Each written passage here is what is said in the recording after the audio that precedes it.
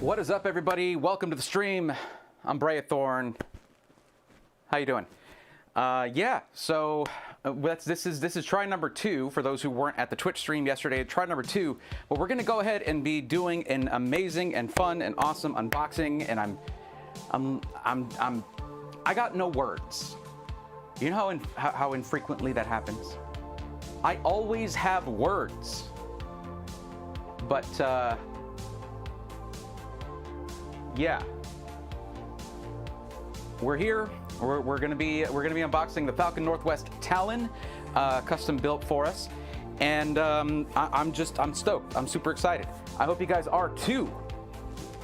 What is up? Let's see. That guy, middle-aged gamer, James Pestridge, Zon N, Remix, Michael Superbacker. What's up, buddy? How's it going? Infamous Upstander. How are you? DC McF, excuse me. Don't tell me that, YouTube. I don't want to insert ads. Thanks a lot. Bye. Let's see. Remix. How are you? John Paul Bacon. Savannah M. Welcome, welcome. Risen Bull, how you doing, buddy? Boss Blondie is here. Awesome. Alucard, welcome, friend. And Ameridan, is it dark or is it just me? I mean, I could make it brighter, I suppose. Let me actually raise this light here. It actually would make a lot of sense to make that my main monitor. Hold on a second.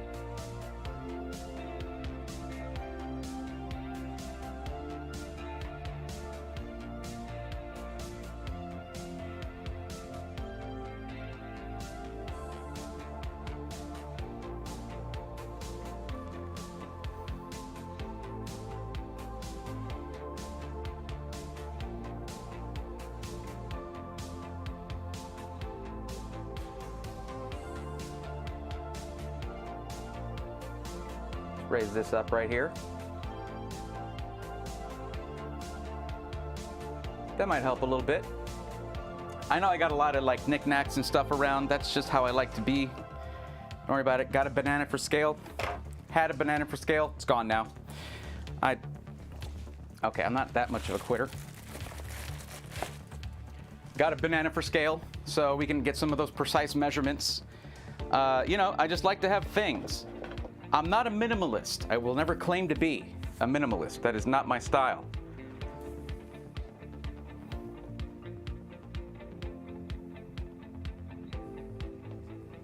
But don't worry. Honestly, these streams are going to be a lot better once we can once we move out of this house and I'm I'm going to have a whole garage to myself to make into a studio however I please, and that's going to be a lot better, a lot easier.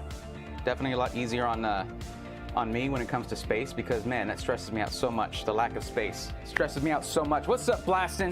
How's it going, buddy? See, I can't even do a shout out here like I do on Twitch. Well, go check out Blastin's YouTube channel. There's about to be a lot of content on there. I need to get a dramatic zoom button. I don't have a dramatic zoom button. Bothers me. Limbo, what's up? How's it going? Alex Sprinkle says, sheesh. I don't think I'm supposed to put the SH on the end of that like I did there, but hey, it's okay. I like to, you know, it feels like an unfinished story if I don't. Dan Ringman, what's up? How's it going? In relation to Ameridan, you got the same last name. You're gonna love this PC for sure, says Zon N. Do you have a Falcon Northwest PC?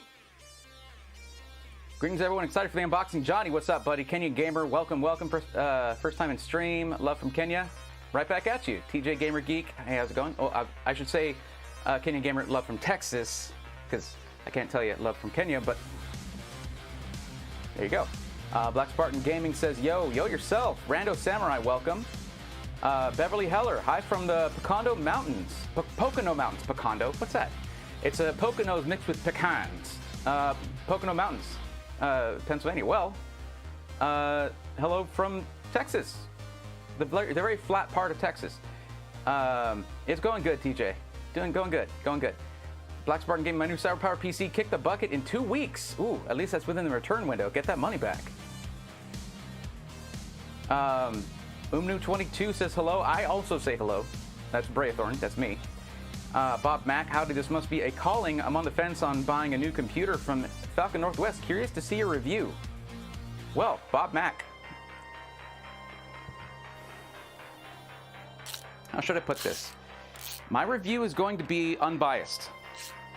When I actually get to looking at the PC for what it is, an aggregate collection of parts put together by professionals, and it's not like system integrators. In fact, here's the thing about Falcon Northwest. Falcon Northwest, well, my usual thing is to say go with system integrators, don't go with OEMs. But that's not completely black and white. There's kind of a little gray area in the middle there, and that's where Falcon Northwest sits. Where can you buy a Falcon Northwest Talon enclosure, a case? Nowhere. Where can you buy the Tiki small form factor case, or the Frag Box for that matter? Nowhere. Cannot buy those. So it's they are original equipment manufacturers for the enclosure, and they manufacture that. That's theirs. That's their design, you know. But when it comes to the components, they're all off-the-shelf components that are all, you know, RTX standard motherboards and power supplies, things that are interchangeable, things you can replace yourself or have them replace, which you should do because we'll get into the warranty stuff later. But yeah, so my whole thing about not going with OEMs does not count in this case. They are somewhere in the middle.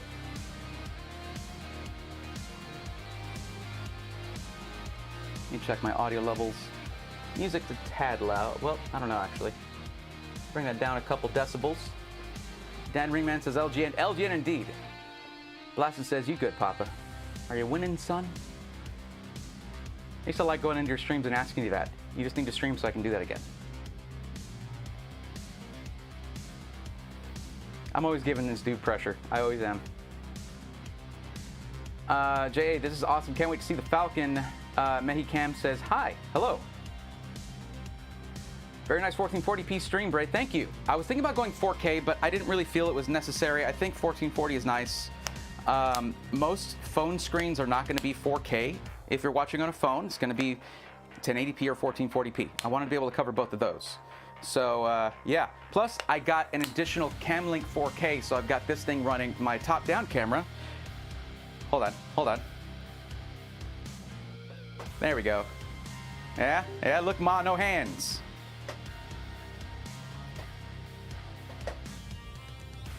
Got a couple of Elgato things that I was really sorely needing here for streams like this, and it's going to help out with the workflow here. But yeah, now this top-down camera is at 4K like it should be. Yesterday it was going to be at 1080p and it wouldn't match everything else. So we are recording in 4K over here for some video later. We're going to make a video out of this. Okay, Joy Vaughn, salutations, right back at you. How are you? What's up, Steve? How's it going?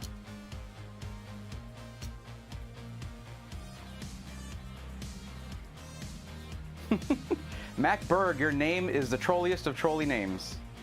Hey brother, I bought ABS Legend 3090 on discount for $2,400. I think it's a pretty damn good deal. What do you think? I don't know what you do, so I can't tell you whether it was the right deal for you or not. A good deal does not necessarily equal the right deal. You know what I mean? It is out for repair. It should be back in 4 to 5 days. Is Black Spartan Gaming? What is out? What? Yeah, I turned the music down a little bit. I turned it down a couple decibels. We about to have fun. Oh, you better believe it. Bray finally got me some Whataburger last night. I missed it so much. Risen Bull, that's awesome. Congratulations. I don't know what I'm going to do without it if I ever leave Texas. I did get some new upgrade PC parts for extending the experience in Flight Sim over the Cyber Deals weekend. It'll be a week to get in. Anyone can do a little at a time and make it exciting. Very true. And honestly, that's half the fun, you know, is just those little subtle upgrades you can do. And that's the thing, is I want everybody to get to the point to where they're comfortable opening up your PC case and doing upgrades. Now, that is one of the things we're going to talk about here today with this PC. But on the whole, I'm just happy to see that Falcon Northwest just uses off-the-shelf components and generally the best of the best. So that should be nice. Should be a lot of fun. And guess what, guys? I put in a lot of work myself on because they have a $60,000 UV printer over at ye old Falcon Northwest headquarters. And he said, what do you want? What do you want on it? So I spent actually quite a while coming up with a design for it, and then they tweaked it. And I can't wait to see how this came out. I cannot wait. We're talking about titanium white ink behind it. Make those colors pop, you know? It's gonna be freaking cool. Can't wait to see that. But, you know, that's just something that they do. When they're gonna do something, they don't do it halfway. Sounds like someone you might know, right? That's why I'm always late for stream. I'm always adding something to the stream. I'm always trying to get it a little bit to the next level. Every time I do a stream, I'm trying to do something a little bit different. So, waiting for my components to arrive. My old Hellhound is getting a major upgrade. Nice. You know, I saw a 6750 XT at Best Buy today for $325, I think. That's a hell of a good deal. Like $305 or $325. Blastin', you might want to check that out, dude. It's not good for a broadcast PC or anything, but if you go back to a 2-PC setup. Ordered myself a $2,200 PC over the weekend. Congratulations. I hope that works out really, really well. Absolutely. I'm not used to having this gap right here. It's just because of where I mounted my top-down camera was a little too much to the side. So don't mind the gap. I usually have this right up against here, but couldn't really do that this time.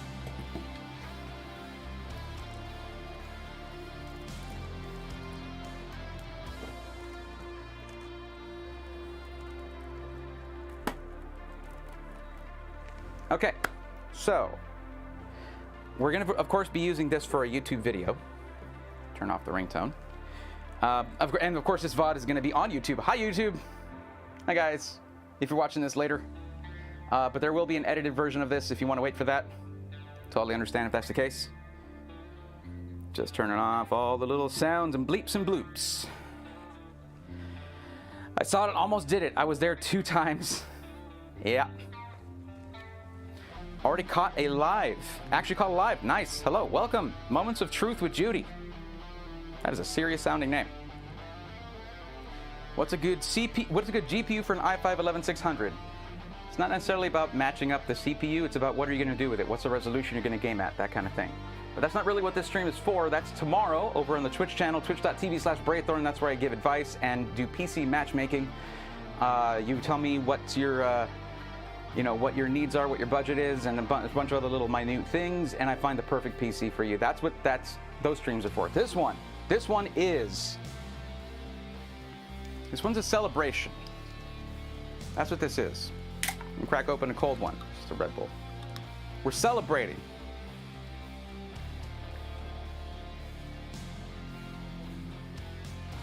What are we celebrating? What we're celebrating is the pursuit of perfection. We're celebrating the craft, engineering. We're celebrating those who think in G code, who unironically carry around a square or calipers in their back pocket. We're celebrating the alpha nerd. The ones who are nerdy for the benefit of others and for the furthering of their craft. We're celebrating that tonight.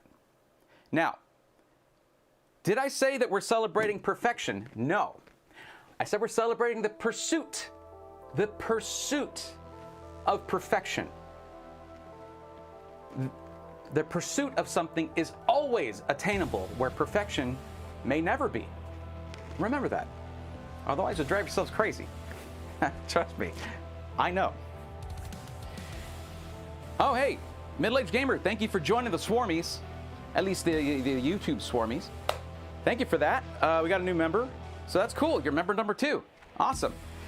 I tried to make that as you know, it's $3 or so. I think it's $3. So anyone who wants to join in here, I'm gonna try to stream on YouTube at least once a week. So we'll see if that's manageable.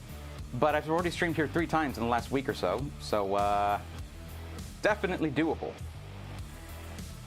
Okay. All right, Alucard, don't worry, I'll take care of that, buddy.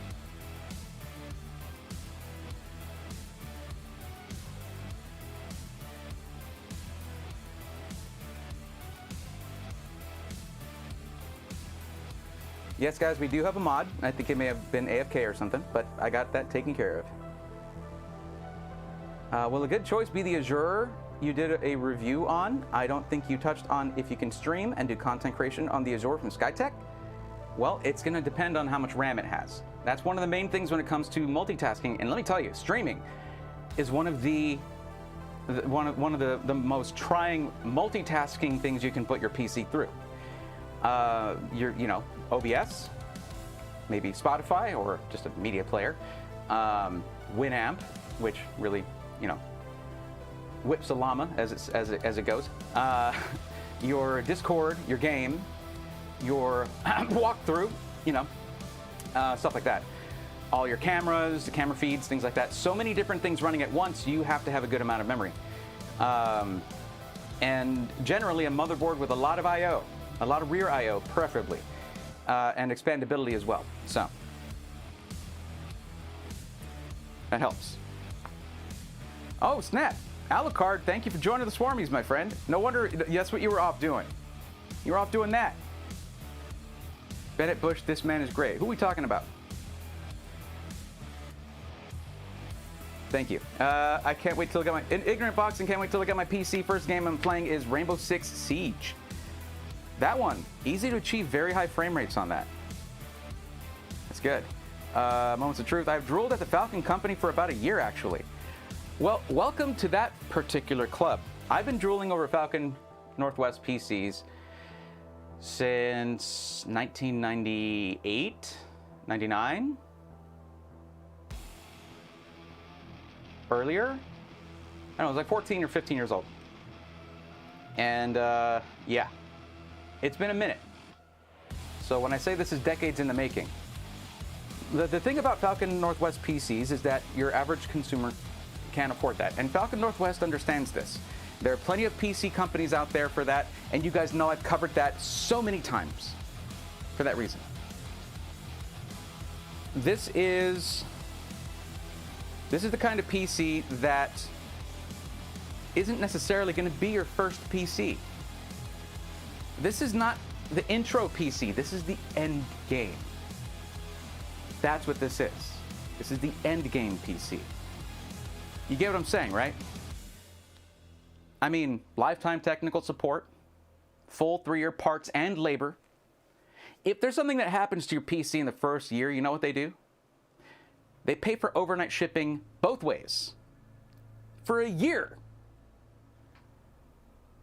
Now, that would be a bad business proposition if they didn't have a whole lot of faith in their build process and in the massive amounts of burn-in and testing that they do to their components to make sure they're not going to fail before they ever see the box that your PC comes in. So, yes, it's going to cost you more, especially once we talk about the case. The cases, I should say, because this goes for all of their cases. But this mid tower, the Talon, we'll talk about it. Risen Bull, welcome to the Swarmies. Dan Ringman, welcome to the Swarmies. Look at all these new members. And Alucard, of course, thank you so much. I appreciate you. Thank you. Thought I got it, my bad. No worries. Perfection is a standard, but excellence will tolerate it. Was working in the Discord handling some you got it, absolutely. i5 3050 laptop. I dream of a real PC. Great videos, brave, best wishes all. Absolutely, Steve. Hey, hang out. It's going to be a fun time. Andrew Johnston, would the 4080 Skytech deal for 2K be good enough for streaming games, even with the subpar motherboard? I mean, what you can do, first off, it has a decent amount of I/O on it. What you can do is you can get, like, if you need to add more, you can add quite a bit with a riser cable. Not a riser cable, with a with one of these guys right here. You see how much USB that adds right there? 2 Type-Cs and 5 Type-As that are USB 3.0 right here. And all you gotta do is get yourself a little PCIe riser cable like that. You put it behind, you gotta get a right-angled one, okay? Right-angled, downward, and then you can attach this to that, and there you go. There's other things that you can do, and I'll show them to you later, but that's not really what we're focusing on here. Of course, that thing though, you're getting great hardware for a great price, and you can always swap out the motherboard later on. You have 8 native USB ports on the rear I/O, and that should get you going for a while. You don't necessarily need to have something where you can do this. That's kind of more something that I need. You know what I mean? Because of what I'm doing here. So don't worry about that yet. I literally have 2 string decks connected right now, 2 Camlink 4Ks, 2 keyboards, mouse, USB-C headset, USB-C wireless earbuds. Just like, and there's more. It's just the kind of things I need to do my job, basically. Could you sometime review their monster huge laptop? We'll have to talk to them about that. I lost track for a long bit. Yeah. How do I member up?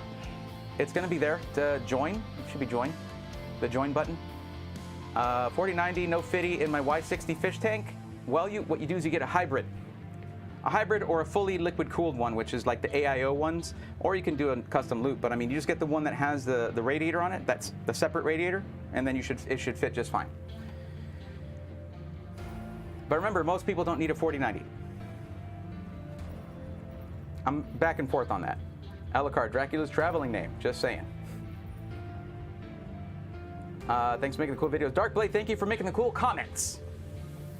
Right back at you. It is a bit dark, Bray. All right, well, I'll just brighten it up a little bit more. See, that feels a little too bright. I'm washed out now. Now, the room is not super bright. I have that kind of on purpose. So I'm separated more from the background. I mean, our focus is going to be on what's on the table, not behind it. And also, that's a huge mess back there, so.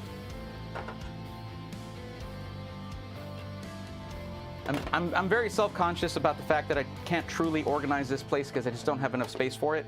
And I'm going to be moving soon anyway, so like what's the point of really getting it super organized? So whatever, and I'm going to need this anyway.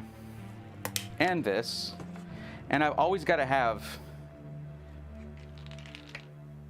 the Serenity there. Got to have it. Okay. But yeah, so speaking of these guys, Nathan Fillion, Alan Tudyk, both Falcon Northwest fanatics. Just putting that out there. What other notable names are there? Gabe Newell. You know, Valve, Steam, all that.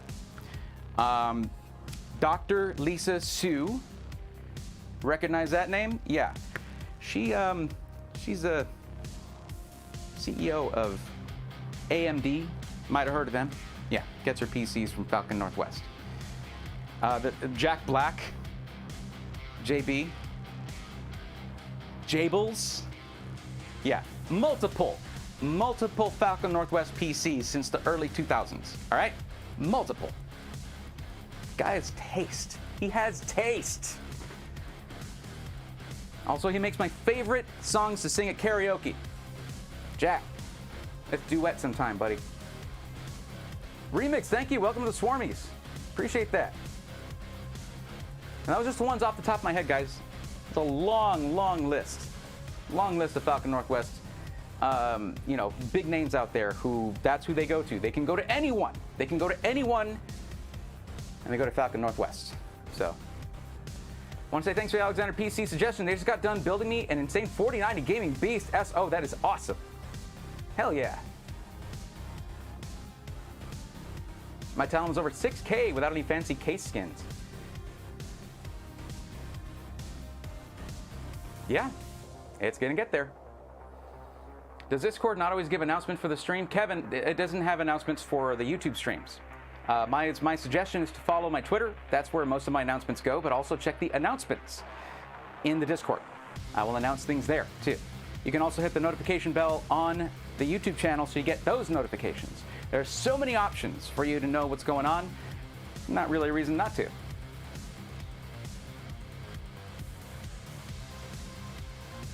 If you have all that, when can we see a room equals cables video? Rhino Prime, I've already got a setup tour video.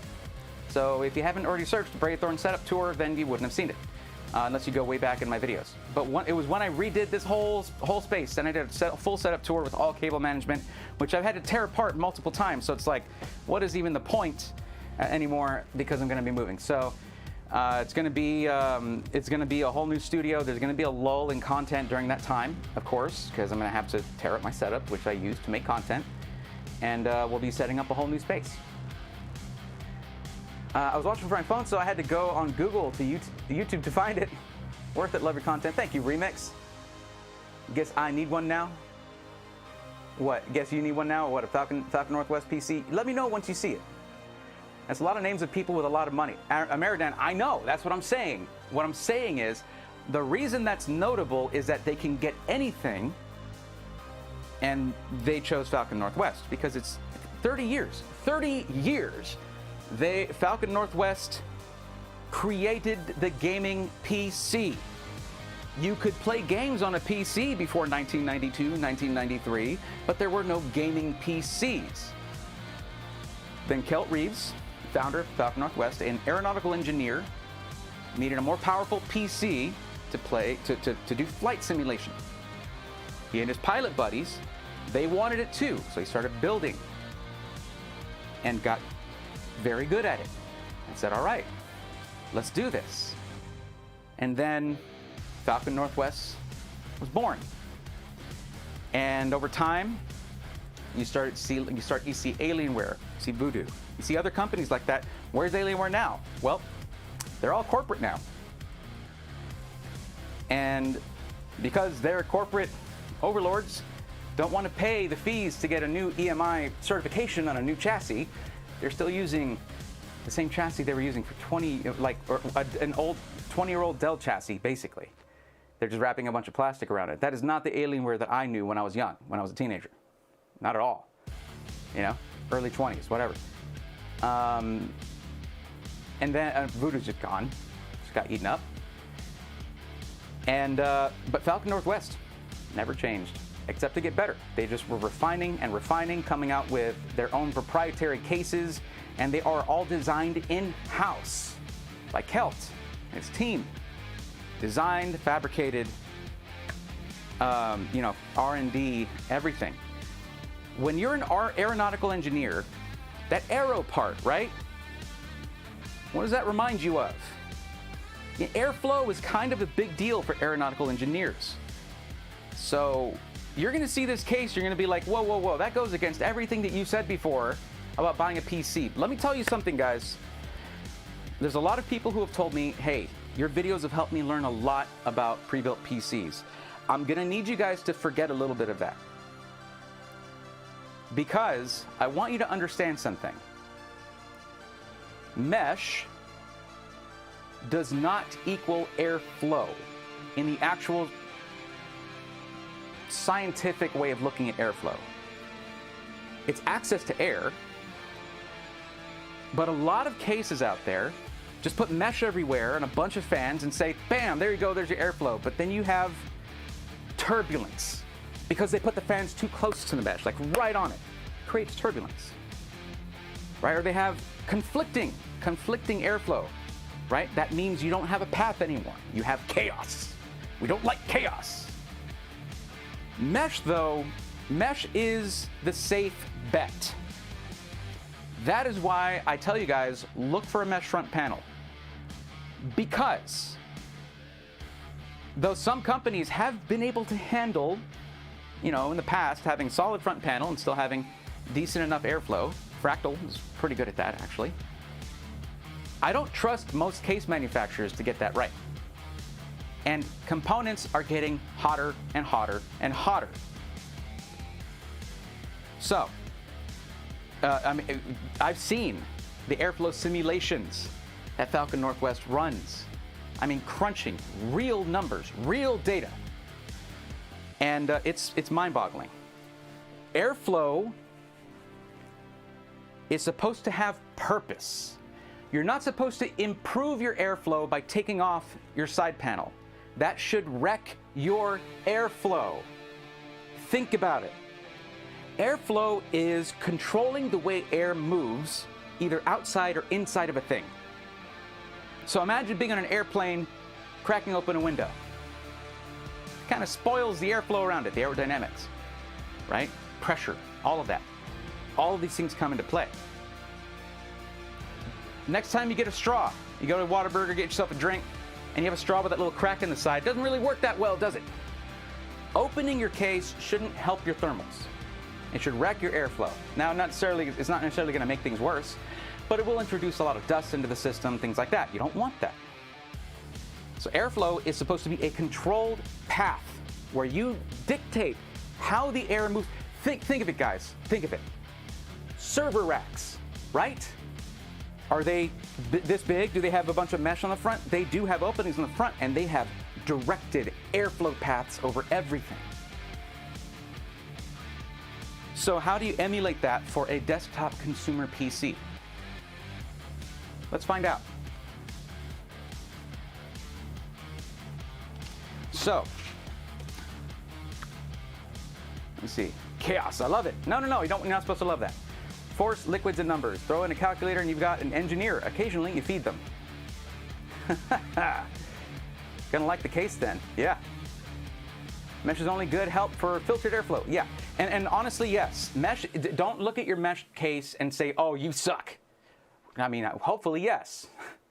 It's not necessarily a bad thing to go with a safe bet. Okay? But I've actually had people argue with me over this when they've been like, no, you open the side panel of your case and it's just better. And I'm like, no, that's not what airflow is. Airflow is supposed to have purpose and direction. And then I've just gotten some blowback on that. And I'm like, what?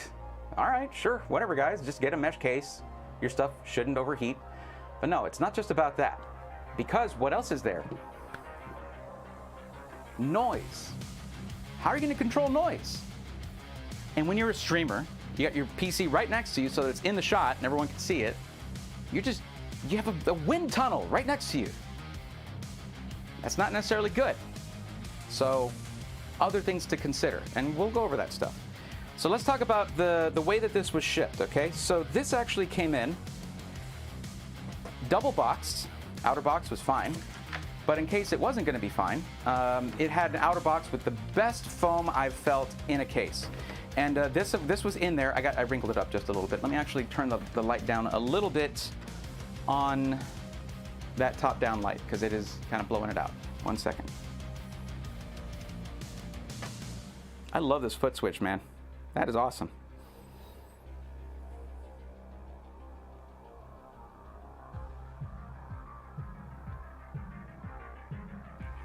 Let's see if this works.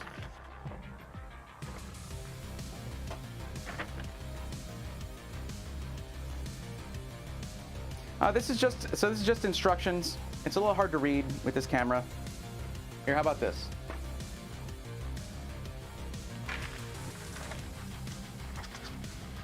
You gonna focus for me? There we go. Still can't really read it, but just tells you how to carry the system. There's some really cool stuff. I'll show you about that. How to open the sides, how to remove the side panels, how to remove the dust filter for the power supply, removing the front dust filter as well, and removing the front panel as well. It just shows you basically how to take this case apart right here. It shows you about your antenna for Wi-Fi, where it goes right there. There's a whole diagram of the rear I/O showing you where to connect your graphics card. It says not to use these two ports right here, which is great. It basically tells you what each port is, what it looks like. Okay, and then you have your front I/O, or top I/O, I should say, right here. And so we'll go over all that stuff. This is just a kind of a guide for the Talon itself. Now, one thing about this doesn't really tell you. This is the only thing. Hello? Are you gonna do that again? All right. Now, this is the only thing that you get before you open, because you open the outer box, you get this. And this is the only thing you get before you have to open up the box to get the PC out. What I'd like to see are some instructions on how to safely extricate your PC from the actual box that contains it. I think this should be inside that box. And the other instructions to get out of that box should be outside that box. Because I've literally had people tell me that they're nervous about opening the box for their PC and messing it up or dropping it or something. I'll show you how to do that, or at least my method of doing it and everything, to try and make sure that you don't have things fall out if they're in there. You can get your PC with extra side panels and whatnot, and they'll ship on the sides there. You got to be careful about that. So I'll show you that stuff. But I think that that's the paper that should be here, and then this one, fold this guy up, put it inside the inner box. That's my suggestion there. And yes, I know. Who the hell am I to say, hey, Falcon Northwest, original creator of gaming PCs, I think this would be better, but actually this is exactly what Kelt wants. He wants feedback. To me, having instructions on how to open the inner box safely and remove that heavy PC from there safely, I think, is more important than having this there where you can't even use this information quite yet. To me, that just makes sense. So that's my little, that's my contribution there. When I look at something like this, I'm not just like, oh boy, I'm getting myself a Falcon Northwest PC just for me. No. What do I bring to the table? You know? Because I see what they're bringing to the table, literally. I'm about to put it on the table. But what am I bringing to the table? What can I offer? Well, fresh eyes never hurt, especially when you've been very close to to your projects and your products for a very long time. Now, there were 2 boxes that came in. Let's open the smaller one. I don't actually know what's in here, but I should probably remove this. Oops. My bad. So I got a false sense of security because I removed the outer box from the other one and forgot that this had a label too.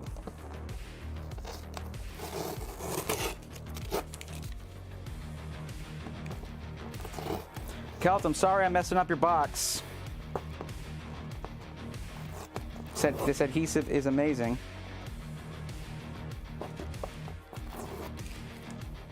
And there we go.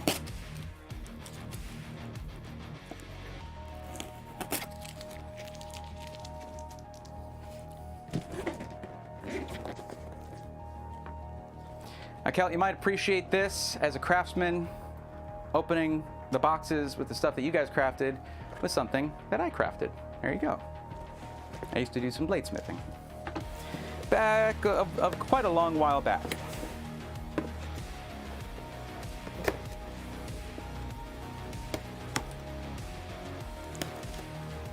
It was the first one I ever made, and I always keep it for these unboxings. Not that cardboard adhesive is very good for a blade, mind you. Okay, so made the sheath too. Alrighty. Hey, Nico Knows Tech, thank you for the super chat. Brayathorn for President 2024. That sounds like a lot of work. Oh, thank you.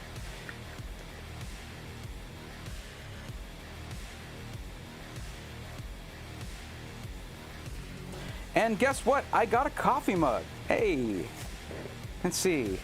On behalf of Falcon Northwest, I'd like to thank you. Here, let me zoom in on this. That's the other way. On behalf of Falcon Northwest, I'd like to thank you for selecting us. We know that choosing your PC maker can be a hard decision, and we're confident that you selected the finest custom PC made, and closed a few items to show our appreciation that we hope you'll enjoy. If there's ever anything I or my staff can do for you, please don't hesitate to contact us. Signed by Kelt Reeves, President. Let me tell you something, guys. That's just nice to see when someone has spent a whole lot of money on a system. You know? Oh, that is kind of a really cool coffee mug. You guys seen this? That's sick. Like, it's got a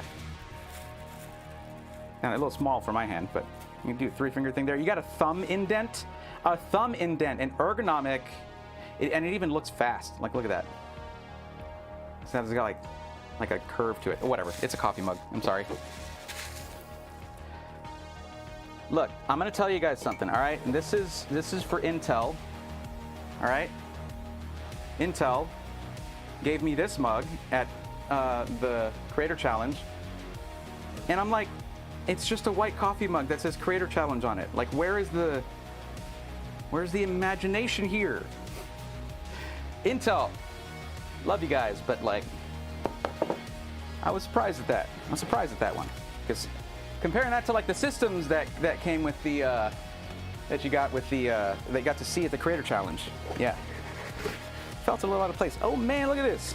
hold on. Okay, so this is your power supply. Looks like we got an EVGA power supply. And these are all of our cables. Thank you. Thank you for sending all the cables. I will never not want this, okay? For anyone who likes having resale value, you need to have all of your cables. Even if you're never gonna modify it yourself. You wanna add some SATA drives and you didn't have any to start with, guess what? You need your actual cables for the actual modular power supply. Thank you, Falcon Northwest. And then we've got Falcon Fuel. What is this? Custom blend. Oh, this is coffee. Looks like a medium to light roast. I have a bag of coffee from the Bean Forge. Falcon Fuel. That's that's awesome. Okay, all right, okay. Not gonna complain about that. All right. I can't be bought, Falcon Northwest, but yes, I can. No, okay. Nico, that one goes out to you because that was a great thing there. Look at all this. So what is this? What is this? What is that?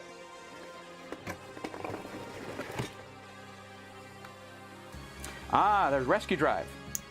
There you go. There's your USB rescue drive if you need to recover your operating system. Very nice to have. Comes with a nice little carrying case. It even has, I think this flashes red, I imagine, when you actually plug it in.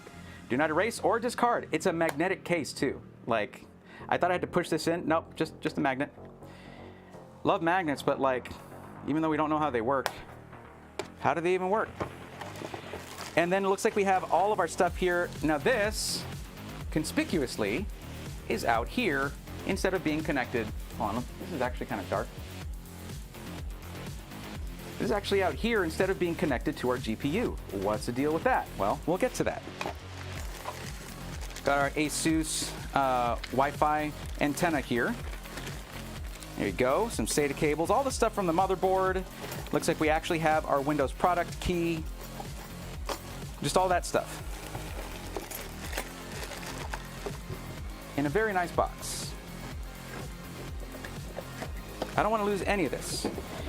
And then we get to these things. So we have ourselves a little mouse pad, which is actually, this is kind of cool for me because whenever I have the Gamers Nexus mod mat out, don't try mousing on the mod mat's surface. You will like skin your wrists.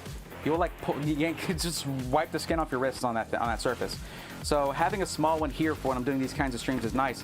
What I've got right now is, it just arrived just a little bit ago and I wanted to use it, but I've got this awesome Epos Vox Retro VHS mouse mat that I got from him, you know, but it's kind of big for this purpose, a little bit big for this purpose.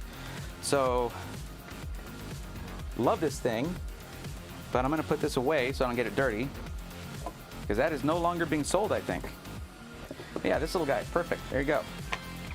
Goes right on the mod mat. And then we've got this folder right here. Now this folder, pretty important. This is gonna be everything. All of your information, all right? Now I don't want to show all that information.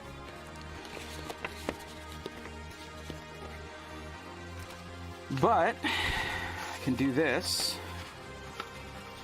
And this gives you all of your, this is your BOM basically. Your bill of materials right here. All of the stuff is here. Every part, all of it accounted for.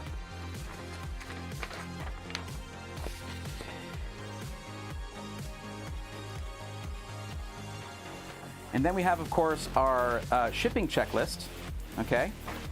And looking over this, we have our system checks. Can you guys see any of this, or is it washed out? I can always get some footage of this later.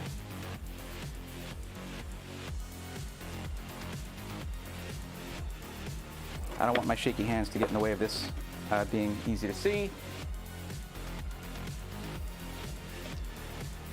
There you go. So I can just read it off to you guys, but we have our system check, CPU fan power secure, liquid cooler pump installed correctly, all internal cables bound, expansion card slot cover screws present, modular power cables fully seated, GPU support bracket screws present. That's important. You're gonna love this. It's super cool. Case cleaned, static precaution sticker applied, power supply eco or hybrid mode enabled. That is something I'm going to look at because I generally don't go eco or hybrid mode. I'll just turn that off. Dust filters installed. Extra cabling installed, no. Hard drive mounting brackets installed, no. Side panel type glass or solid, they didn't check that, but I already know about that. Actually, it says extra cabling installed, just says NA. Hardware manuals, motherboard hardware manual is in there. NA for video card and sound card. There is no sound card, and the NVIDIA one doesn't come with a manual, so we'll go over that. Promotional coupon, NA, Microsoft Office license, NA. None of that stuff. None of these things, RAID mode or Microsoft Office installed. Unfortunately, hardware RAID is dead. Rest in peace. And then a bunch of accessories. Power cord, USB rescue drive, system manual, extra cables, Wi-Fi antenna, spare screws, hard drive mounting brackets, and then you've got the video card adapter is in there. But yeah. And wait, it says side panel type glass and solid because we went one of each. And then NA for any extra stuff. I didn't ask them for any keyboards or monitors or anything like that. But I mean, you can see this is detailed, very detailed. Shipped via UPS, 3-day. Everything's accounted for. Total number of boxes I should receive is 2. It even lets you know if you'll be missing something. So there is that. Okay, now that's a bit of a surprise. Okay, I didn't expect that. Huh.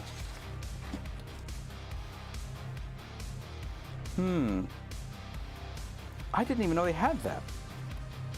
I knew I should have clicked that link. I wanted to be surprised. I like surprises.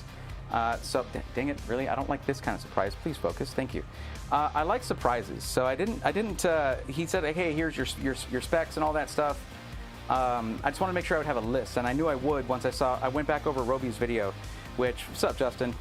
Like, hey, dude, I'm excited about this. Just like you, man. I was a kiddo, want one of these, so, or a teen want one of these. How do you feel about main gear, Braythorn? I've went over that a few times. Their high-end systems are great, you know, but for their lower-end systems, they underpower them. If you go look at main gear's lower-end systems, you'll find that in almost every case, they're underpowered. 3060 Ti with a 500 watt power supply. That should have a 600 watt power supply. 3070 system with a 600 watt power supply. That should have a 650. Stuff like that. And when they go to higher end GPUs, they go the bare minimum of 750 watt. Unless you go, that's the pre-configured systems. Like, I get it. You're trying to move a lot of systems at those price points, but like your main gear, your whole thing is like you're supposed to be high quality. And you got to back that up. My thing is this, if you're going to try to stake a certain claim, right? This is who I am in this industry. There's things that come with that. And y'all got to be like Wendy's, man. Can't be cutting corners. They don't cut corners, whether burgers are square.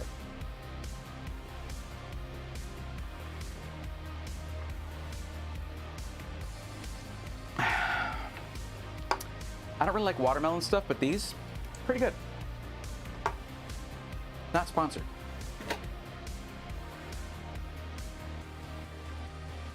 Oh, okay. Sorry to hear that, Alucard. Hope everything's okay. GPU is usually very easy to install, bro. You shouldn't have any issue. Mackenzie, I imagine someone saying that they're probably a ready system, came with the GPU uninstalled. That's one of the easiest things to do. They're very right on that. The storm will commence ruffling at this time, sir. Sends ruffles. I hate working mist so much. Not that much. We're still on the first box of 2. We haven't gotten to the PC yet. Military style checklist. Exactly. Exactly. Yeah, you're onto something there. There is a background there. So you got the 4090 cool. Yes. Is it possible to overpower or not? Bennett Bush, it is not possible to put too big of a power supply in your system. You might waste some money at some point, but your parts draw the power they need. If you have a 1200 watt power supply, it's not constantly pushing 1200 watts into your system. That is what is available for the different components to draw upon if need be, including for transient power spikes, which are definitely a thing. My general rule is to overbuild on the power supply and the motherboard. Those are my two of my things. I like to overbuild on those two things because they're usually the two neglected things. And that's something I'm seeing here, actually, that I'm very surprised about, because I didn't know they had this motherboard. When I first looked at their configurator, it wasn't there. So I didn't feel like they were like, Kelt was like, hey, do you want to do your own config? And I was like, no, man, you guys got it, because they only had 2 motherboards available at the time, and they were higher-end Intel motherboards. But apparently they got stock on the Prime Z790p, and I didn't know that. So I probably should have spec'd it out myself. That's usually how I do this. But it's a bit of a surprise that they even carry that motherboard, because it's like the entry-level Z790. And I didn't think that there would be anything entry-level, like on their configurator. However, let me think for a second about the Z790p. What do I know about it? They increased the number of USB Type A ports on it from Z690. It has 14 plus 1 plus 1. Alucard, can you check that for me? 14 plus 1 plus 1, I think. Phases for the power delivery, which for a 13900K is okay. That's fine. I generally don't overclock on something that I'm relying upon, because I plan on using, look, it's a Falcon Northwest system, okay? It's a Falcon Northwest system. It's going to be there. What I do know about it, though, is the expandability on it is very nice. What I mean by that, a lot of Z790 motherboards have one problem. Intel chose to stick with 16 lanes of PCIe Gen 5. And higher-end Z790 motherboards, so many of them, put a Gen 5 M.2 socket on there. That, by definition, will bifurcate your GPU, meaning instead of getting 16 lanes of PCIe Gen 5, you get 8. Now, why would that be a problem? PCIe Gen 5 is twice the speed of PCIe Gen 4, meaning that's just like having Gen 4 x16, right? No, because GPUs, none of them use PCIe Gen 5 yet. So they can only run, they get physically shut off from 8 lanes of PCIe Gen 5, but they can only run at Gen 4. So with a 4090, getting 8 lanes of Gen 4 is a problem. And I have benchmarks to prove that. So this one, if I remember correctly, and I can look it up, the Z790P doesn't try any Gen 5 shenanigans with storage. Like 3 or 4 M.2 sockets. I think 3 on the Prime, P on the Dash P. But it has a lot of PCIe slots that do not share lanes to the CPU. So if you use another X16, it's not going to go X8, X8. Some people like that. I don't. I'd rather use the chipset. So there should be several X4 slots for things like this right here. So you got to hook up your Camlink Pro right here, right?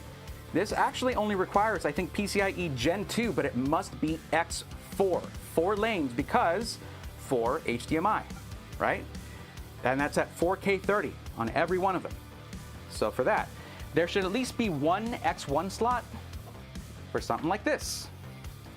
So the fact that the, there we go. The fact that the Z690-P doesn't have a ton of fast USB ports on there doesn't matter. As long as I can add one of these in there, that's going to be a ton. That's going to be plenty. And these are cheap. This is like 35 bucks, 30 bucks, something like that. Super easy to install. It's plug and play. 2 Type-C ports, 5 Type-A, USB 3.1 Gen 1 or 3.1 Gen 1. The 5 gigabit per second USB. That's the thing, that's my thing actually, is I like to be able to use my PCIe expansion slots, and that might be an issue here, but we'll talk about that. Remember what I said, guys. Regardless of how I feel personally about Falcon Northwest, that doesn't matter when it comes to giving you guys an unbiased review of it, giving you my real thoughts. So basically, this is just something, the motherboard thing, I could have just talked to them and said, hey, by the way, I want to use this as my main PC. Can we get one with that has a lot of I/O on it? And they would have been like, yeah, sure. But I didn't say anything. I just said, no, you guys handle it. And it's like, well, they handled it. Again, I'm just surprised that they even have the Dash P, considering it's the entry-level motherboard. I would think maybe like the Asus Tough. But there's another thing that I know. Supply is tough right now. It is hard to get stuff these days. I mean, shipping is still a nightmare. Getting stuff shipped, containers still stacked up in fields. Like, getting any supply through the supply chain. The channels are all clogged up right now, or empty. They're running dry.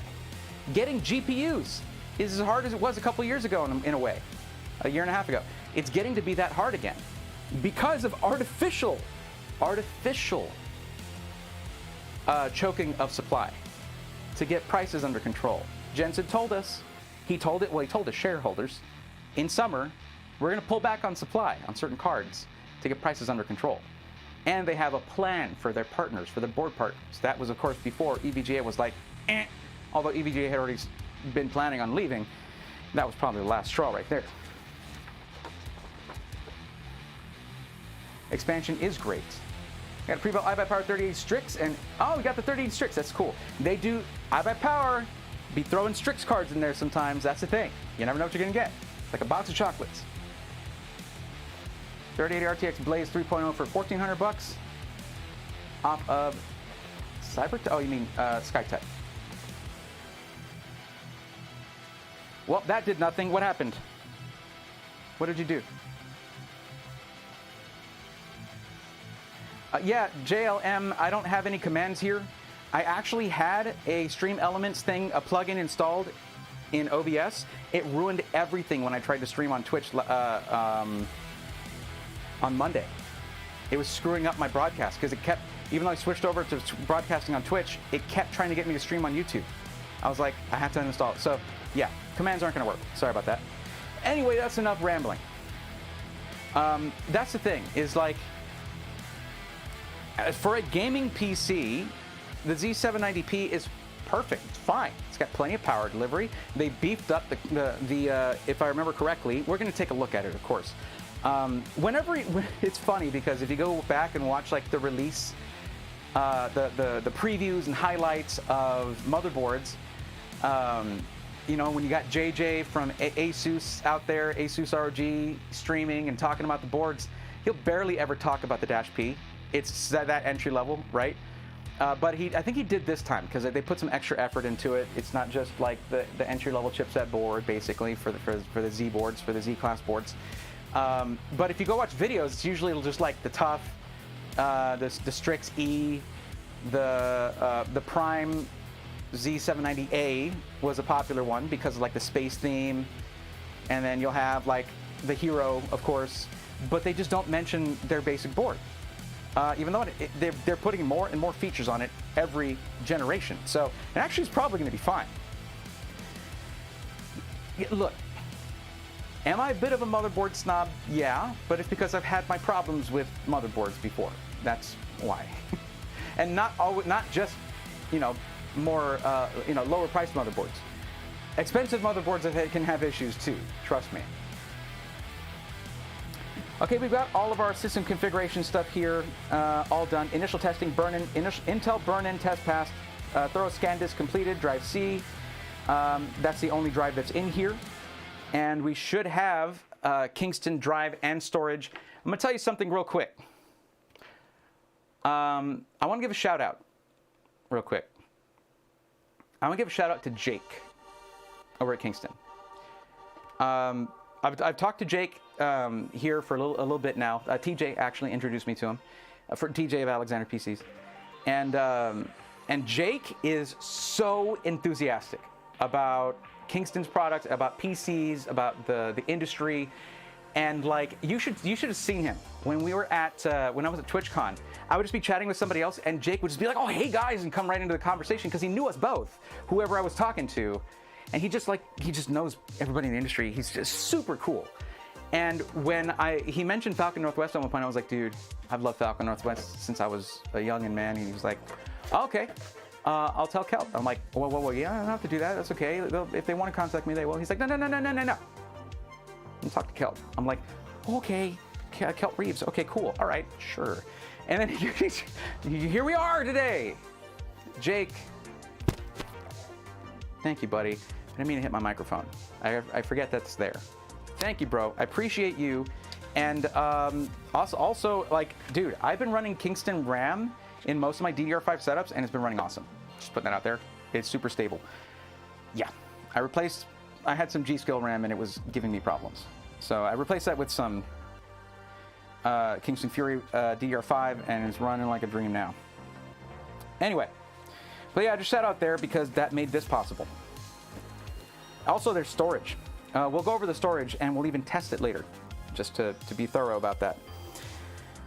Okay, we've got our PC. Look at this. Here's another cool thing I want to show you guys. They don't just say, "Oh, we tested this and that." No. Man, they're right about the autofocus on this camera. Okay, but you've also got actual benchmarks, scores. You have actual benchmark scores, specific scores. 3D Mark Time Spy benchmark, 31,323. Good Lord. 3D Mark Fire Strike, 47,569. Nice. PC Mark 10. All the scores here. Cinebench, 34,925. Now the thing is, we can compare to this. All of this stuff we can verify, and you best believe we will. Even a 10-minute loop was done. Max CPU temp was 100 degrees though, but that's going to happen with the 13900K. It's a 13900K, guys. It is a very, very hot running CPU. And it's going to protect itself once it hits 100 degrees and bring frequencies down. But look at these two scores, though. The regular run here, 34,925. This went down a couple hundred points to 34,669. Nice. Sorry, I can't help it.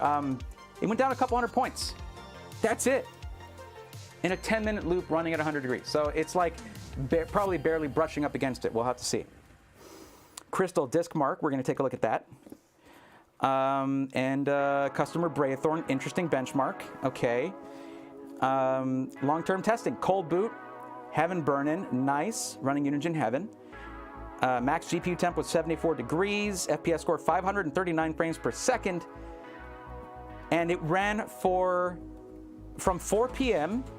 on November 16th to 8 a.m. on November 17th. So they ran this thing overnight. Running Unigine Heaven the whole time, maximum temperature 74 degrees. Like, you want to feel good about your PC, you want to be reassured. That's a hell of a thing right there. Any special notes? Nope.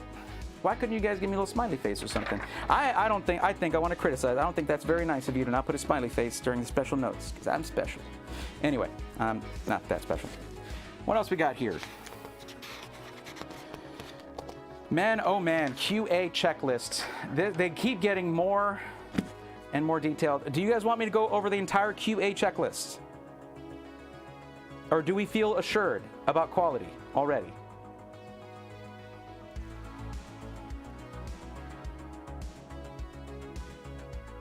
That's a crazy motherboard. Are you saying that? Are you letting me know that because I said I'm kind of a motherboard snob? Looks like the Prime Z790 board is the standard listed for the Talon right now. Yeah, I guess I hadn't looked at the configurator for a minute. He even sent me a link. I should have looked at it. That's on me. I'm sorry. The man had friends in high places. Yeah, well, I mean, that's the thing, is like, it takes hard work to get to that point. And Jake's a hard-working guy. And that is something that'll always get my respect, that's for sure. But yeah, I mean, this is so much stuff here. So much stuff here. Okay, the BIOS configuration is just loading optimized defaults, which should have XMP on, of course. And we can actually look at the RAM. The RAM is 32 gigs, running at 6,000 megatransfers per second. Okay, we've got our BIOS version here, 0704. CPU speed, 5.8 gigahertz on the 13900K. There we go, AI Tweaker, XMP1. 6,000 megatransfers per second at 1.35 volts. Cast latencies are 36, our timings rather, 36, 38, 38, and 80. Let's see, map PC. Okay, so we have some things disabled there. This is great. Let me tell you what's great about this. Knowing what they did in the BIOS. If you have to clear CMOS and you want it to run like it did before, you need these things. You need to know this stuff. This is sick. This is so cool. You know what? Okay, listen. Look, I'm gonna tell y'all something right now. Yeah, anyone out there like Dream Theater? I like Dream Theater. I love Dream Theater, okay? Because I'm a musician. Dream Theater is music for musicians, in most cases. Most people would look at it that way. And now, to be fair, anyone who loves prog rock and metal and stuff, like, and it's not metal, like, you know, it's not that, but like still, anyone who loves that type of music, you don't have to be a musician to love that type of music. But the way people might talk about it is music for musicians. Like, if you lose count of the time signatures in a song, that's for musicians. That's not for your average listener, right? This is a PC built for PC builders. I mean, a lot of people wouldn't understand the notes on here. Like, and that's okay. That's fine, but like,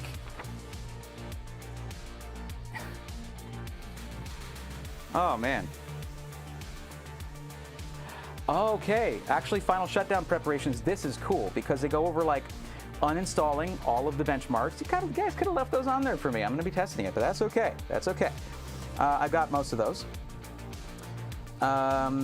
Let's see, have it delete all mini dump folder, delete all files in the temp folder, delete the error log, empty recycle bin, clear restore points, run disk cleanup wizard, i.e. temp files deleted, hardware summary saved, show recently opened items in start cleared, event logs cleared, all volumes defragmented. Guys, don't defragment an SSD. Are you crazy? Did you defrag an SSD?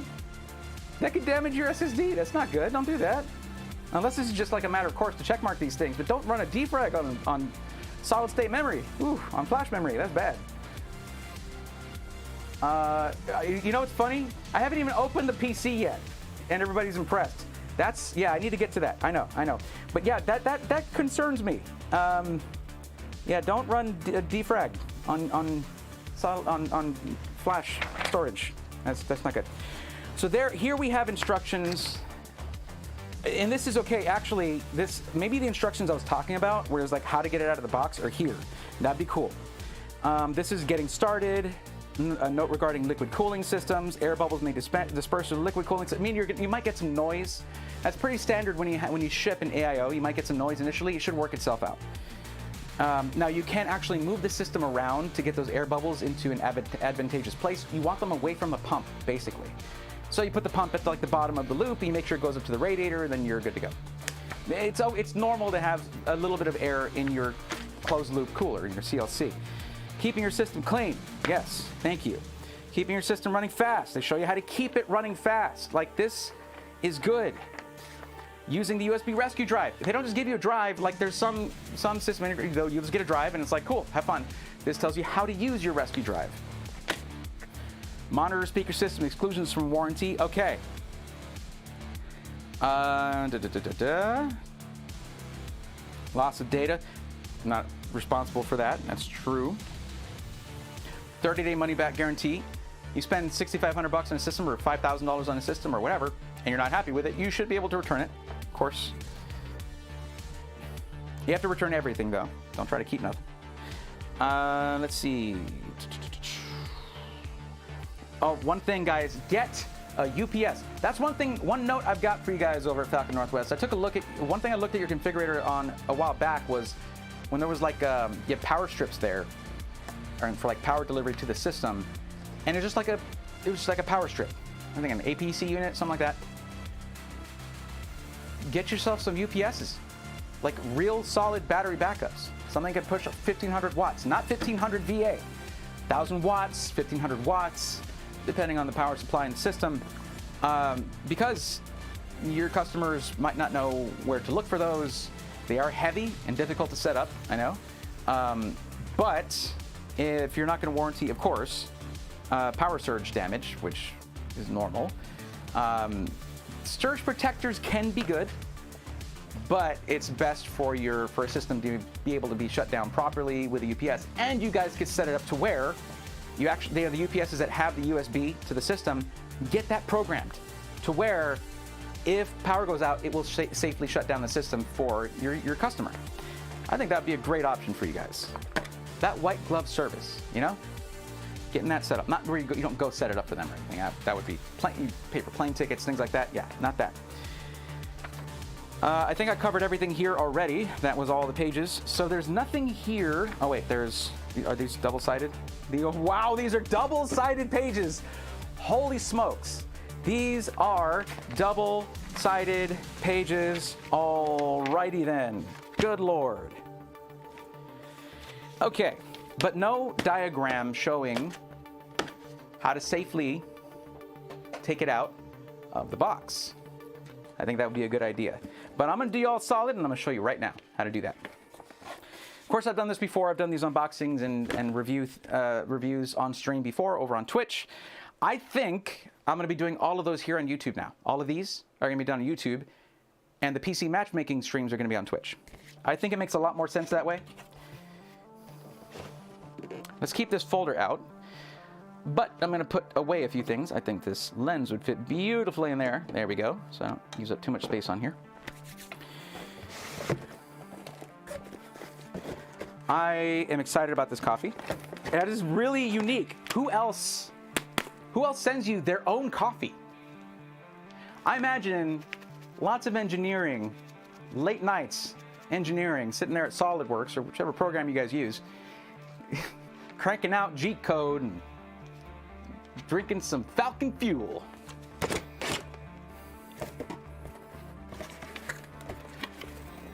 Things must be wild over there, man. Gotta tell you.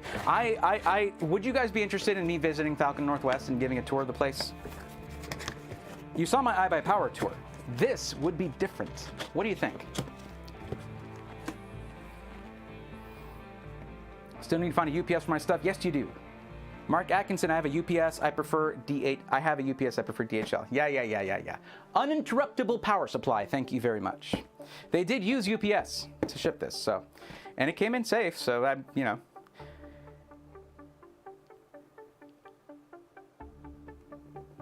The PC. We're getting there. That's next. That's next. After this word from our sponsors. I'm kidding. Jeff DeVoe, did he mention he was creating a new system for QC during your Cyber Monday stream? Have you connected with him since? Only slightly. Like I did talk with him a bit, but it was about the system and making sure I had all the information I needed. Yeah. They meant trim, not defrag. Okay, I would change the wording there. Yeah. Windows shouldn't let you defrag an SSD NVMe anymore. It does. It will. It'll give you a warning, but it will if you insist on doing it. But what's up, Ord Chaos? How you doing, man? Yep, they just need to update the sheet. The only issues with SkyTech are small cosmetic things, speaking as an owner of one of their custom builds. Nair and V, we're getting there. That is next. Yeah, what is that? Yeah. Only 30 a day, though. For 6K, I would expect only 30 day. Well, Alucard, instead they give you overnight shipping both ways if there's any issue for the entire first year. I think that's where the money goes. But that's the thing. You don't do that unless you're confident in your build quality and your hardware. So, well, that power surge. Oh lordy, Lord, one more thing to worry about. That's every system integrator, though. No system integrators cover you for your own home's power system. That is beyond the scope of any company's responsibility. If your own electricity in your area or in your home is shaky, you can't hold the manufacturer or system integrator responsible for that. You got to get yourself an uninterruptible power supply or a battery backup or whatever you want to call it, and get one that is rated to power your system and any other devices connected to it. You want to keep that simple? Just connect your system and your monitor, maybe your modem. That shouldn't use too much power. But don't connect a whole bunch of like LED lights and a whole bunch of junk. Just the main critical things. That should help. Okay.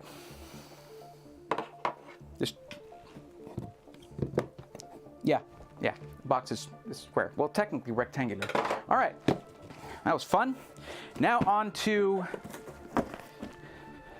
our main dish. Y'all ready? Right after this word from our, no, okay. Joking.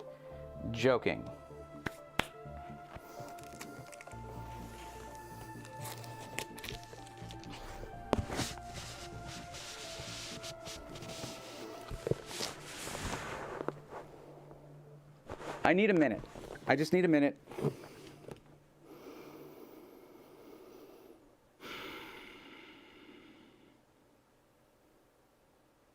Do you guys remember the Death of Superman series? Like the original one.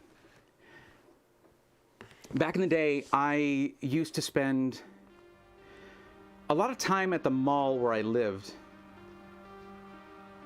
And I had this job. I mean, I wasn't old enough to work really, but I had this job teaching piano lessons. They were the basic ones, teaching basic piano lessons.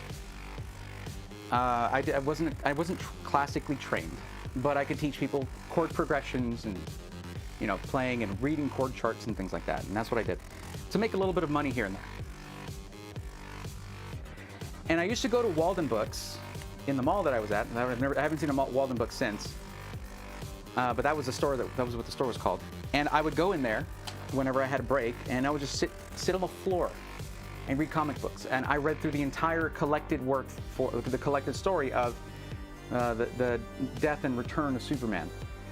But I remember being in that Walden Books, and I don't know if it was near that time of that comic book story, but I remember looking at a PC magazine and seeing the advertisement for the Mark V. I didn't buy the Death and Return of Superman graphic novel put together. I didn't buy that, but I bought that PC magazine. And I had a PC. It was okay. It did all right. I would play StarCraft. I would play MechWarrior 3. It wasn't great. It wasn't great. I mean, it was wonderful to me, but it was choppy. MechWarrior 3 barely ran. I had so little space, I had to uninstall MechWarrior 3 and reinstall StarCraft if I wanted to play StarCraft, and vice versa. And I saw that Mark V advertisement. And at that age, I had never wanted anything so much in my life. Never. I'd never wanted anything as badly as I wanted that Mark V, that just big tower of awesomeness. It just implied power and freedom to make it better in the future. Like, it looked like it was just capable of anything. And I looked at my sad box that I had, and I was like, you know, it's okay. I love you. You're still my best bud here.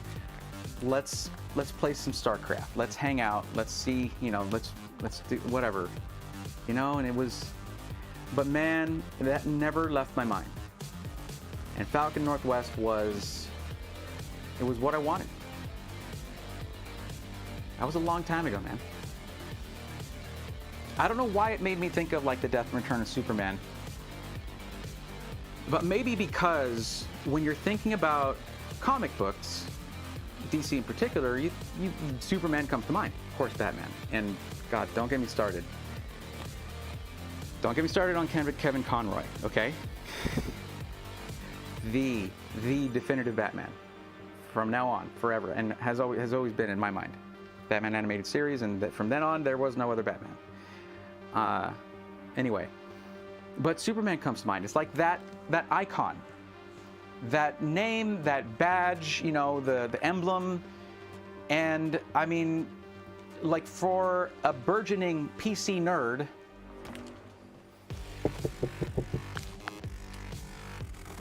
so right now is a weird moment for me. You know what I mean?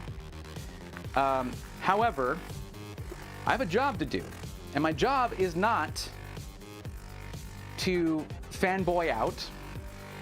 My job is to offer my real thoughts, because I've always felt that if you hold something in high esteem, or a person in high regard, you don't hold it to a lower standard, you hold it to a higher standard. right? We all have to remember that, because I've seen some people who like certain other people let them get off with some crazy stuff, right? You know, politics and whatever. No, you should hold them to a higher standard and be like, no, I expect better. Now, I don't think there's going to be anything like that here. I'm just saying that that's the way I approach stuff. So let's do this. It's going to be fun. It's going to be amazing for me. It's going to be just one of those defining moments for me, because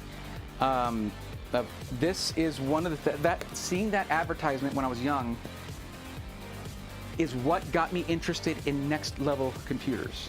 And now my career is helping other people find and pursue that interest. And I thank you guys for coming along with me for the ride. But again, we have a job to do. Now that I have gushed enough about my past, let's talk about the present, and let's give it a good, hard look, the scrutiny it deserves.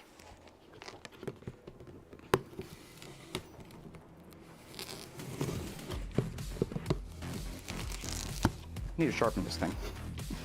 I've used it on a lot of boxes. Okay, when you're gonna open this box, you open it on the side that has the handles.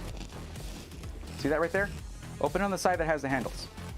Because if you want to carry this later, if you're ever going to move, do not ever throw away this packaging or the outer box or the foam or anything.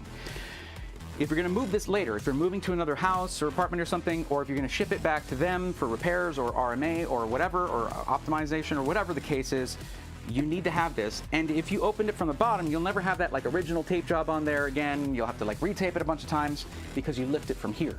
So open it on the side that you lift it from.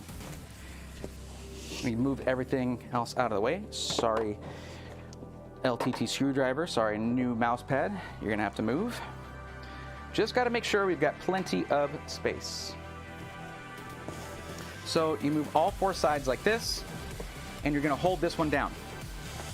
Well, first let's check on the sides here and make sure, here, see if you can see this.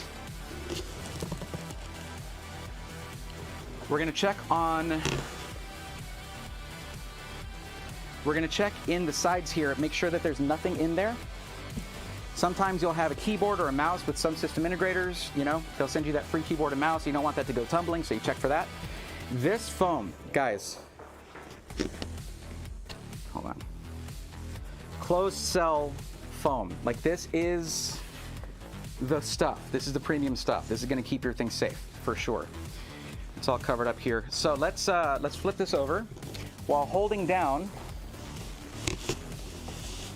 this side right here. Okay, so you hold that down so you can lay it on the side here, like that. Okay, there you go. And you might need to hold these back. And then we hold it in while flipping it over like this, okay? Always slowly and deliberately. Don't rush through this, but also don't be too afraid of it, just be careful. Now, it can help to cut a slit right here a little bit, or open it a little bit, just to let some air through, because you'll notice there's a lot of suction trying to pull this up, but it should be okay. Just go ahead and lift up. I'm gonna have to pull these flaps from the sides in, or out, I should say, because they will catch. There we go.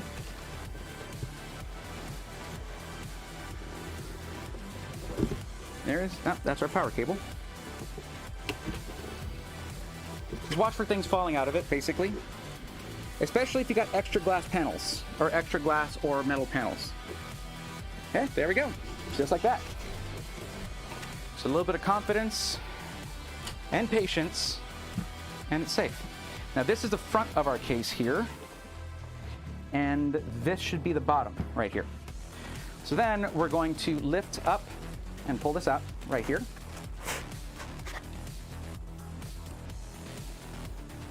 Yep, that is the bottom.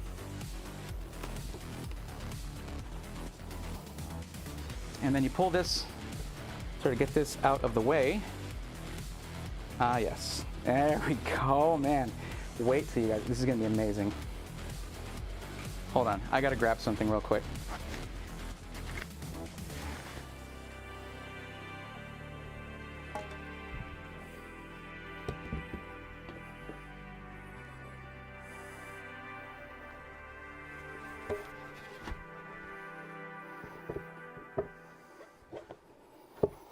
For PC building, Lazy Susan, so useful. I want to make one that has like a break to it. Like you can like hold it and then spin it around and then let go and it stays put, because it can be annoying when it spins on you when it shouldn't. But one thing is, right here on the front and on the back, there are grips, aluminum, like custom milled grips to lift your PC with. So cool. I'm gonna go ahead and remove the tape from this filter real quick. Might as well.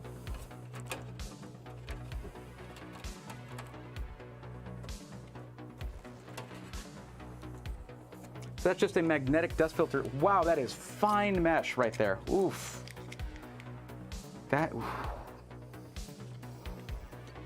That's the finest mesh I've ever felt on a power supply dust filter.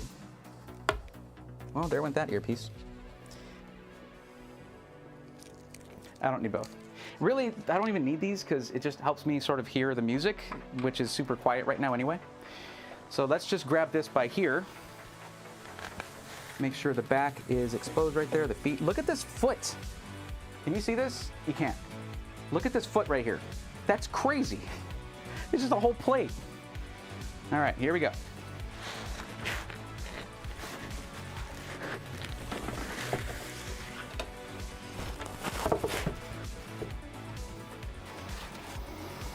Oh, that slid back out. I'll have to put that back in. Guess the magnets could be a little stronger. Unless they're supposed, yeah, there doesn't seem to be anything like that grips it to hold it in. Unless I have it backwards. I have it backwards, maybe. No? Why is it not staying put?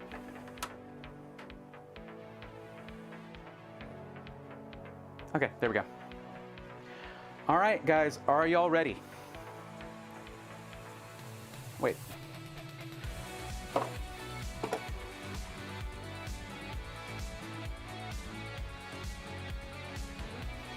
Okay, here we go. And there she is. Oh, you can't see the whole thing. Stupid camera angle. Ah, there we go.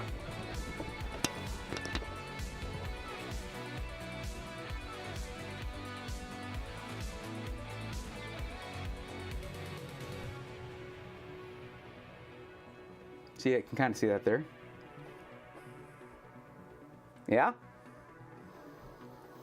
Dude, this paint job. Oh, or the print job. My God. This is... Oh. The spot gloss on this RGB right here, on just the outlines, is freaking gorgeous. Oh, the gradient. I mean, I designed this thing, but like, what is this? That's interesting. There's like seems to be some scuffing here, but that might come off. I'll show you guys what I mean. Okay. I can just do this. There we go. So, I don't know if you can see this. We'll bring this in.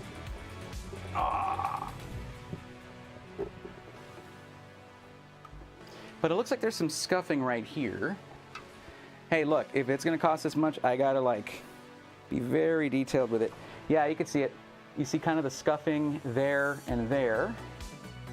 Very interesting. I wonder if that's gonna come off normally. It should. This stuff is supposed to be tough and like really permanent. So I'll have to see what's up with that. But yeah, look at this artwork though. I mean, look at the print quality on this. Out here. Bring this out a little bit. You haven't even seen the top yet, really.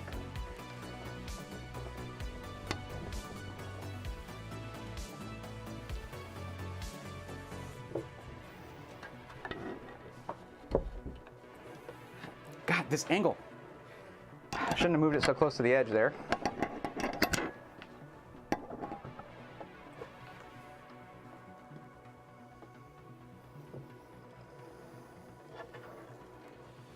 So I made it to where I designed it to where the stripe would continue down the front. And they're like, yeah, all right. So white, purple, then the gradient here. We had our pixelated RGB right here. I'm gonna get this guy right here so I can lay it on the wood. So I feel safer about laying this down. So you can see the side better.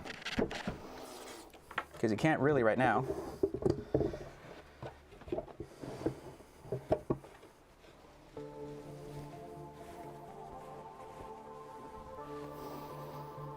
I have all my AC stuff off right now, so it's kind of, there we go.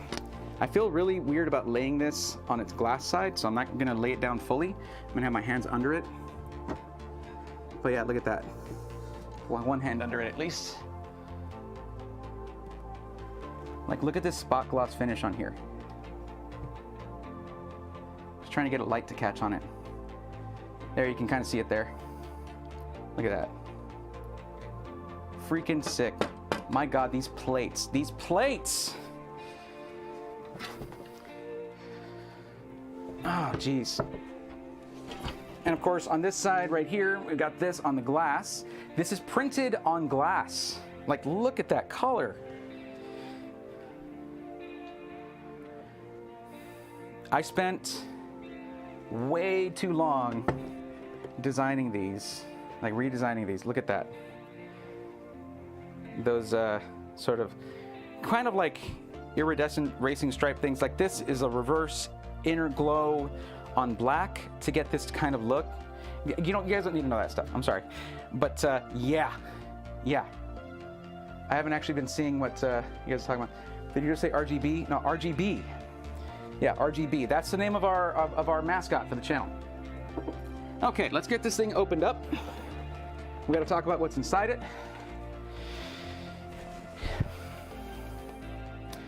And I guess actually you haven't really seen the front very well.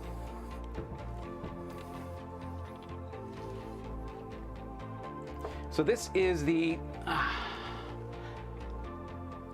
course I got the Falcon Northwest logo that does light up in RGB colors there. This is the front stripe right here, and I have kind of a switching gradient here, purple to white over white to purple. And I think the little changes they made to it came out amazing, because it was just a solid stripe before. Like, chef's kiss, beautiful. I need to figure out basically what the procedure is for getting rid of these scuffs right here that you can barely see with this camera, but it's like probably because of the lighting, but they're there basically, little smooches there, shmoo or whatever, and I'll make sure I get that cleaned off properly and it should be fine.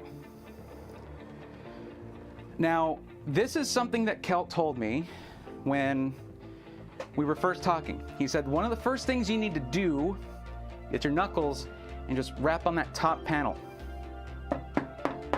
Good freaking Lord. It is 4 millimeter thick aluminum plating on all sides that are metal. The front panel here, 4 millimeter thick aluminum. This is not something where it's just, you know, stamped sheet metal. That's not what this is. This is custom milled aluminum. Here. You hear that? Good Lord. Oh my gosh. And then that just opens up. Oh, we'll talk about that in a bit. Now, I think I should actually bring my camera down some, so let me go and do that. I'll be right back.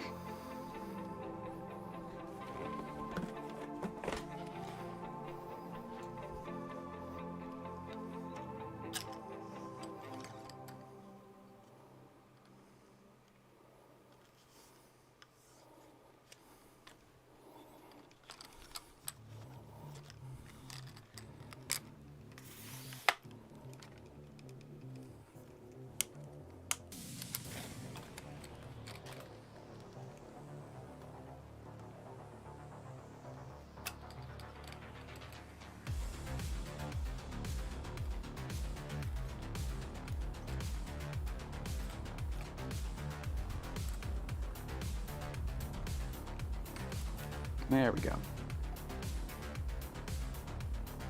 Perfect. Love it. Now I can actually sit down.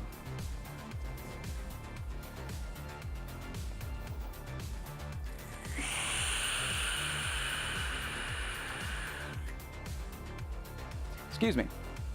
All right.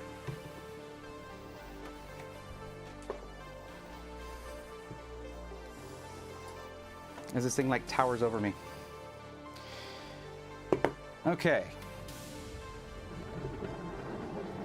carefully. All right, so we're going to talk about this PC here. Oh, it doesn't like that very much, does it? That's okay. Now, what are we noticing right off the bat? That is a solid front panel. Usually I'd be like, skip it, because there's generally not hundreds of hours, if not more than that, of design, of airflow design that goes into the making of this panel. See this guy right here? And that right there. Airflow with purpose. There's even a little surprise around the back. You have your normal exhaust fan, but you have a smaller fan here. That's not exhaust. That is intake. What? You mean to tell me, Breathorn, that you have intake coming from here, exhaust up here, so that's normal, right? But intake down here, yes, it has to do with the, carefully now. Oh. Hey, Kelt, I got a design idea for you. Make one of these longer than the other. Makes it much easier to line them up. That shouldn't be too tough. And always, guys, always be careful with your glass panel, you know. But that has to do with the 4090 Founders Edition in here. Oh.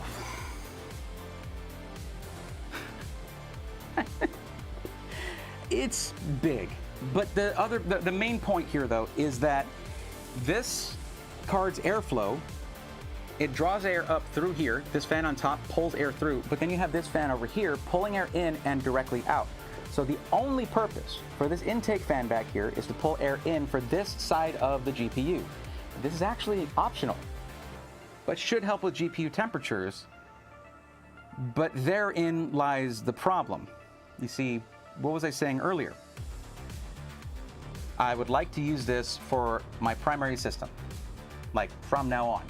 Okay, for the foreseeable future.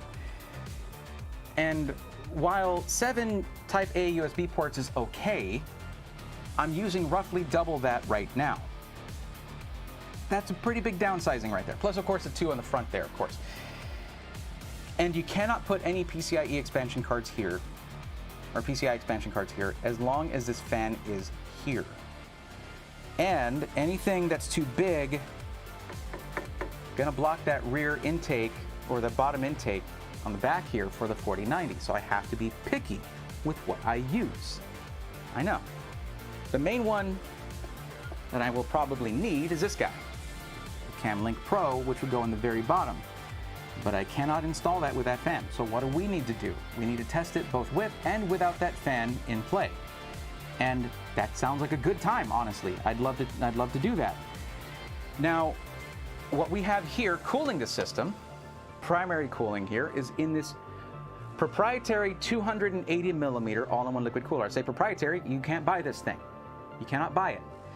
Now, on this motherboard, it's semi-proprietary because you can still fit a normal all-in-one liquid cooler or tower cooler. It's just an Intel motherboard. And as a matter of fact, you can use this. You can probably, unless this cooler mounts to the back of the motherboard tray, you should be able to just use it with any Intel LGA 1700, maybe even 1200, potentially. But anyway, this 280 millimeter all-in-one liquid cooler has special fans here. Gosh, what was the name of it? It is a big card, you're right. Wouldn't be a Bray review if you didn't find something. That's my job. Or, you know me. You know me, buddy.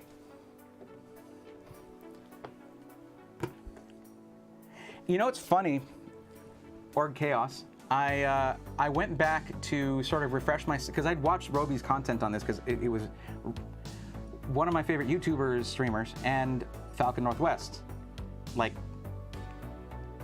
which I have a history with in my own way. So of course I was going to watch that, but I went back to watch it again, and I watched part of the stream, and I think he mentioned you. He mentioned you saying, like, I know what Org's going to say, where's the airflow? Was that you he was talking about? I don't doubt it. I don't doubt it for a second.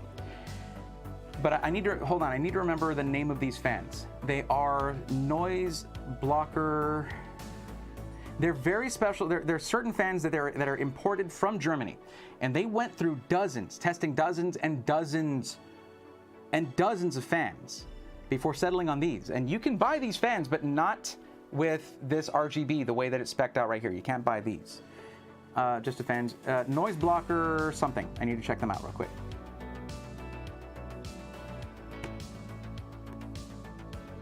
Could use more light. Fair enough. That's why I have this guy. Thank you. I'm actually gonna remove this. Oh no, I can just do this. Here we go.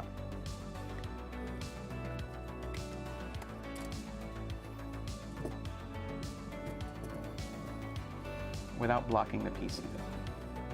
There we go.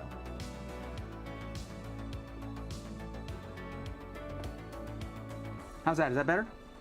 Let's tilt this back a bit. And make it brighter.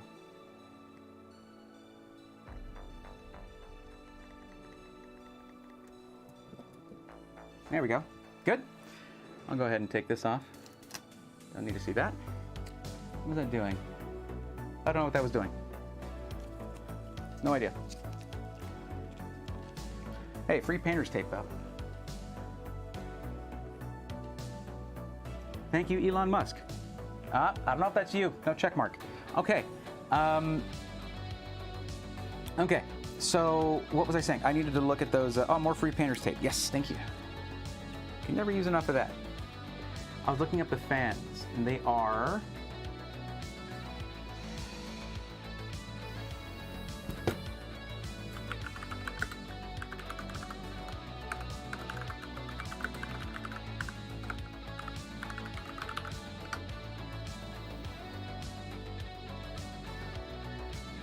Patented German-made noise blocker fans. I had it right.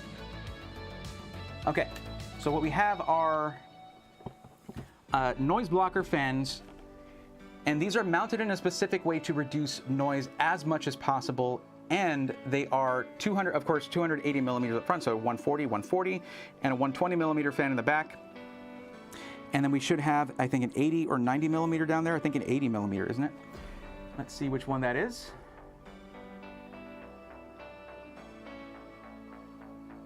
I have all this information in an email, and I'm sorry. You know what? It's probably on that list too. Let me look in the folder. Should be right there. Yeah, I'm leaving out information here, letting you make your own opinion right now. I've seen things related to more than one Falcon Northwest system recently, so I have my own opinions. You do you first. Sure. Now, there's one thing that you guys would have noticed. Where's the Instapack? Every system that we get, we want to see Instapack, right? No. We don't need to see that here. And there's a reason for that. I'll show it to you right now. On the Founders Edition cards, and particularly right here, you can see on this 3090 Ti, okay, you see those 3 screws right there. That is not for the purpose of holding on this cooling solution here to the PCB, okay? Because the PCB ends like over here. These are for OEMs to mount their cards to the case using specific mounting brackets that are going to be specific to their cases. Guess what we have in here? This GPU, the 4080 in there, is hard mounted to the case. So if you want to take this thing out, you actually have to go through the other side over here to unmount that on the back, and then you can pull it out. But this is not going anywhere, nowhere. Of course, NVIDIA and most add-in board partners did add quite a bit of reinforcement to these to also reduce sag, but look at this. Okay, now I can actually use this thing.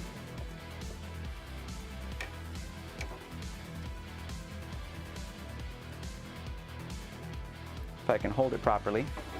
No guarantees of that. Hold on.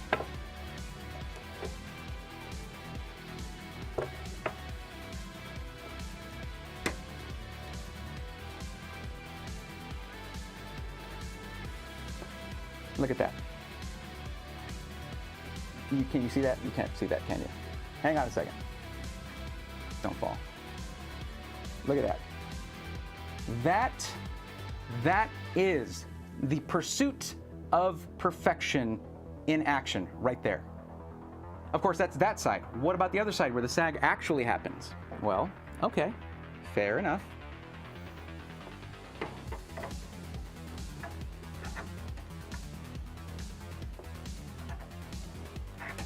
Yep, I could probably use a larger square for this, but I don't know, you tell me. What do you think? It's a little harder to gauge this one at the angle that I'm at. Yeah, I think I had it right the first time. Let's bring it all the way over here. I need a longer square. I don't have one in the room with me here right now. But it's pretty damn good. It's square, basically. That's the whole point of that. Okay? Fine. Should have brought my larger square. But still, and of course, right here, this is not that ugly adapter. This is actually from CableMod, one of their new solutions right here for the 12VH PWR 12+4 connector right there. So, very, very well managed right here. Of course, it's going to be its CableMod. Sorry, I was a little... I would just maybe space these out. Just for the OCD out there, I would give like an even measurement between them. But still, everything here is doing its job properly. Like this could come out right here a little bit. And then that could come out right there. And right there. These are CableMod cables. And that's actually what Falcon Northwest uses. They use CableMod cables for all of their power supplies. They're only going to use EVGA or Seasonic that I've seen. So yeah, it's really easy then to just order CableMod cables and get the ones you want for the power supplies that you have. And I mean, look at this routing for the AIO. This AIO is designed to work with this case and with the other cases, of course, that they have. Tiki, Fragbox, and cases like that. It's really nice in here, guys. It is very nice in this system. I've done a lot of cable management. I've seen a lot of cable management. That is very nice. My only concern right now is this guy right here. If this is necessary to achieve nominal performance from the GPU,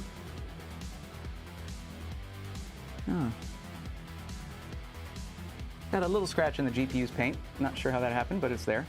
Just a tiny little scratch right there. It's no big deal. If this fan is required in order to achieve nominal performance from the GPU, I might have an issue. If it's not, then cool. I take that off because it's optional, and then I just run all my PCIe extensions because this motherboard has available with this card available to me 2 X16 slots and an X1 slot. So at the very least, I would run both that USB expansion card I showed you and CamLink Pro, which would be on the very bottom, blocking no airflow because there's no airflow that's trying to come in from underneath here. So that'd be fine. These things can be pretty frustrating when you're looking at like an 011 dynamic style case where you have airflow specifically coming from the bottom for the GPU, because this is going to block like one fan on your GPU. Or forget about ASUS's Hyper M.2 card, which is like 2 of these, double this, just to fit 2 M.2 drives on there. Like ASUS, it could be this big. Like shrink that thing down, please. That is too large. Okay, so we've seen this side. There's really not, okay, of course we have our dual channel memory right here, 32 gigs, DDR5, 6,000 mega transfers per second. Very clean cable management, of course, for our 24-pin connector right here. And we're using one of the 8-pin EPS connectors up there. There's a 4-pin as well that was not connected. This system is basically not intended to be overclocked based on the motherboard that it came on, that the CPU came on, and based on how the EPS connector is only the 1 and not the 8 and the +4. Or yeah, not the 8-pin and the 4-pin that it also comes with. So really, it's not currently, I would say, set up for overclocking. Keep that in mind. As I said before, though, overclocking is kind of dead.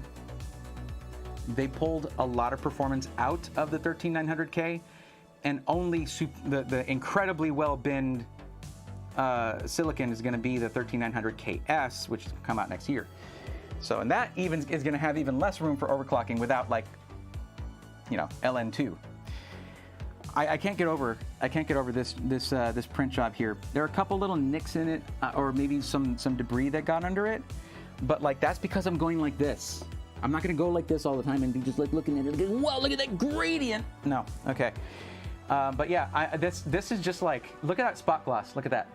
It's only specific parts of it to give it a certain effect, like just that bold outline. Look at that. I can't wait for Ari to see this. You know, this is her original art, you know? I just did some of the extra things around it and like my name and stuff, but like this is her work. She's gonna love this. Because the colors, I know it's probably not coming through very well with the picture profile I have on the camera right now, which I add a lot to later, sorry about that. I tried adding it in my monitor here, my Ninja, my Adamus Ninja 5 to have the LUT show up for you guys. And I could do it in OBS, but trying both ways, it totally screwed everything up. I don't know why. Works in Premiere though, so. And it doesn't look too bad. But let's open this up and take a look at the cable management, which, do we need to guess? Do we know? I think we know it's gonna be pretty incredible. This case is designed for people who know that they're gonna have to do cable management in it. And it's designed in a very specific way. Like this connector, what? There's foam behind this to hold it. They wedge foam behind this to hold it in place. What is, it's like a 90 degree, I've seen 90 degree 24 pin connectors, but never like this. This has to be special for them from Cable Mod. Wow, now, with as tightly packed as this is, oh, this is cool. Oh my God, okay, I need a second. I'm good, I'm fine.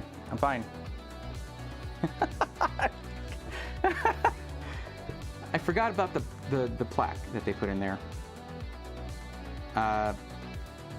It says Falcon Northwest. This is number 157,231. It's quite a few PCs. And it says my name on it, that it was for me. Okay. 15-year-old Brea Thorne just like swooned and passed out. And I'm okay. Let's get more free painter's tape here. Get that off of there. Here we go.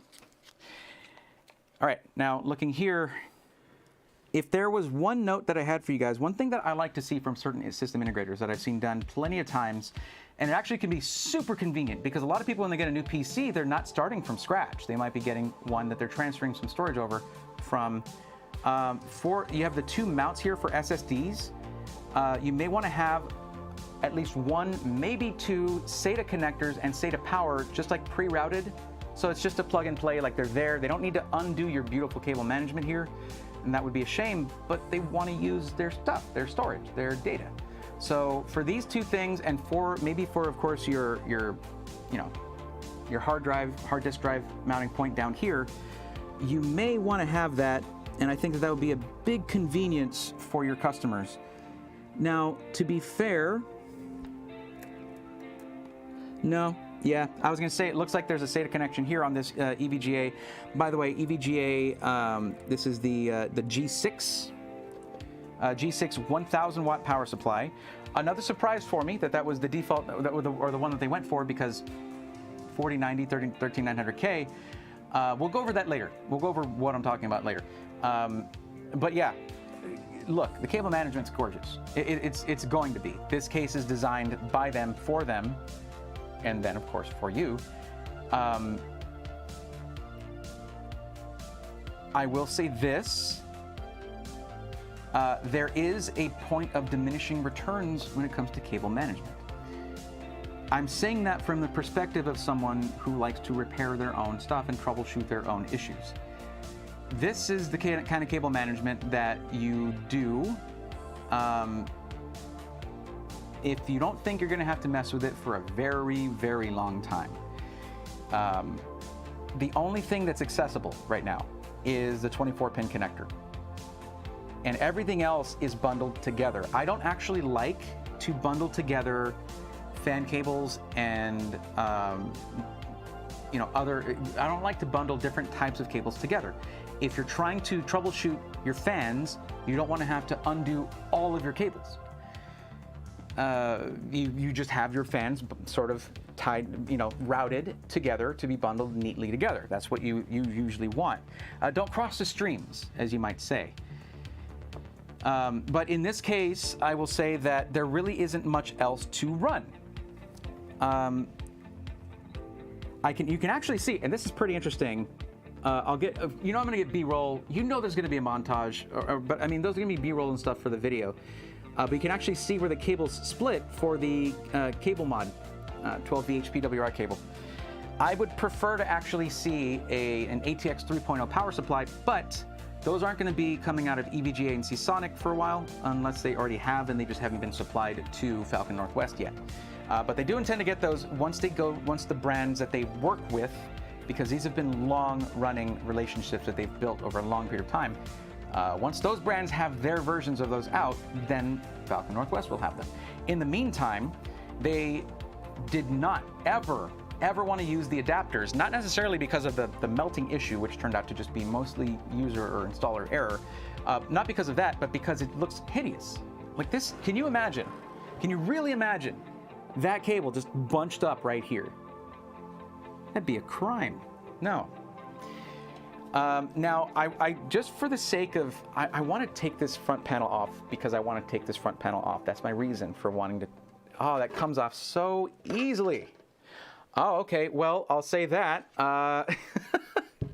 Thank you for having this easily disconnect on for this RGB element here, because I'm not a fan of having any wires to your front panel, especially if it's unnecessary, like for lighting, like if it's not a mission critical thing like front I/O. What you could do is you could do spring contacts. You could have some spring tension contacts on there, and that would be in keeping with the kind of engineering you guys like to do. But just like have those to where once the panel's mounted, you have pressure and it'll make contact, and you have your RGB. That's what I would do, because I think connecting this and putting it on there is going to be difficult. Now let's talk about something that is actually a pet peeve for me. And no getting around this. This is a legitimate criticism in my mind, in my opinion. There's something I don't usually like to see, and I know you guys test a lot. You test and you test and you test, and this is what you've settled on. But what is this? That was just a thing, I guess. Okay, what we have here is something I don't usually like to see. We have, does this go? Okay, there we go. It's hinged, or it's hooked in at the top here. All right, that's a little hard to get to, isn't it? There we go. Come on, buddy. There we go. That's a little hard to get off of there. We have double filtration on the front. Now, I don't really, it's not a deal breaker or anything, obviously. Clearly it works quite well. But here's what's gonna happen. This is all the filtration you need. This is all the filtration you need, period. This is a very fine mesh. I couldn't tell you the porosity of this, but it looks like more material than whole. Let's put it that way, like 60-40, that kind of thing. But these right here, I'm gonna show you guys here on the thing. Here you go. These are a nightmare to clean without having to take off your front panel, unscrew them, and take them off. Just trying to use a brush, stuff gets stuck in there. If you have really like a lot of humidity, you're gonna get the really gunky dust, that kind of thing. If you're a smoker or vapor or anything like that. And I'm guilty of that. I tend to vape away from my PC, thank you very much. But yes, you can get the really gunky dust that's really hard to get off. Now you can remove that with a couple of screws, one right here, another one right there, and then a pin that sort of helps center it. So you can remove them to take it out and like wash it, but in general, you're gonna get this part clogged up here, and it's sort of taking away from this filter's job right here. This could do all of the filtration. Now with that in mind, I would just remove these. There's a reason, guys, and for all the lovely folks over there at Falcon Northwest, there's a reason I didn't ask you to paint these or print on these. I'm just gonna remove them probably, but I need to see first how it affects performance. I don't just do things blindly because I think I know best. I test things first. And I'm sure you guys have tested it both ways. It's not a thing about performance. It's about the ease of use and over long periods of time, what's gonna happen. What's gonna happen is larger dust is what's going to collect here. Larger dust, usually easier to clean out, but as you brush this, you're gonna wedge it into the corners there if you're just trying to use a non-static brush kind of thing, or if you use a blower, I'm just gonna blow it right in there, but this front panel is very easy to take off. As long as you're not gonna end up damaging this over time, but I can see why this wasn't taped. Thank you for not taping it. But I would say that if you intend for your users to remove, you do have a guide on keeping the system clean. Thank you for that. It's critical. But if you intend for your users to be removing this frequently, update this connection. There are plenty of examples in the industry already on those kinds of connections for front panels. And I would follow those examples. That hard work has already been done. That's one thing any good engineer knows, is don't engineer something if the work's already been done. You know? Anyway. I bet that 4090 is not a ROG Strix model. Jay's Beers. Thank God it's not. I don't like the Strix model. Why would they put colors on it? It needs to be monochromatic so you can do any color scheme you want to do, not the color scheme they want to do. I don't like this generation of Strix card. I think it's kind of ugly. And from what I understand, I'm not the only one that feels that way. First thing I did when I saw that card was I called TJ and I started complaining about it. And he was like, bro, I know. But now it's polarizing. Some people love it, some people hate it. I happen to be the latter. And if you're the former, that's totally fine. Opinions are awesome and good to have, so we can, have discourse. I shouldn't have put this back on yet. I wanted to take a better look at the... man. This is not super convenient to take off. It takes a little bit of kerjiggering. There we go. All right, I got it. It feels nice though. I just feel like I would very easily damage this because there's no supports, but supports can affect airflow. But looking at this, cool thing here is you can clearly see no pump in the radiator. I tend to sort of stay away from radiator mounted pumps. I'm not too keen on those as much, although they can be, easy to access and all that for maintenance and stuff. I just prefer to have it in the, on the CPU block. But looking at that radiator, at said radiator, I'm trying to see, and it does not appear. Oh, there it is. Okay, it's got a refill port. Cool, thank you for that. Clearly, I advocate for self-maintenance. I know. That's not necessarily the route most Falcon Northwest customers would go. They don't have to. You guys will do whatever they need, and they'll generally be willing to pay for it.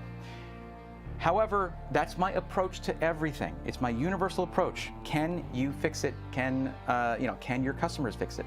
I don't think the top plate just comes off easily. I'm leaving that alone. I do want to point out real quick, this handle on the front, like that for picking it up, is genius. Thank you. Thank you for this. 1 second, guys.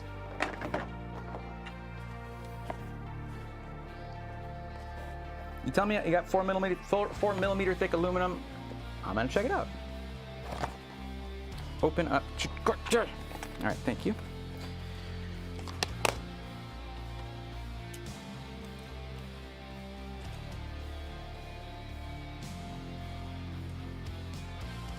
Zero. There we go. The print might change that measurement. We'll do it over here.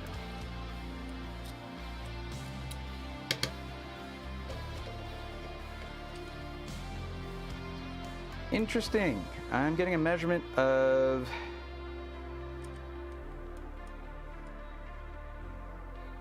Oh, the top plate is what they said was... That's what they said was 4 millimeters. I got 2.5. I got 2.5 on the front plate. The top plate is what they said was 4 millimeter. And we'll measure where there's no... Let's zero that out again. There we go.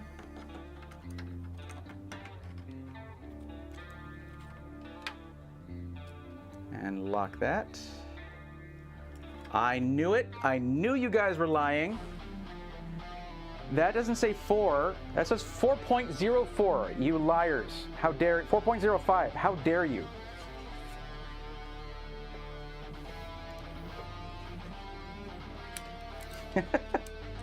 Or Chaos, I mean, there's a reason you watch my stuff, right? Why you hang out with me? Because we can think alike. And that doesn't mean that everyone has to think like we do. That's what we're here for. You know? We're here, I bust out the calipers so you guys don't have to. And also because it's fun. There we go. So I think the best way to do this is to sort of bring out the bottom, and then you can sort of pivot out the top a bit to get it unhooked from there, and then you can lift up. I think that should be a little easier to figure out, and maybe give it a rigid frame so it can just be slid out. But I mean, that's not going to really work with the way that this is right here, the overhang. It's beautiful when it's closed though, so I don't want you to change that. So I don't know what the best answer is. But putting it back in, you do kind of the same thing. You just sort of bend this in here, get those into the slots, and then that's locked in at the top and locked in the rest of the way here. Cool. Neato, gang. All right. Just make sure that's centered. And this is going to catch so much dust. Do not forget to clean this. Thankfully, this isn't held on too strongly. Like, it's not like really hard to get off.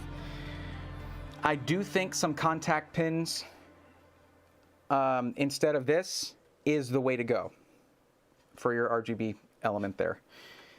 And maybe you're already toying with the idea, and maybe I'm just preaching to the choir. But I think that would be ideal. My problem is I don't like to disconnect anything before testing. So kind of stuck there. This is so beefy. It's so beefy. Like, God. Man. Okay, does this pull back through here or just kind of sit there? Okay, I'd rather have it pull back a bit, but it does need to... Nope, it needs to be in the front. Okay.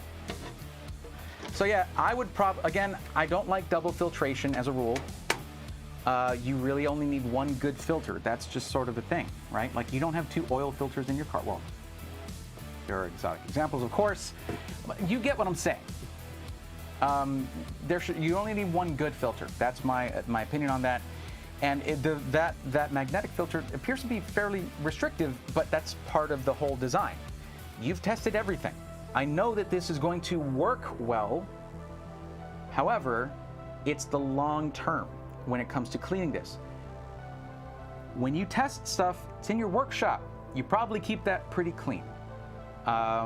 Someone's house might be in a dusty area, or maybe it's some celebrity that's very much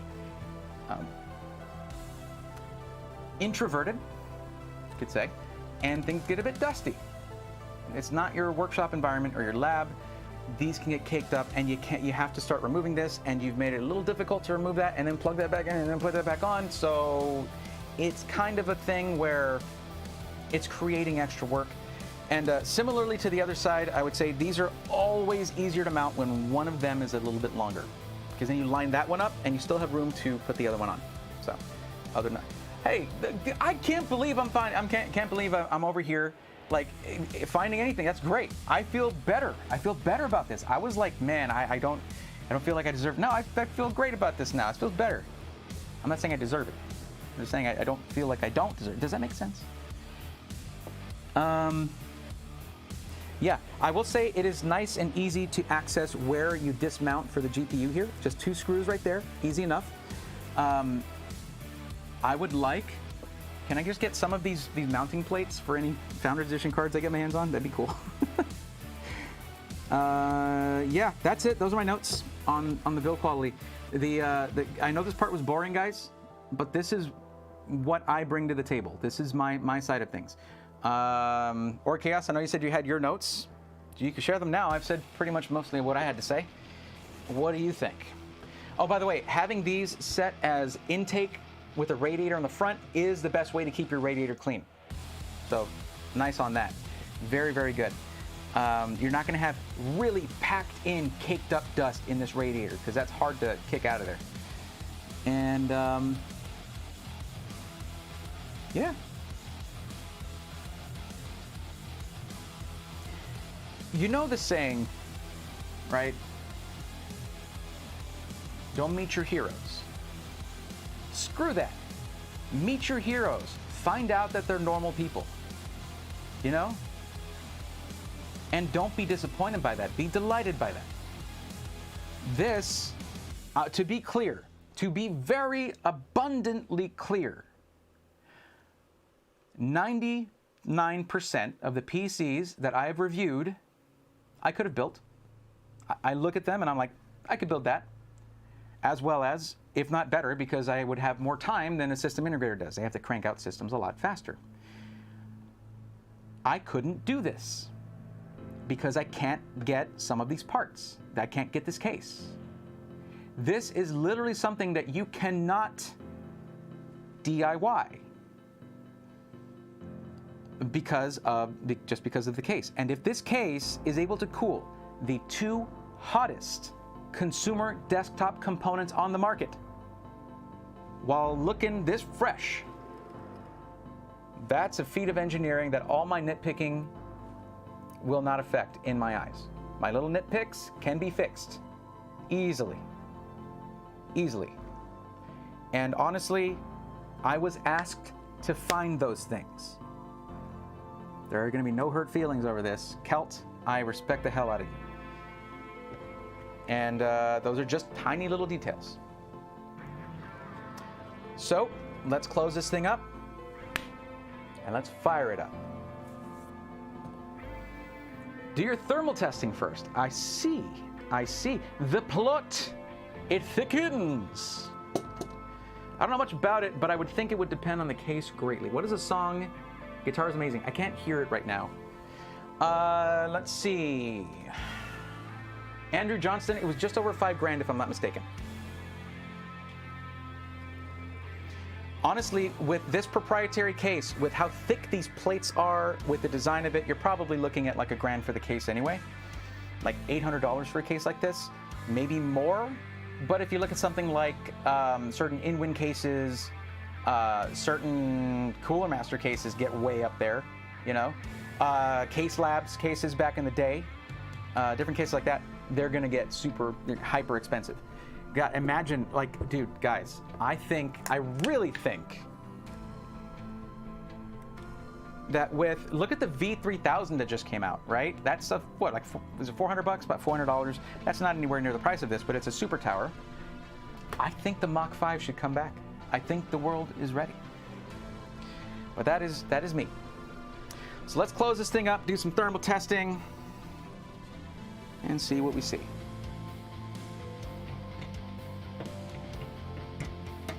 Oh, you know what? It would still be easier with one of them being longer, but Kelt, I gotta say that was pretty easy to do. The tolerances are a little loose, and that's why it was easy. Like, hold on.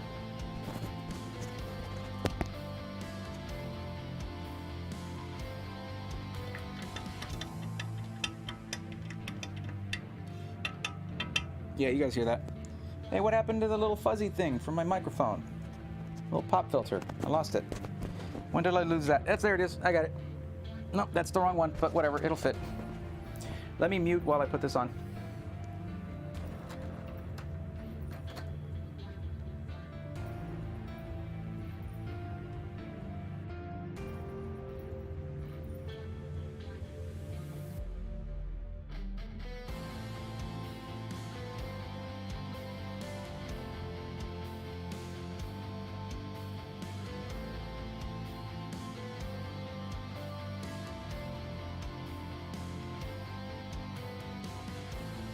I knew I was going to do that. Okay, the tolerances are a bit loose, which is a surprise. I don't think it's where it's joined here. I don't think that's it. Whoa, that's dude, the freaking pivot on this is massive. That I'm not used to. Okay, but yeah, I expected that to be tighter, but so that's why I look for the one, like if you look at the Lian Li Lancool 3, That has the extended pole there, or that bar is extended a bit on the bottom one to help you line that up and then get the top one. But with them being loose, it's easier to get it on there, but then again, it can do a little rattle on there. I'm guessing the other side is going to be the same, but that's where that resonance comes from, I think. Yeah, that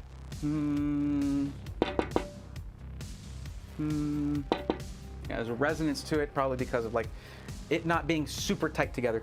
Now, I know that there's supposed to be some, yes, there's foam padding along the top here for noise reduction too.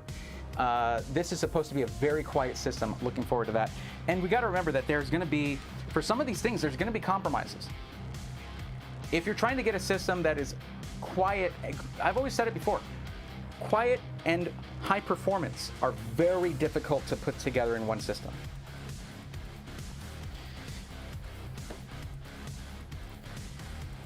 Can we just, I hate to get my fingerprints on this. It'll happen anyway. Can we just talk about that though? Like that color though. Freaking came out beautiful. I had this big design here that kind of like went like larger there, but he suggested that we just let the components sort of show more, and he was right. I think I'm gonna see this thing when it turns on. Come on, line up. Okay, so because the tolerances are kind of loose on those, it's not difficult to get on there, even without having one be longer than the other. So that's not that's a non-issue then. But it's because it's you know, it slots on quite easily. So, all right, let me point out one other thing real quick. You guys haven't heard me ding this on anything. There's nothing like that. But if you're looking at something that's going to be so proprietary and so like expensive too, it's going to be little details like, let's say we got a little bit of paint chipping here on the corner. You can see that. If it'll just focus. Thank you, camera. I'm trying to use my hands here. So you just have a little paint chipping on the corner there. You can see it. There you go. Just little things like that. You guys remember, you guys know, when it comes to finding details, that's sort of my thing. It is never, ever, ever going to bother me because I'm not going to look at that part. But remember the Skytech system, right? Where there was that piece of plastic and the stick of memory. It was just poking out like this tiny bit, but I was able to pull out a chunk of plastic from underneath a heat spreader on a stick of RAM. That's the kind of stuff I try to look for. And it's hard to try and look for something that's barely visible. So let's crank this thing up. I'm actually going to spray this down a little bit because I got fingerprints all over the glass.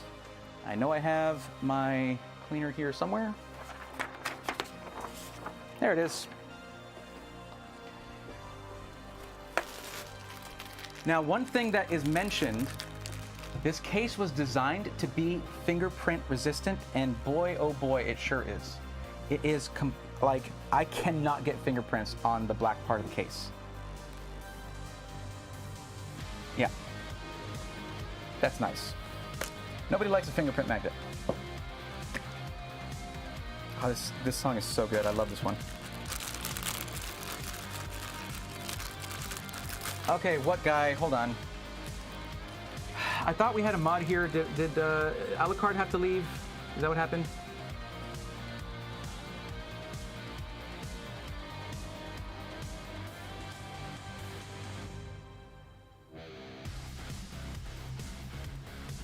Why didn't the other one go away?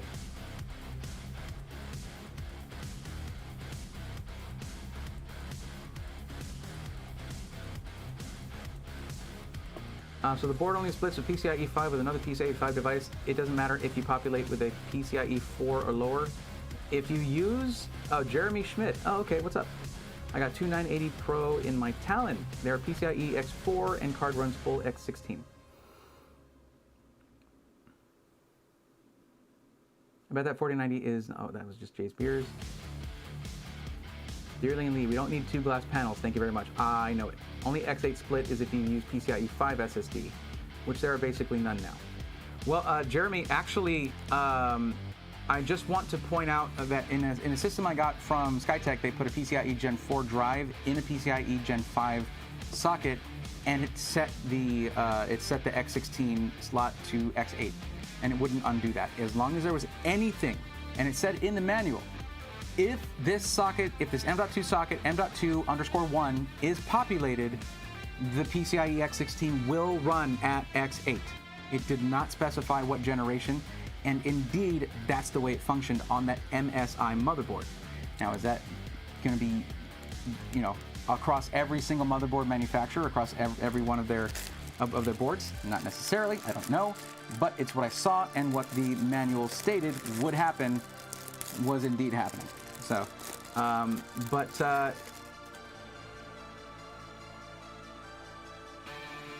80mm fan, there we go. 3 degrees. They'll give you 2 EPS if you ask. Fair enough. Jeremy, are you with? You're with Falcon Northwest, aren't you? I'm guessing. I'm sorry. It's seeming that way. Won't do it on Asus Hero. Okay, cool. Well, I noticed on the board I was sent, which was the Prime Z790P, it's just all Gen 4, which is fine with me. As you said, there are no Gen 5 drives, but it's usually when you try to go Gen 5, that's when you'll start seeing where it'll do the split. And it's only because I experienced that I'm just like, nope, I'm not even gonna mess with it.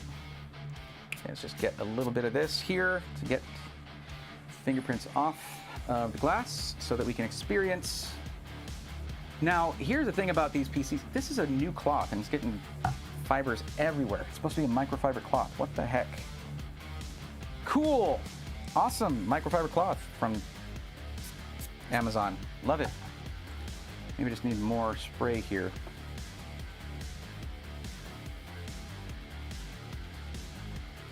Well, I have a better one. Give me a second.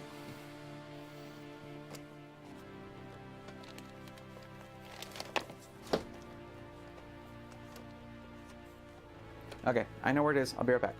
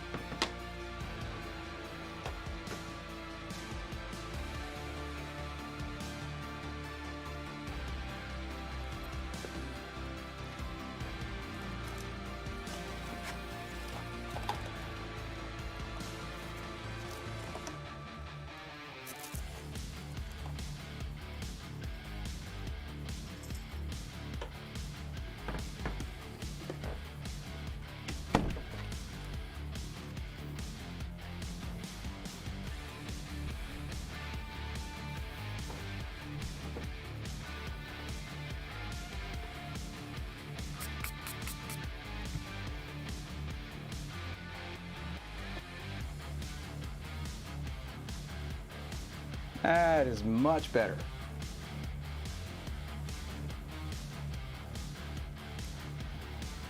Guys, do not cheap out on your microfiber cloths. And that, I didn't buy that other one. It came with a portable monitor that I got, so can't take the blame on that. I'm not employed by them, just a recent customer and enthusiast. They offer Prime, Strix, Hero as options for Z790. Indeed they do. I know. Thank you. They didn't have the Prime one when I first looked. They only had the Hero and the Strix boards, the Strix Z790E and the Hero. So I figured I usually will spec out systems whenever I'm going to review one, because I'm not at the point where I can yet do secret shops. That's going to come later. So I just work with them on the spec that I want to review and show, and that's with certain companies. I've done that before. And in this case, I was just like, I only saw those two boards. So I was like, either of those is fine. And then I guess the Prime became available, and I was like, well, okay. But you know how they do it with higher end boards? They cut out so many PCIe slots. They'll cut out PCIe slots. You'll have like 3 X16, and 2 of them are either X16, X0, or X8, X8. And then the bottom one will be like X4 through the chipset.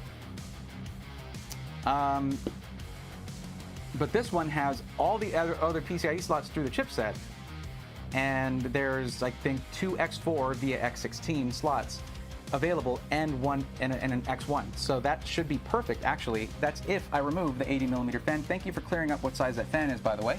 I do appreciate that. And by the way, this isn't going to be the only content I do on this. I'm actually going to do a full scripted video on this one, which is something I never do, because there's so many technical aspects of this, and it's beyond my normal experience of just DIY building, that I want to get it right. But let's plug this thing in, get her fired up, and see some performance.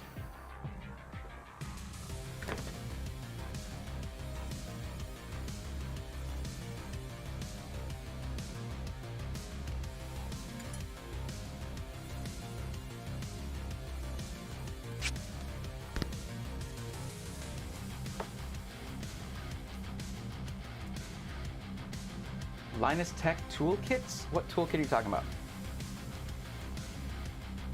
Are you talking about iFixit kits?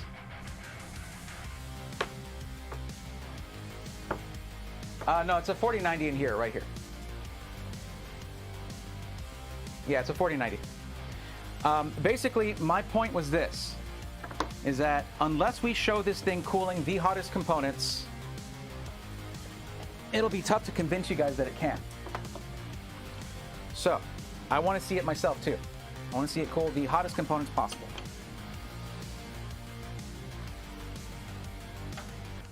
So this is going to be an interesting setup here that I've got going on. I'm essentially connecting to my 4K 60 in the PC, which then goes out to the monitor.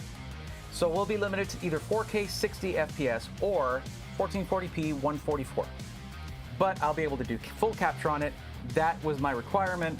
There's going to be better options out there eventually, but that currently is my best option. And what do? Always hook into the GPU. Sorry.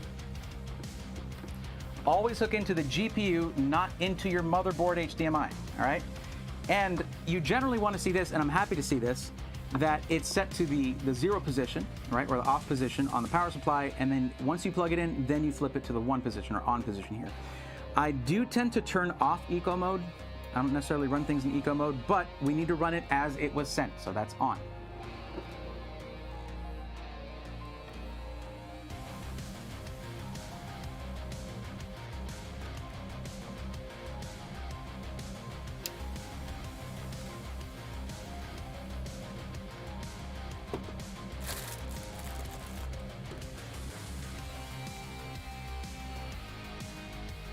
Oh, I do need to talk, actually before I do that, let me talk real quick about what I/O we have here, and I'll show a close-up of it in the actual video.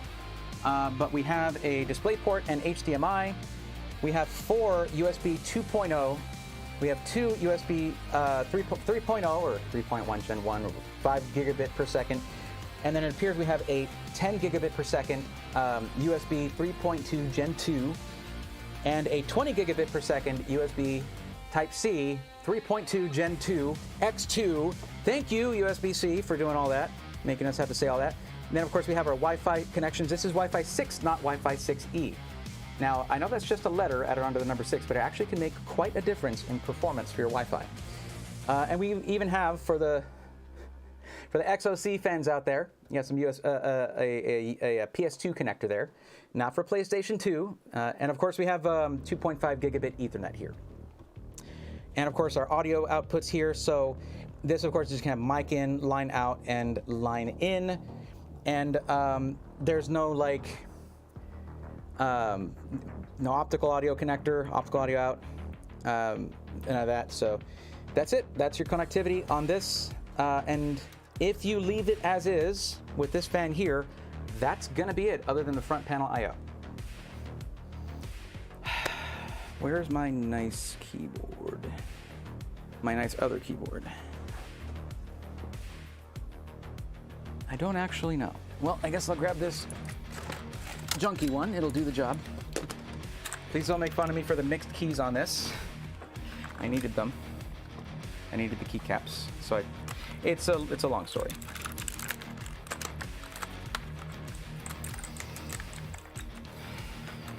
All right, let's turn this thing on first. Then I'll connect all this stuff.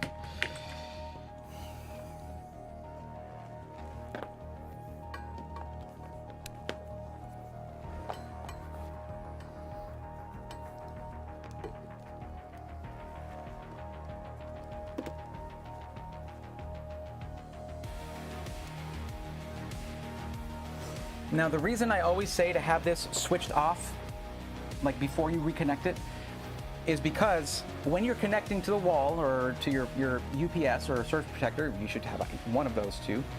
It's going to wiggle. You're going to have contact, no contact, contact, and then you have full contact. When you're plugging this thing in, you're going to like wiggle it in there and try to get. So that can be a little jittery for your power supply.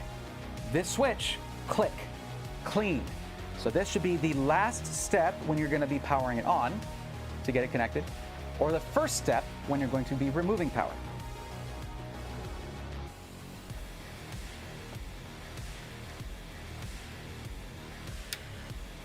I had it on. Oops, that's my bad. I was talking about it so much I didn't pay attention to following my own instructions. It's usually not going to matter, but yeah, there we go. Did we get any light initially? No. All right, guys, let me mess with the lights here a little bit, and then we'll power this thing on. I think I'll get rid of the big one for now.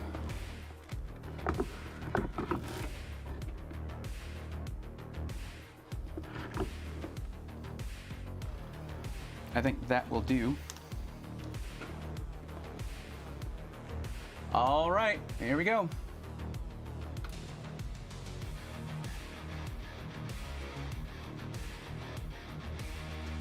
Are you serious? They set them to purple. They set the lights to purple.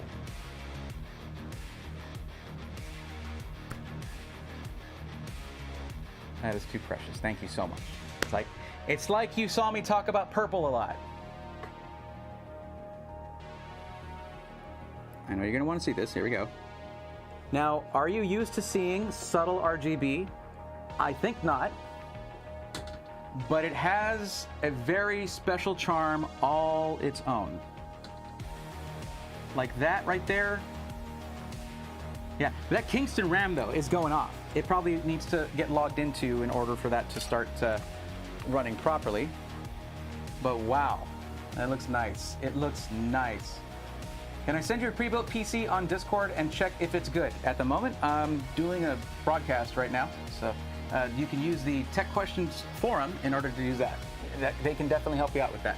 We have some wonderful volunteers in there who are vetted by us, and they know exactly what they're talking about. And yeah, just to get that in there.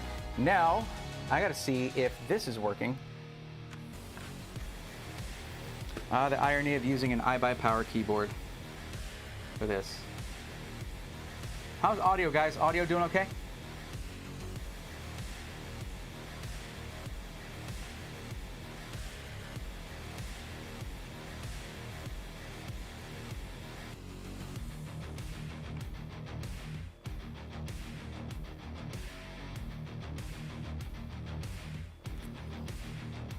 Okay, what do I need to do here? Sorry, I need to do this.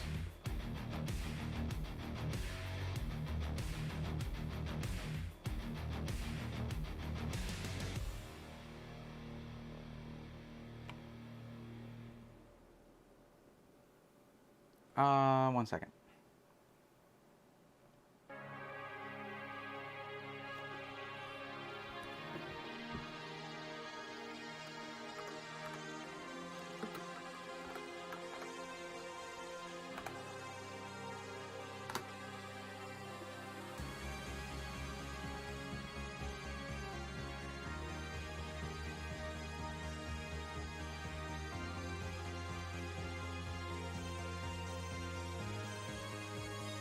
Well, okay, that shouldn't be no signal, that's for sure. Should have a signal. We might skip that for now, the capture for now, until... Okay, let's just...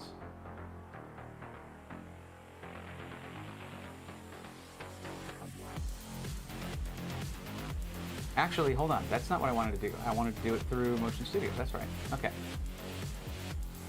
1 second, guys, just gotta add that. Here we go. Desktop capture is not desktop capture now.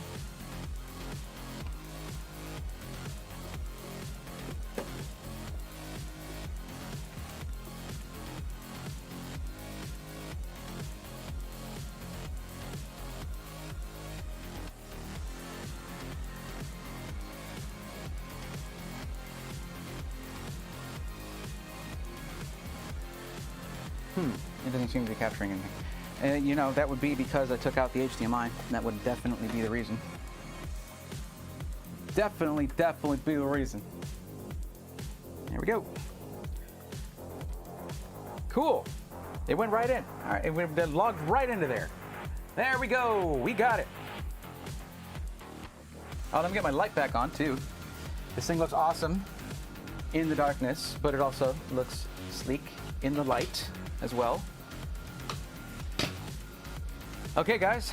Now, for what you're gonna see, man, I should put my a little bit of an overlay over this. So let's do that real quick. And I have one just about ready to go already because chance favors the prepared mind. And we're down here. All right.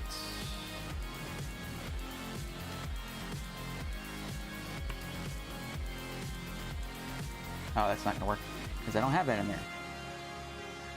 There we go. I need to trim this and then we'll be good to go.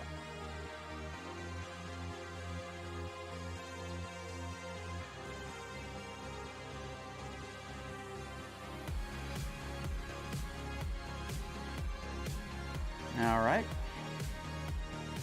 All right, just Motion Studio. Just moving this around a bit.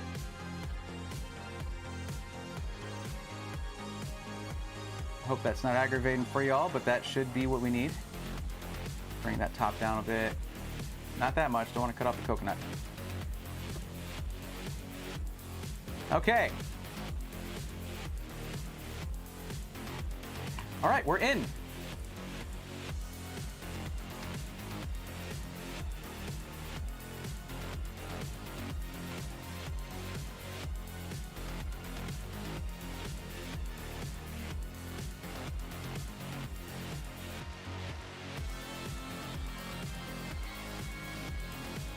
Hey, wait. Where's my preview? Why isn't my preview coming up? Preview window should be popping up. It's popping up behind me, of course. Motion Studio, why you do this? Okay, that was fun. I hope we had fun. Did you have fun, gang? All right.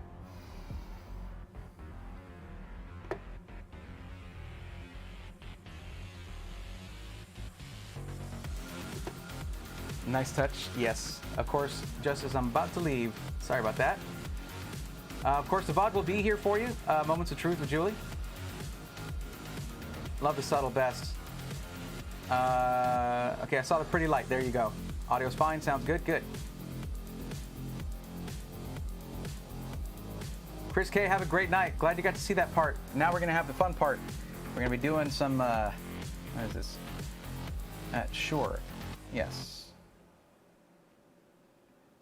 Okay, I'm using the wrong mouse. That's so, every time that's so confusing to me. All right, just put this right there. That should help. There's gonna be a little bit of lag for me. That's just part of this. And my camera's gonna be in the way. I wish I didn't have to actually look at my own camera. That actually is pretty annoying. This is my first time doing the setup like this, so there are some growing pains. I do apologize for that. But we're getting through the thing. I'm getting through it. I also need to connect this. Guys, this thing is one of my favorite tools for this kind of work. And I don't know if you ever have to do anything like this kind of testing.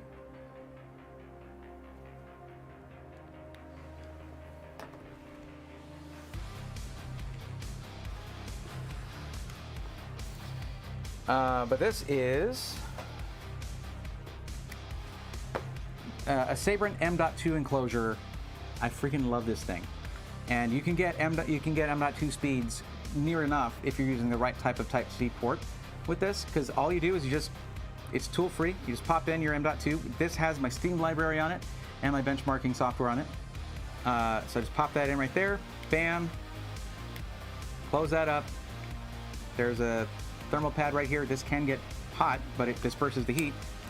And then you have your actual certified Type-C, I believe a 10 gig Type-C connection here. So USB 3.2 Gen 2. And then you find a good USB port, USB Type-C port to connect it to, and you're off to the races. That is one of the little tricks I've got up my sleeve for doing these live benchmarks. It's very nice. And now I get to use the other trick I have up my sleeve now, which is this guy. That foot pedal thing is great. Now let me see if I can make it to where I don't have to look at my face this whole time, where I can just see the capture and you guys can see the rest. Let me just cut off some of my self here, I guess.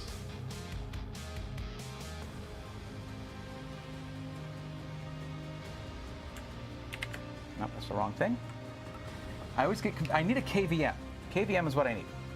I need to get set up with a KVM because it drives me crazy going back and forth between certain keyboard and certain mouse.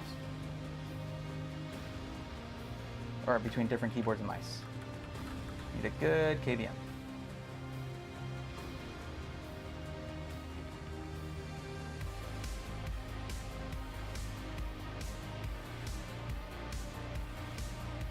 All right, I think that right there is sufficient. Then I can see all my menu stuff and everything. Is that good for you guys? That's good for me. Okay, let's get this going. So,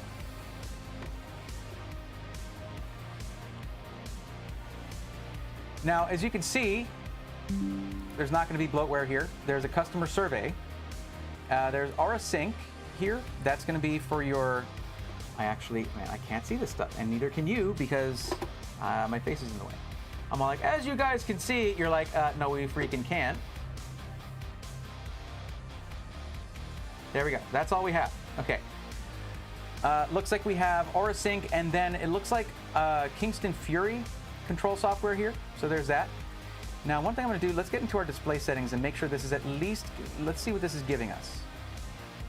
Because this is not a typical setup to where you just go to a monitor. That's not what we're getting. We're going into a capture card, unfortunately. What I should probably do is just do a capture on here, but then it won't go to the stream and you can't see it. And I want you to see it. So, why is it scaling at 300? I don't know. I don't like it. It's because it's at 4K. Man, the DPI on this mouse is just too ridiculous. Like, glorious. Calm yourselves. There we go. I need it slower because it is a bit laggy because I'm getting it through capture, then into Motion Studio, into the Motion Studio preview. That's what I'm using because it's coming out of the monitor behind me on an HDMI connection. If I were turned around, I could just use that monitor and it would be a lot faster, but I'm set up to record here, so that's what I'm doing. Let's go to 200%, that should be okay. That's actually a little too small. And that's fine right there. Now we're gonna go down to advanced display. See what this is giving us, 4K 60. That is the maximum it can do. What I'd like to do is maybe go to 1440, 144 Hertz. We can do that. But we're trying to push a 4090 right now. And one thing that's great for doing that is Cyberpunk. Let's run Cyberpunk, no DLSS, and see what we get on this thing while running temperatures. Actually, no. I'm getting ahead of myself. We got to run our basic benchmarking stuff. So how about we not do that yet? Yeah, I'm too excited. I'm too excited to do that. So let's see here.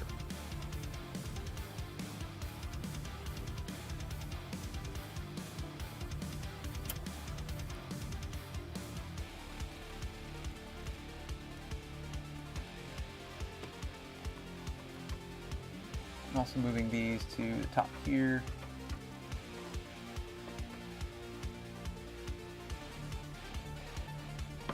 Where this can actually be supported. It was just hanging off of it before. I didn't like that. Okay, now we can get to my benchmark folder here. We'll go ahead and copy that over to the desktop here. Oh, that font was tiny. Did you see that? It doesn't like going into the capture card. It's acting up. It's acting out. Stop acting out. That's just Windows 11 resolution stuff. Wait a minute. Hang on a second. Yes, Windows 11.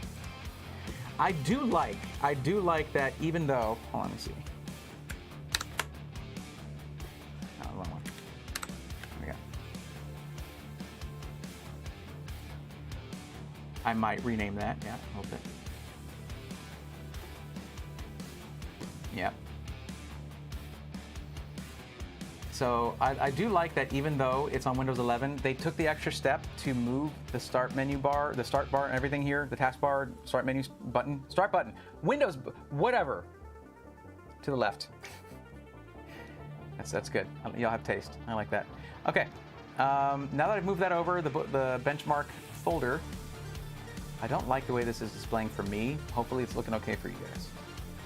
Also, I moved my stream, my chat, so I need to bring that back up because I can't see your words. Cyberpunk is awesome. It's still one of my favorite games. There was this big update recently, a big update, and I ran through it way too fast, man. I'm sad. What is a Falcon custom application? No, it's Falcon customer survey. Falcon customer survey. It takes you to a link, you do a survey. It's not really bloatware, it's probably just a URL. Man, my stupid face. No way. Yeah, you can see right there, it brings up Microsoft Edge. That's just bloatware. I gotta say, you wanna offer white glove service, get your customers past Microsoft Edge right off the bat. So we don't have to see it being needy.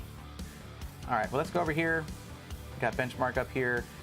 Let's see what we wanna run first. Let's get to, well, the hardware info. I got this version 732. I don't know if that's how recent that one is. I think I've downloaded an update recently for 40 series.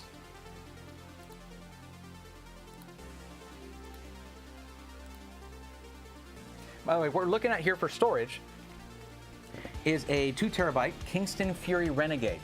That's going to offer 7,300 megabytes per second sequential read speeds, up to 7,300, and up to 7,000 megabytes per second sequential write speeds.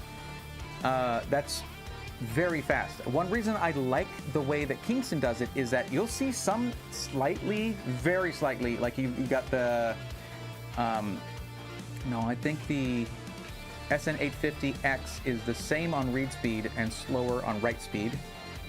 The new Corsair one, oh no, I'm sorry. The 850 Pro Samsung, whatever. Not 850.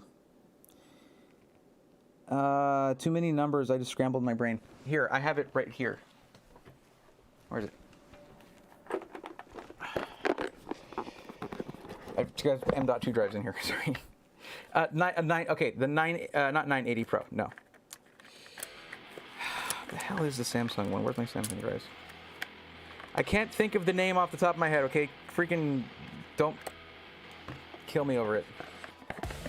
The 980 Pro, the new one. Whatever. That one has, I think, like 7,400, 7,500, but slower write speeds. I like that it's more balanced with the Renegade. That went nowhere. I'm sorry.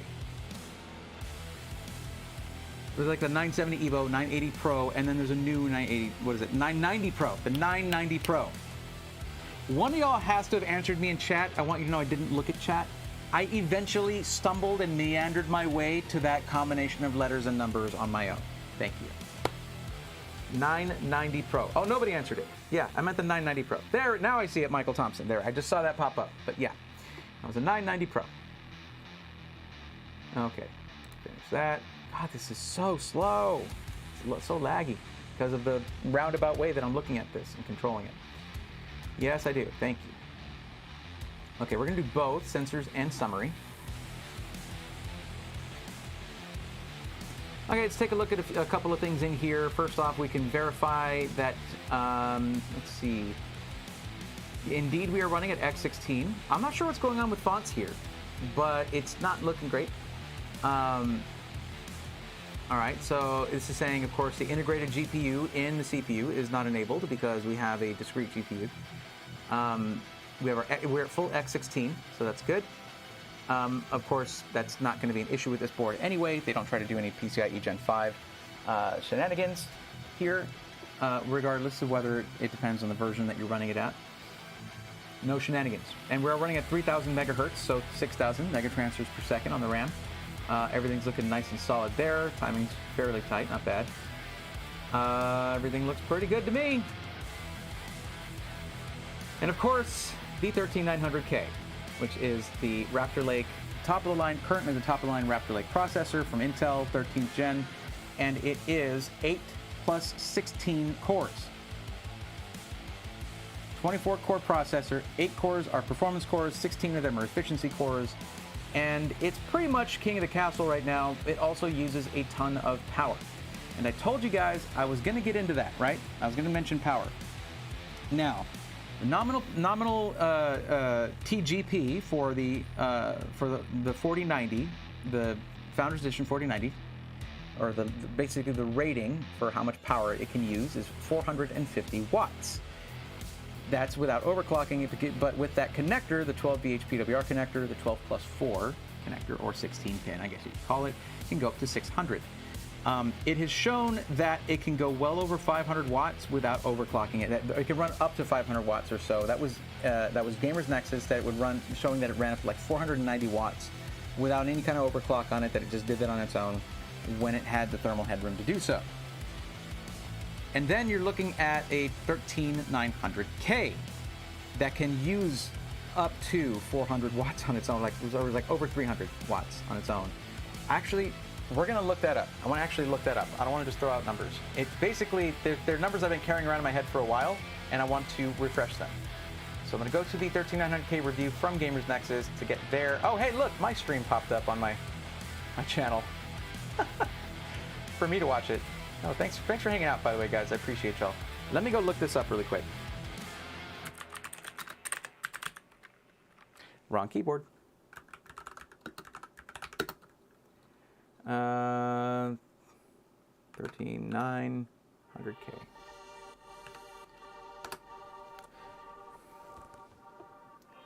The power, yeah, 300 Closed watts. everything else. It's really Okay.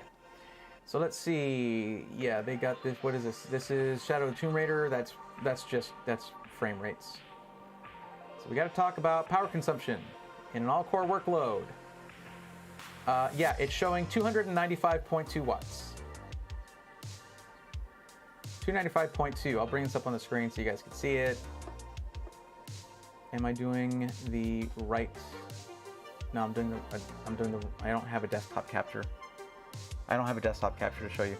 I don't have one set up right now. Never mind. Forget about it. But yeah, up to 300 watts without overclocking it, just stock, up to 300 watts, 295.2. So rounding up, 300. And then the 4090, I'll look that up real quick. I need a drink. I'm very thirsty. Had Subway earlier.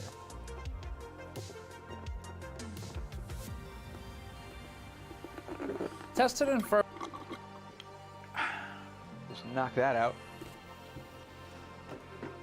Okay.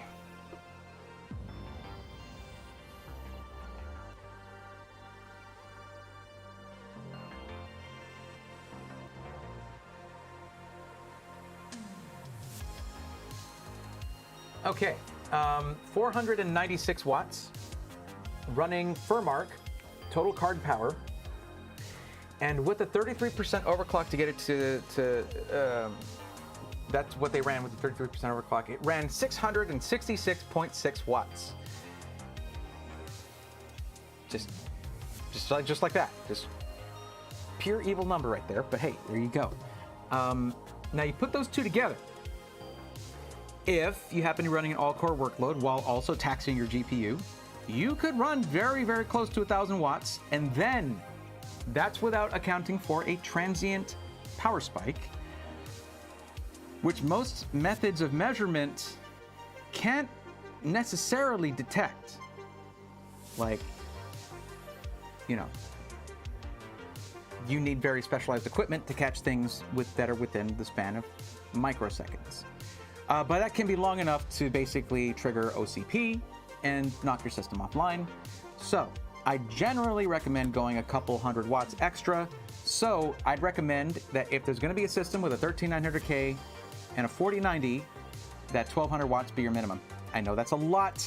I know that's crazy. And if you're using a very high quality power supply, which we see here with this 1,000 watt power supply, you should be fine. But when you're looking at a system that is the cream of the crop, that is that end game system, that it should just be more than you need. So yeah, I would say 1,000 watts for this is bare minimum for 13900K and 4090.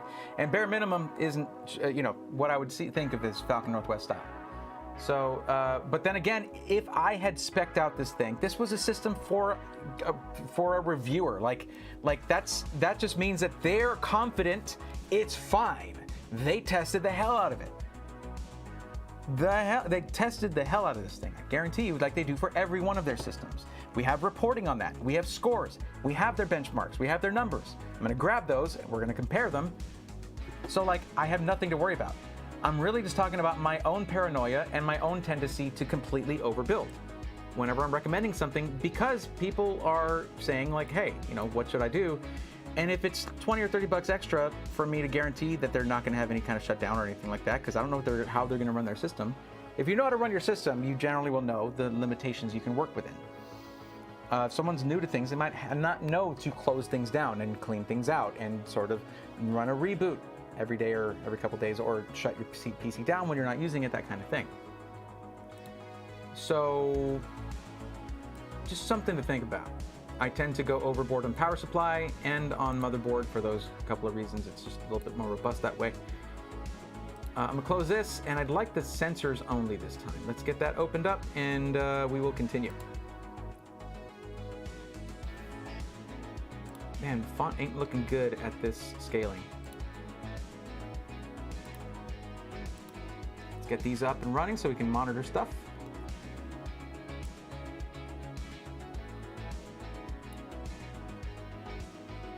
Man, this mouse is a nightmare to use like this.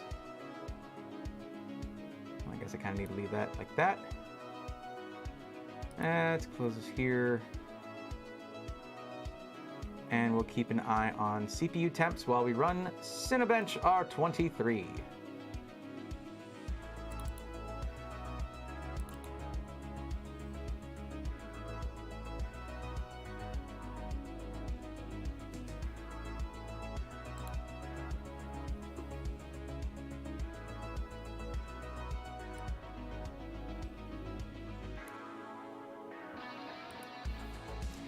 Okay, so let's get we're gonna run a single multi-core. I'm gonna reset this here.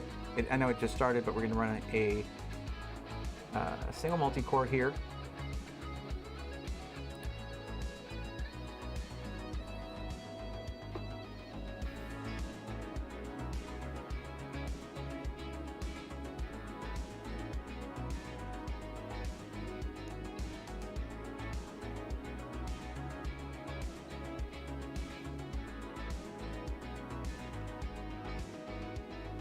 Oh, it's running 10 minutes. Damn it. That's how I usually have it set up. I'm sorry. My bad.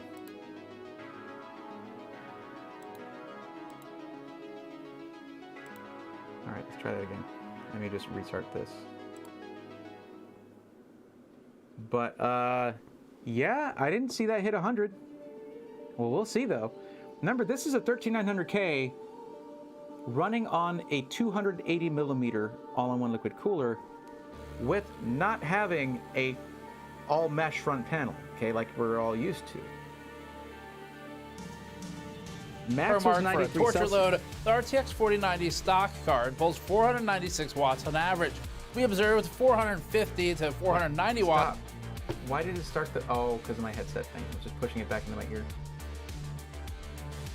I've had the Sabrent USB 3.2 Type-C tool-free enclosure for M.2, PCIe, NVMe, and SATA SSD on my Amazon wishlist for Christmas stocking stuffers. Well, I can tell you they're awesome. Doesn't come with a drive, though. But look at the NV2, the Kingston NV2. 2 terabytes, 129. So good. Such a good deal. Very solid drives. Why doesn't Digital Storm sell Radeon cards? Weird. I don't know. They don't have... That's the one thing about AMD. They don't build relationships with every system integrator. They don't. That's something I happen to know.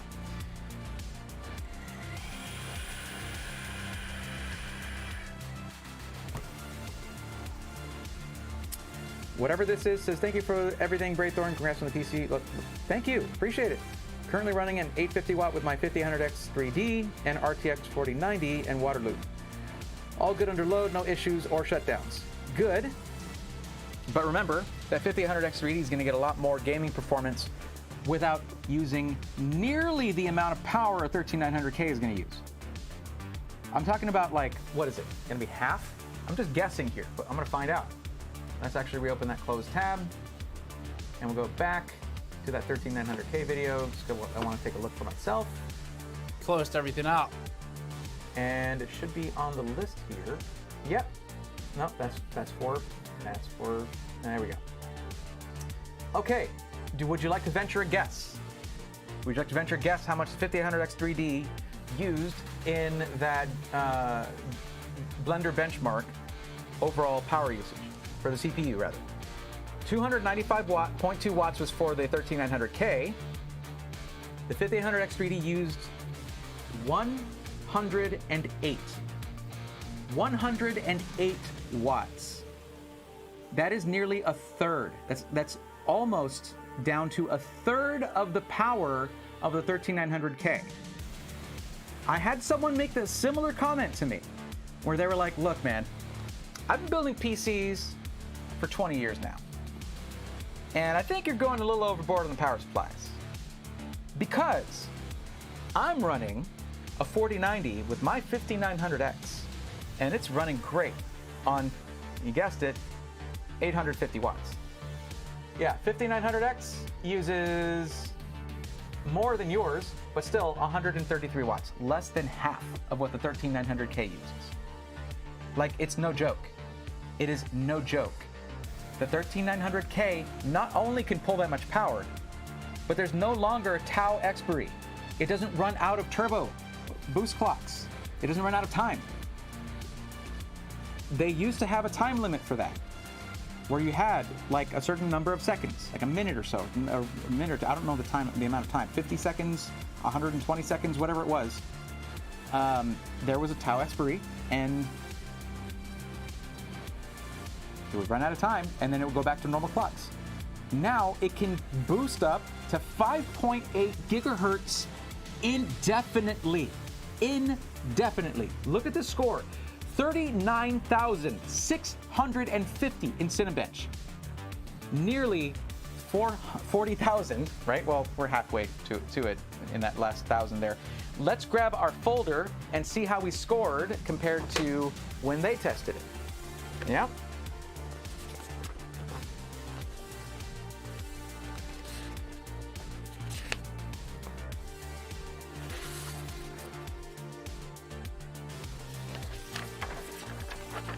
So of course, yeah, the 5800X 3D is going to be fine on 850 watts. It sips on power. That's it. That's what's one of the things that's wonderful about it. It gets amazing gaming performance without basically becoming the heat center of the universe. The 13900K is a challenge to cool. That's why I wanted it in here. I wanted it in this thing to show, and yeah, max temperature was 93 Celsius. 100 degrees is the maximum where you will reach thermal throttling. It tells us right there, did we get thermal throttling? No. No thermal throttling on a single run for an all-core workload. Now, that was a very fast test, so we need to run a longer test. But their score for Cinebench, 34,925. I got 39,650. I scored way higher. How did I do that? I don't even know. Bokeh. Whoa. My PC is mainly for gaming. Yeah, this workload right here as well, a Blender workload is not even it's gonna use more power than gaming will on the CPU. Remember, the CPU usage is lower in gaming. Excuse me. And also, you can't overclock a 5800X 3D. It's designed to game effectively and efficiently specifically. That's what, the 3D V-cache is what really does the performing there. It's not a monster when it comes to frequency. As a matter of fact, the core frequencies on the 5800X 3D are lower than they are on the 5800X. And you can't raise that. Can you? I think there's curve optimization now for the 5800X 3D in a BIOS update for ASUS. You might want to look into that. But anyway, I don't know if you're into overclocking or not, but whatever. Yeah, so it's designed to sip on power and give you great gaming performance. So if mainly gaming is what you do, you picked a great CPU for that. And I cannot wait to see what AMD does with 3D V-Cache for 7000 series Ryzen. It's going to be incredible because the 5800X 3D was a freak of nature.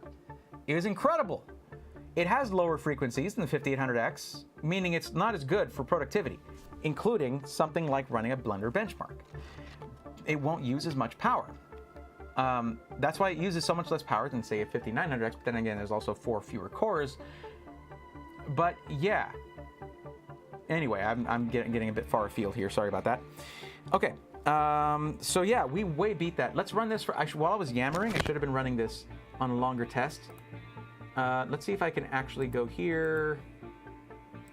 I should be able to do a custom test, minimum test duration. We're going to do 5 minutes. We're going to run for 5 minutes and see if we should be able to achieve heat soak in 5 minutes with a 280 millimeter all-in-one liquid cooler. On the 13900K, we should be able to achieve heat soak in 5 minutes. So we'll run that. It is louder than I expected. I expected that to be quieter, to be honest. Let me go ahead and put my microphone right next to it.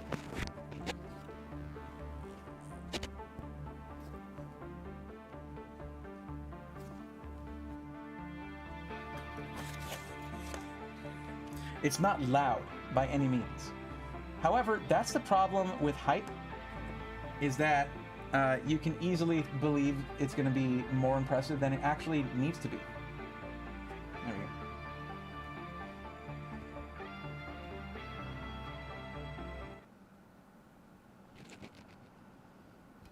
Yeah, it's really quiet. Let's listen to my other PC here.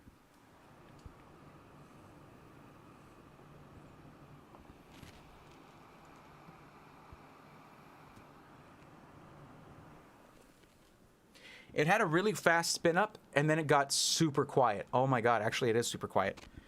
So when you start something like, when you start an all core workload, temperature will spike. So, sorry about the noise on the microphone.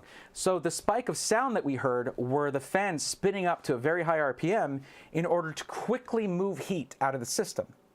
Cool. So yeah, I'm perfectly fine with noise for a short period of time. I've heard way louder systems than that. Good Lord. Your single pass should have different results than the 10-minute test due to the way ASUS performance enhancement behaves. Or Chaos, I wasn't giving you the score for the 10-minute score.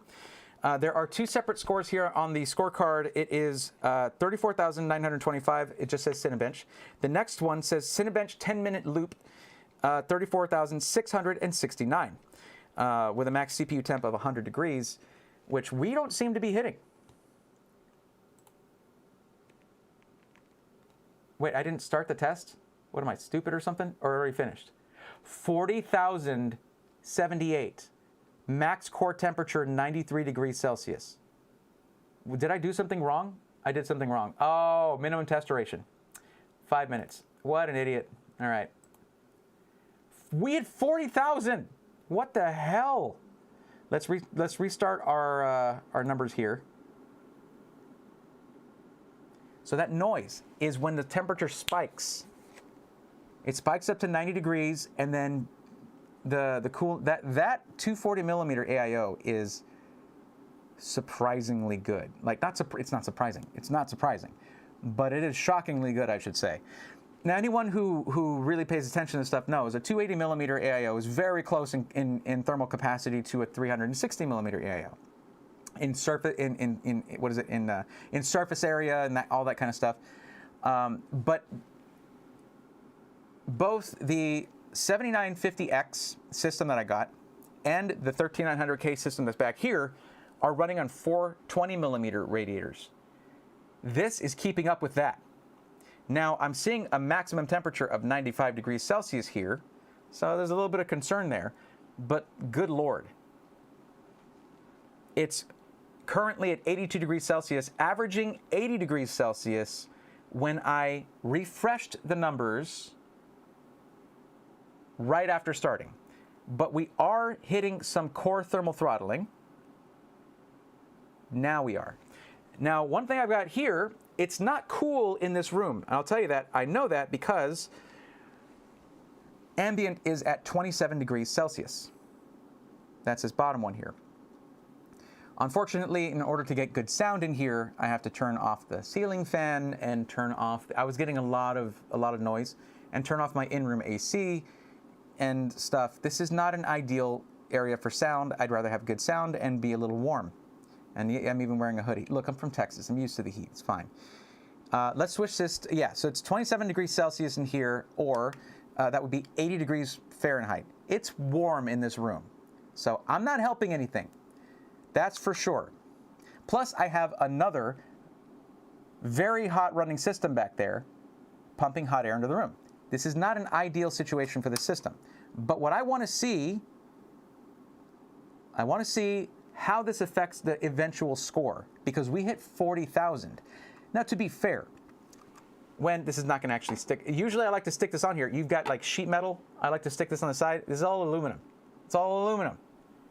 This is not going to work. Okay, I'll just sit it over here. Anyway,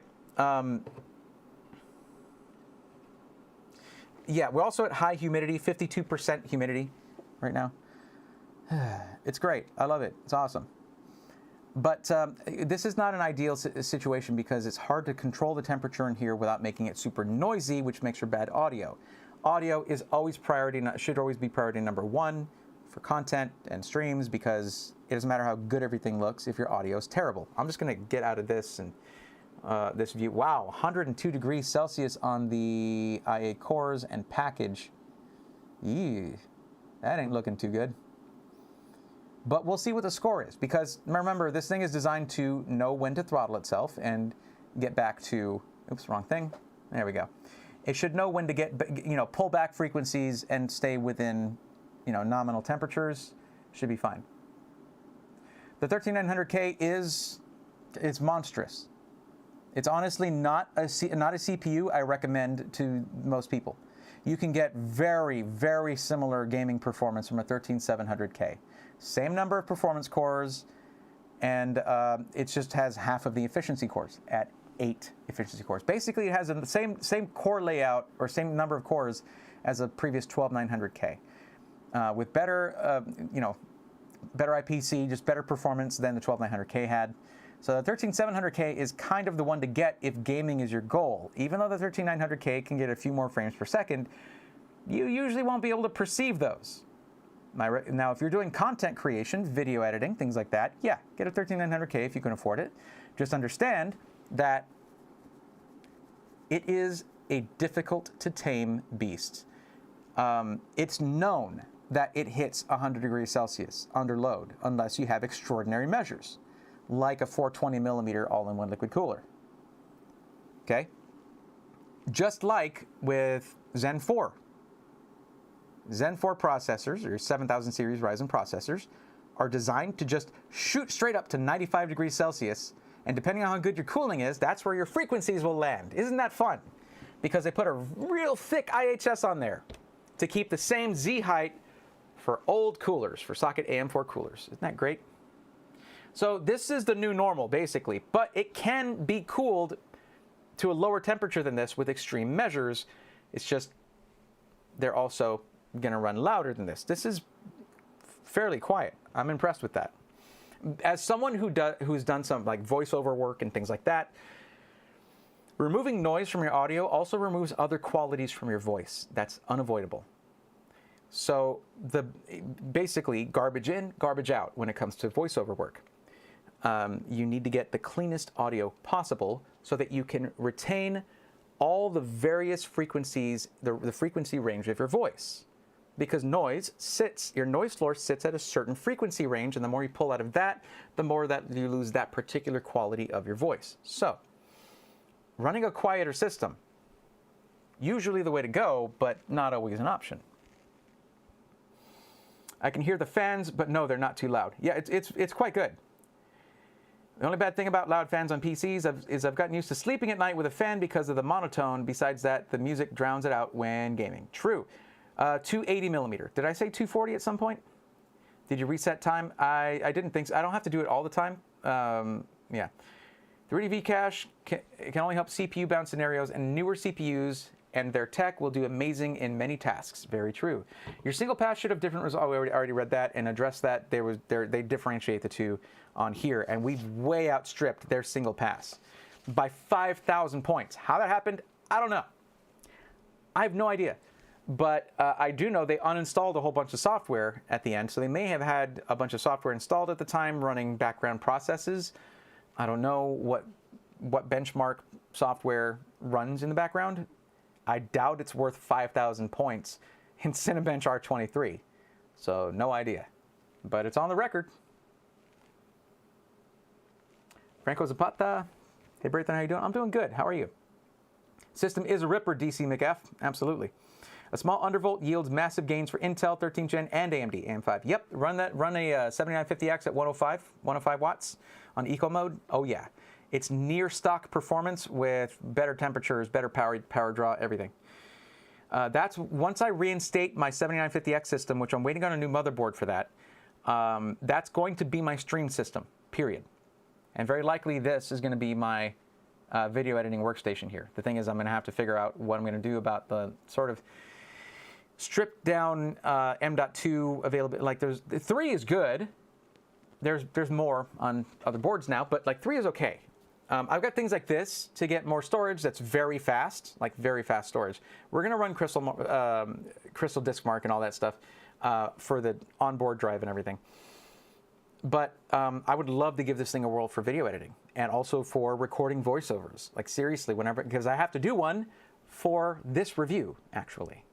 I want to do one for this review. Oh, I think it finished. Let's get over to it. Okay, our score went from 40,000 to 39,462 with a max temperature. Yes, it hit 100 degrees and a thermal throttle. But guess what? They reported that themselves. I was aware of that going in. I knew this thing would hit its thermal throttle, okay? And I was not surprised by that. That's what I was told. Max CPU temp, 100, but we're still beating their score. Their score, as listed on the score sheet here, was 34,669. We hit 39,462 after. That was 10 minutes though for them, 5 minutes for us. I should run it for 10 minutes, and what I'll do is I'll do that for the review. We're gonna move on for now. But still, that's wacky. This thing is performing really well. Now, just understand, the CPU is designed to be able to hit 100 degrees and then modulate its frequency in order to keep a safe temperature. It can operate at 100 degrees. It shouldn't go over that. But it can operate at 100 degrees. It just, you don't really want it to do that all the time, but it's capable of doing that all the time if you wanted to. I mean, shoot, just don't do that if you don't have to. Okay, let's get into, let's see, we got GPU Z. Let's get Furmark installed. I have an idea that I'd like to try. I've done this before. It's a little risky. But if I'm going to talk about, running an all-core workload and putting a load on the GPU and seeing the overall, I mean, we could do that. We run Furmark, the stress test in the background, and then start a multi-pass Cinebench run at the same time. See what happens to temperatures, see what happens to power draw. I think that sounds dangerous. It's, no big deal. Yeah, sure, let's get a desktop shortcut. Let's get that fuzzy donut on there. Let's go. Yes. AI noise canceling on built-in software work? It can, yeah. But I don't like to use it. I can do that in post. I'd rather have raw, unfiltered audio in post. The thing is, I can't really do that for the stream. However, I so far have 3 hours and 18 minutes recorded on my Atomos Ninja V Plus. That thing has a 1 terabyte drive on there. So I can basically record as long as I want. Just ask Cuddles. He's had to edit an 8-hour stream before. Thankfully, we're not going that far here. Let's see. But that has unedited, unfiltered audio on there. So that's what I'm going to use for a video, because we're going to get clips out of this. Plus, I'm going to have a talking head portion and B-roll and basically do the whole shebang for this, because it's, again, I've been waiting a long time to review one of their systems. Remember what I said, guys. This is not about perfection. It's about the pursuit of perfection. Imagine that you're a craftsperson, right? And you reach your goal. You've made the perfect thing. What now? Actually, yeah, what now? Jesus, really? Can you just leave us alone? Man.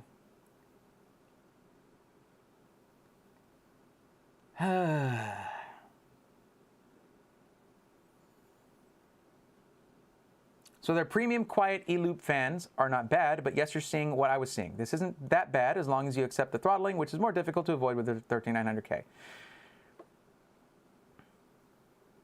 Or Chaos, it is gratifying.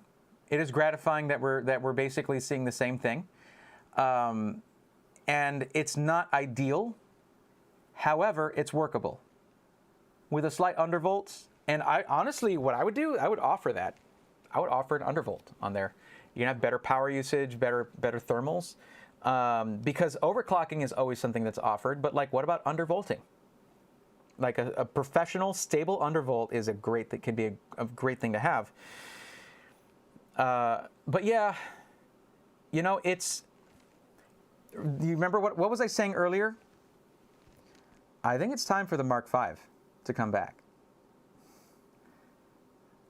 Because as wonderful as a Talon is, and it is, I think we can all agree that this thing is an engineering marvel, that it did so well, considering that even a 13900K in like your typical airflow case or whatever that just has mesh and tons of fans is still going to have, it can still be difficult to cool. Okay, it can. Considering that, this thing is able to run multi-core workload bursts and not come near throttling. Well, come near throttling, yes, but only for like a split second before this AIO does a hell of a job, considering that it's not like an open air setup, that it's having to pull that through these. But that's because these are designed with this AIO in mind. But with that being said, hardware, I don't see Intel slowing down. I don't see NVIDIA making things cheaper and smaller and less power hungry. No, they're both going on an upward trend. It could be the time for Falcon Northwest to develop their own version of a 420 millimeter all-in-one liquid cooler. You know, that would be insane. But like, bring back the Mark V. You know, I've talked about this before, but with EVGA leaving the GPU market, I'm pretty sure I'm never going to own a Kingpin GPU. At least not a Kingpin EVGA GPU, right? That was one of the things to get. That was one of the ooh, yeah, wow. And I'm never going to own a Mark V that I dreamed about as a kid. Now this right here, this is getting there. This is a Falcon Northwest freaking Talon. These things have been tearing it up for 20 years. 22 years. And just advancing and advancing, right? But the Mark V is the first one I saw, and that name, the Mach 5, sorry. I keep saying Mark 5, Mach 5. I was watching a video about the top 10 Iron Man suits earlier. Sorry, I was confusing my aeronautical engineers. No, this isn't Tony Stark. It's a different one, different aeronautical engineer. But no, the Mach 5. We need to bring back the Mach 5. Sorry, I was calling it Mark 5. That's terrible. I didn't mean to do that. It's not exactly you know, it's close, but not exact. Why did I just leave it on that screen? I should have been running FurMark this whole time. And I wasn't even like in talking head camera mode. My bad. Don't tell me we got another I wonder what air cooler you would pair with a 13600K. I wonder that too. Just get one of the new deep cool ones. Those are good. Or a Vetru V5 should be fine. As a personal PC builder for 24 plus years, braid throwing, you still learn lots. I've still learned lots from watching your channel. You do reviewers are serious, solid, and offer great insight for buyers of SI builds. Thank you, Michael Thompson. I appreciate that. I wish I had someone like you to refer to when I first bought a PC. Me too. I wish that as well. That was a long time ago, though. You'll spec it out properly for your workload, no doubt about it. Yeah, sorry, I don't really, seriously, more? How am I? Mark 42? Mach 42. AK620. Yeah, that's what I meant by the deep cool ones. One of the deep cool ones. Yeah, no, they're just going to spam. Any chat that has viewers in it, they're going to spam. Now, of course, I wasn't expecting to get like 200 viewers like we did for Black Friday or Cyber Monday. But guys, this has been more successful than I could have hoped for. Thank you very much for hanging out for it. I really appreciate it. Thank you very much, Stephen and Franco. Appreciate that. You can usually make a 0.04 undervolt stable on 13900K too. Yep, that's raising the PL from 253 watts to 300. Oh, ASUS performance enhancement in the BIOS. Right. Are the 12900K, 13600K, 13700K similarly hard to cool? Nope. The 12900K, yes. And the 13900K, yes. But the i7 and i5 are easier. i7 can be a bit difficult to cool. But, you know, a 360 millimeter AIO is usually more than enough for that. And the 13600K can be not bad. It's not bad at all. It's not even anywhere close when it comes to the power draw and heat output. So let's get this test running. What resolution do we want? We're going to run, well, let's just see here. 1440. I'm using the wrong mouse again. I even have them as different colors. Okay, here we go. Let's just set this to 1440. Let's just run a preset. There we go. But I want to run the stress test. I don't want to run the benchmark. Let's run the stress test here at 1440p. There we go. And we're going to go, we got to find our GPU real quick. Let's go ahead and reset this. And find our GPU. Okay, GPU temps are on the board. Hit that one more time. And we will run the stress test. Now this can run indefinitely. Now, one thing we got to do, for my sake, so that I can put expansion cards in here, we got to see about taking off that rear 80 millimeter fan and seeing if it makes a big difference in GPU temperatures, because if it does, I'm going to have to figure out another solution. Look, who wouldn't want this to be like their main PC? Are you kidding me? It's awesome.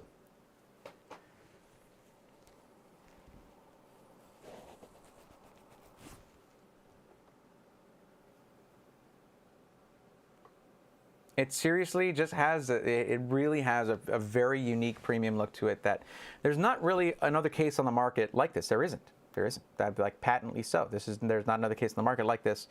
And, you know, it's got my branding all over it, man. I got, this would look, is it not going to look amazing right there? It is. And the AVI Direct system is going to go back over here. Things are going to get mixed up. But I'm basically going to be running two PC setup, one for video editing, and if I ever do get to gaming, but streaming as well. But, you know, doing some of the stuff for stream, right? But the other one, the AMD system, is going to be my motion studio and streaming PC.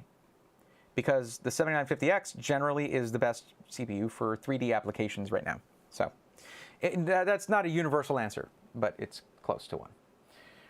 Get the 13700K over the 12900K. That is very true. Yep, it's going to have better work with DDR5. Cheaper and slightly more FPS. I have 12900K and it runs Cyberpunk on Ultra at 55 degrees, but I do have a 360 AIO and 9K spans. Smoky animations. There you go. That's what I was running with my 12900K. It was in a 011 XL. Yep. Wish I could have gotten a 13700K. Micro Center doesn't have 13th gen in stock yet. Really?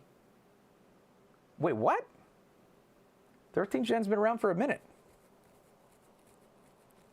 If you have 12th gen, 13th gen is probably not worth it.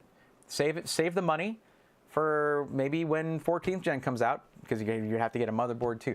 Basically, between Alder Lake and Raptor Lake, unless you're trying to go from like a 12400 to like a 13700K, it's not going to be a life-changing performance bump.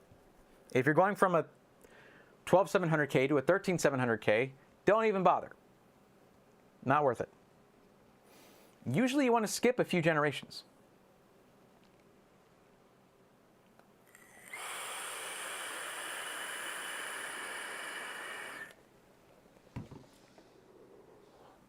You know, it's funny because I literally have the means right now to do a smoke test through there, but we're not going to do that. I don't want to do that.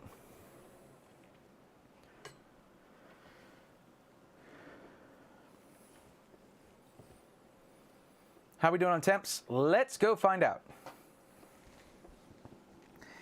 And we are good. We're averaging we're averaging 69. Very nice. 69.2 is the average for the overall GPU temperature. The hotspot temperature averaging 78.3, but that's the hotspot. Generally, the first number is one you want to look at, and our maximum was 76.4 degrees Celsius. Now, if we gain 3 degrees, we're going to be bumping up to right around 80 degrees Celsius for our maximum. That's okay, because we can see that it can cool beyond that. It can keep it cooler than that. We should average about 73 degrees Celsius, based on what I'm seeing right now. The current temperature, though, is 77. That's pretty hot. I don't know why our average is that low, because I ran it. I know I reset this, though. When I reset it now, it's just going to have a really high average. But yeah, it's running 77.2 degrees Celsius. So it's going to run at about 80 degrees, but not as if it wanted to push much past it. Virus protection is out of date. Tap or click update. Click to update Microsoft Defender antivirus. Interesting. Just depends on how old the image is that they use to image the drives. But I don't know if they use images, or because that's usually a great measure for building a lot of these very quickly. Yeah, things can get out of date just while something is being shipped. Not too worried about it at the moment. I want to see something really quick, because this color looks startlingly close. The one that I'm looking at on the RGB. Yeah, I'm going to do this while. What's it? Did I say locating?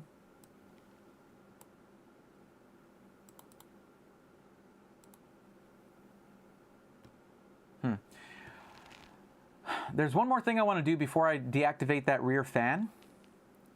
Oh, here, remember this. We're looking at, like I said earlier, the way to test this case is not to put mid-range parts in here. It's to put the 2 hottest components in the consumer desktop market to the test. And we're talking about the 4090 and the 13900K. Let me see what we got. Let me look and see if they ran. I believe they ran Furmark, right?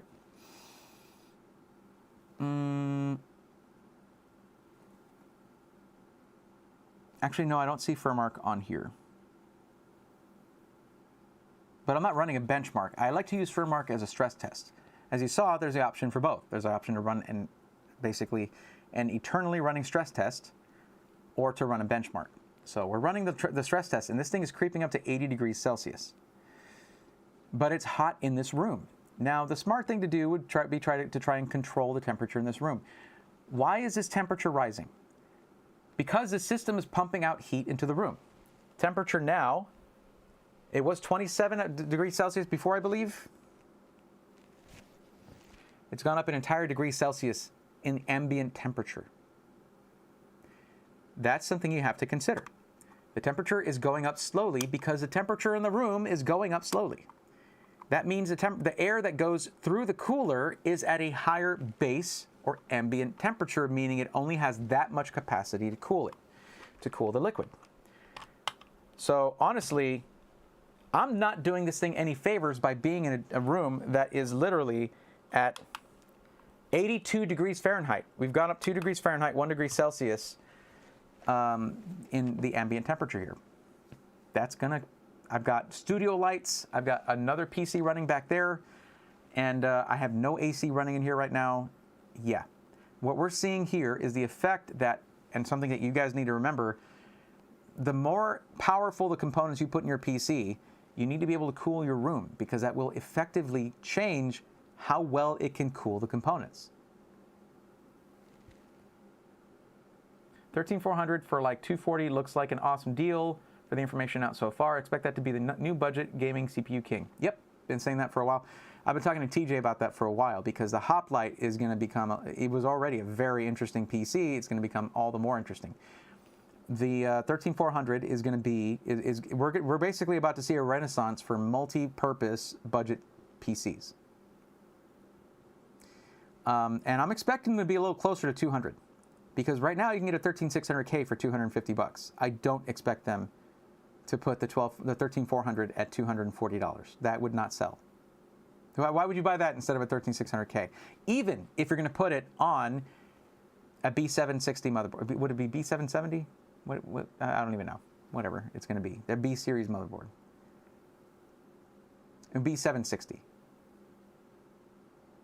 I guess. Whatever. I'm tired. Your ambient temp is our summer nights here in Australia. Yeah, I'm also in Texas, so it's winter. It's approaching. It's late autumn right now here, and that's just how Texas is.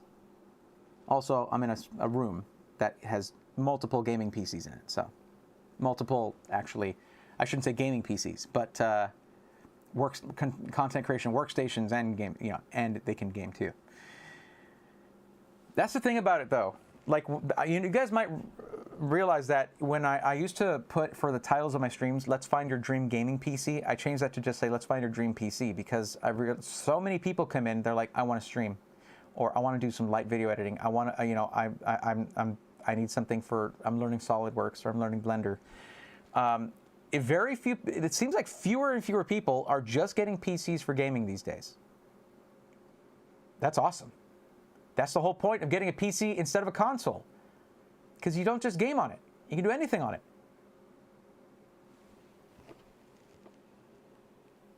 Okay, we're going to hit 80 if we haven't already. We are at 79.9. Yeah, we're basically hitting, let me see.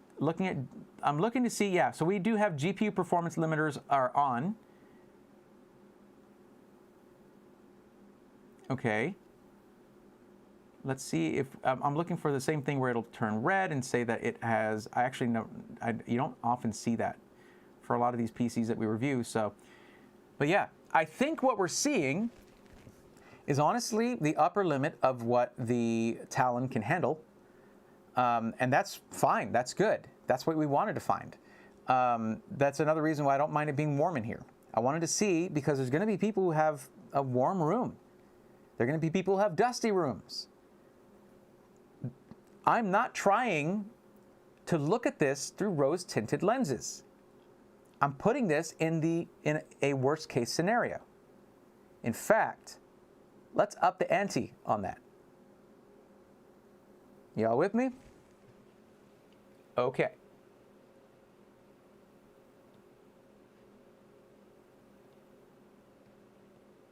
Wrong mouse. I'm just going to do it a lot. That's going to happen.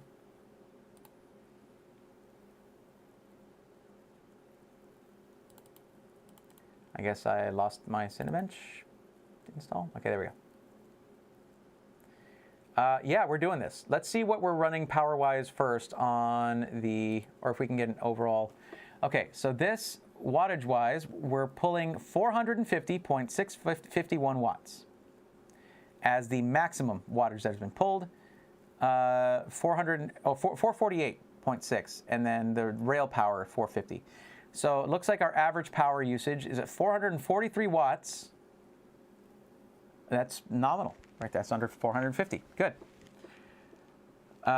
Let's go ahead and run Cinebench, and then we'll see what power usage we get on the CPU. Honestly, I have an actual readout thing that you can use to monitor total system power draw. If you just plug it in between the power cord and whatever. I couldn't find it before the stream, so that's cool. I would have otherwise been able to test that. Let's go ahead and minimize this, minimize that, and that. One thing to remember, guys, I don't just do an unboxing stream and call it done. I want you to know what this thing's going to run like, including if you have a hot room. If your room's going to be 4 degrees lower Celsius than it is here, you're probably going to see better temperatures. That is to be expected. Okay. Okay, we should be able to show both and our wattage. Yeah. Nope, we can't show everything. Let me try to expand this a little bit. I need to turn off tooltips. Okay, there's our GPU power right there. And cool, we have everything. Awesome. Because right now, stop it, get out of there. Right now, CPU package power maximum has been 45 watts. That's it. We're going to run this. We're going to run both of them.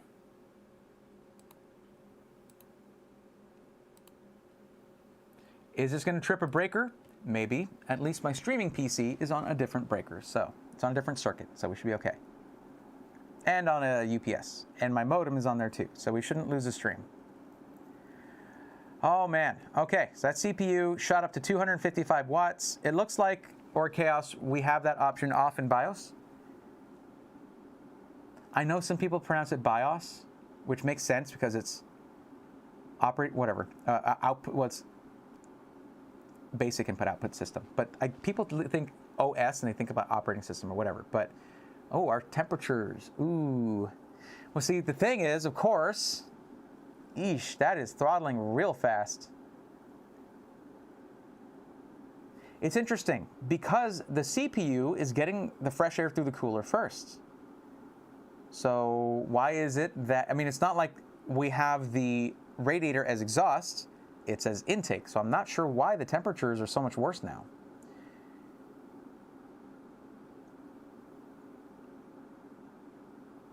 Whatever, I was on a tangent. 263 watts is what we're hitting now on the CPU for overall CPU package power. And we're also running about 450 watts on the GPU. Now would be in a very interesting time for the GPU to decide to do a 100% 10 microsecond transient power spike. Just jump up by 100%. That would trip OCP, but I don't think that that's going to be the case.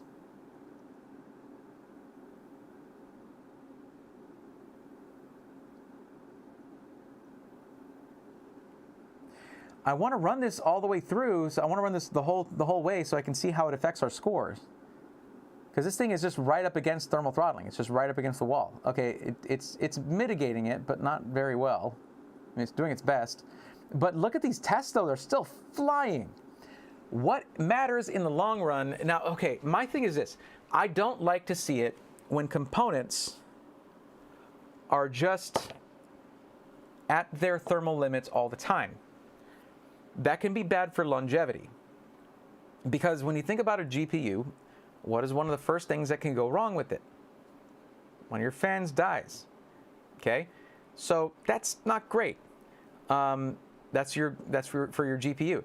For your CPU, just overall, just running against the thermal walls all the time, you're going to lose some performance. And yes, it can lose some longevity. But really, I feel like the GPU is the one that I worry about more. Because the CPU is really, it can be sensitive to voltage and everything. Like basically, if it's not running the most voltage through it and everything, it's running up against thermal walls, but I don't know, it's a little hard to explain. The GPU is what I'd be concerned with because the CPU itself, it doesn't have to cool itself. It doesn't have a built-in cooler. You apply the cooler to the CPU. The GPU comes with the cooler and the fans for that can break.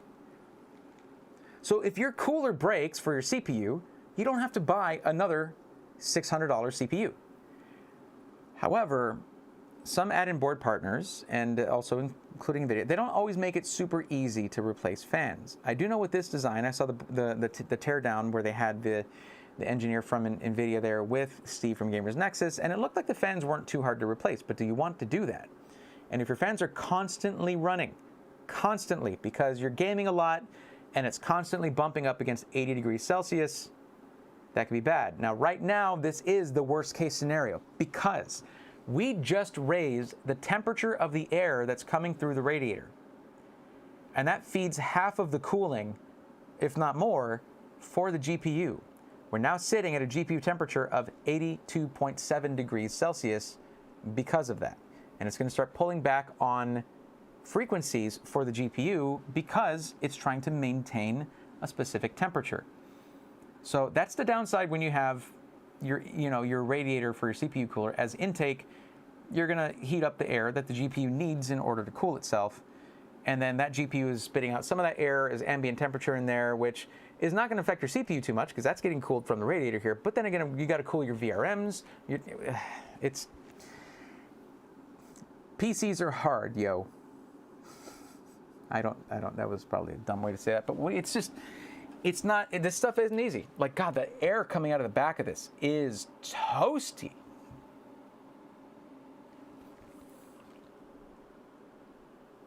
We're still at 28 degrees Celsius in here. I mean, there is some ventilation. You have a return for the AC and all that. Like, I just don't really get, this is an upstairs bedroom in the house.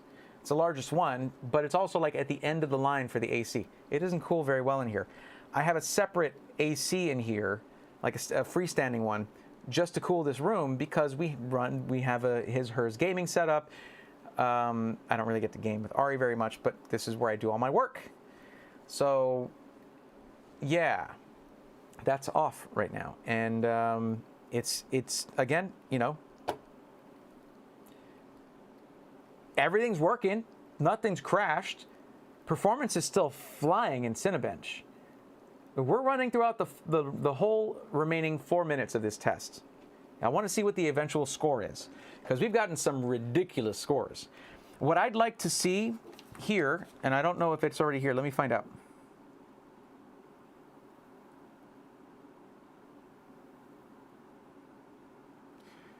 Okay.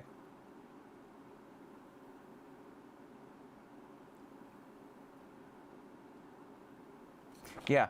What we need to know, for those who are going to actually dig into this, ambient temperature for the testing area. That'd be cool to have.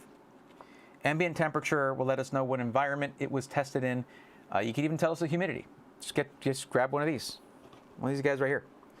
There's some of these that will actually track that information over a period of time, so you can see ambient temperature changes over the extended runs of some of these stress tests. But really just one number. What is the ambient temperature? And I'm sure it's a controlled temperature for you guys. What is the ambient temperature, so that we know when we see that, hey, when we ran this test here, let's see. When you ran the Heaven burn-in test, max GPU temperature 74 degrees, what's the delta? If we don't have an ambient temperature, we don't know the delta. You know what I mean? Very useful. So I would add that to this.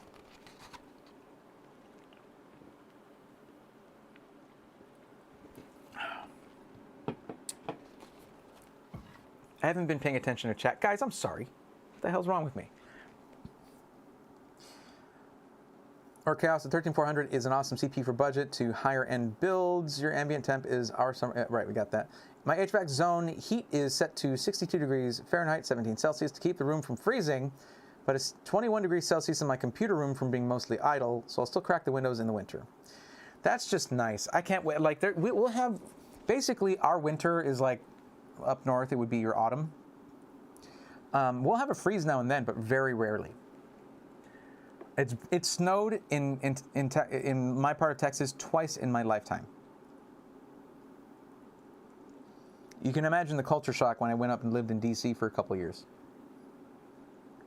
Especially with everyone doing video chats now on top of streaming, video, music, and everything else.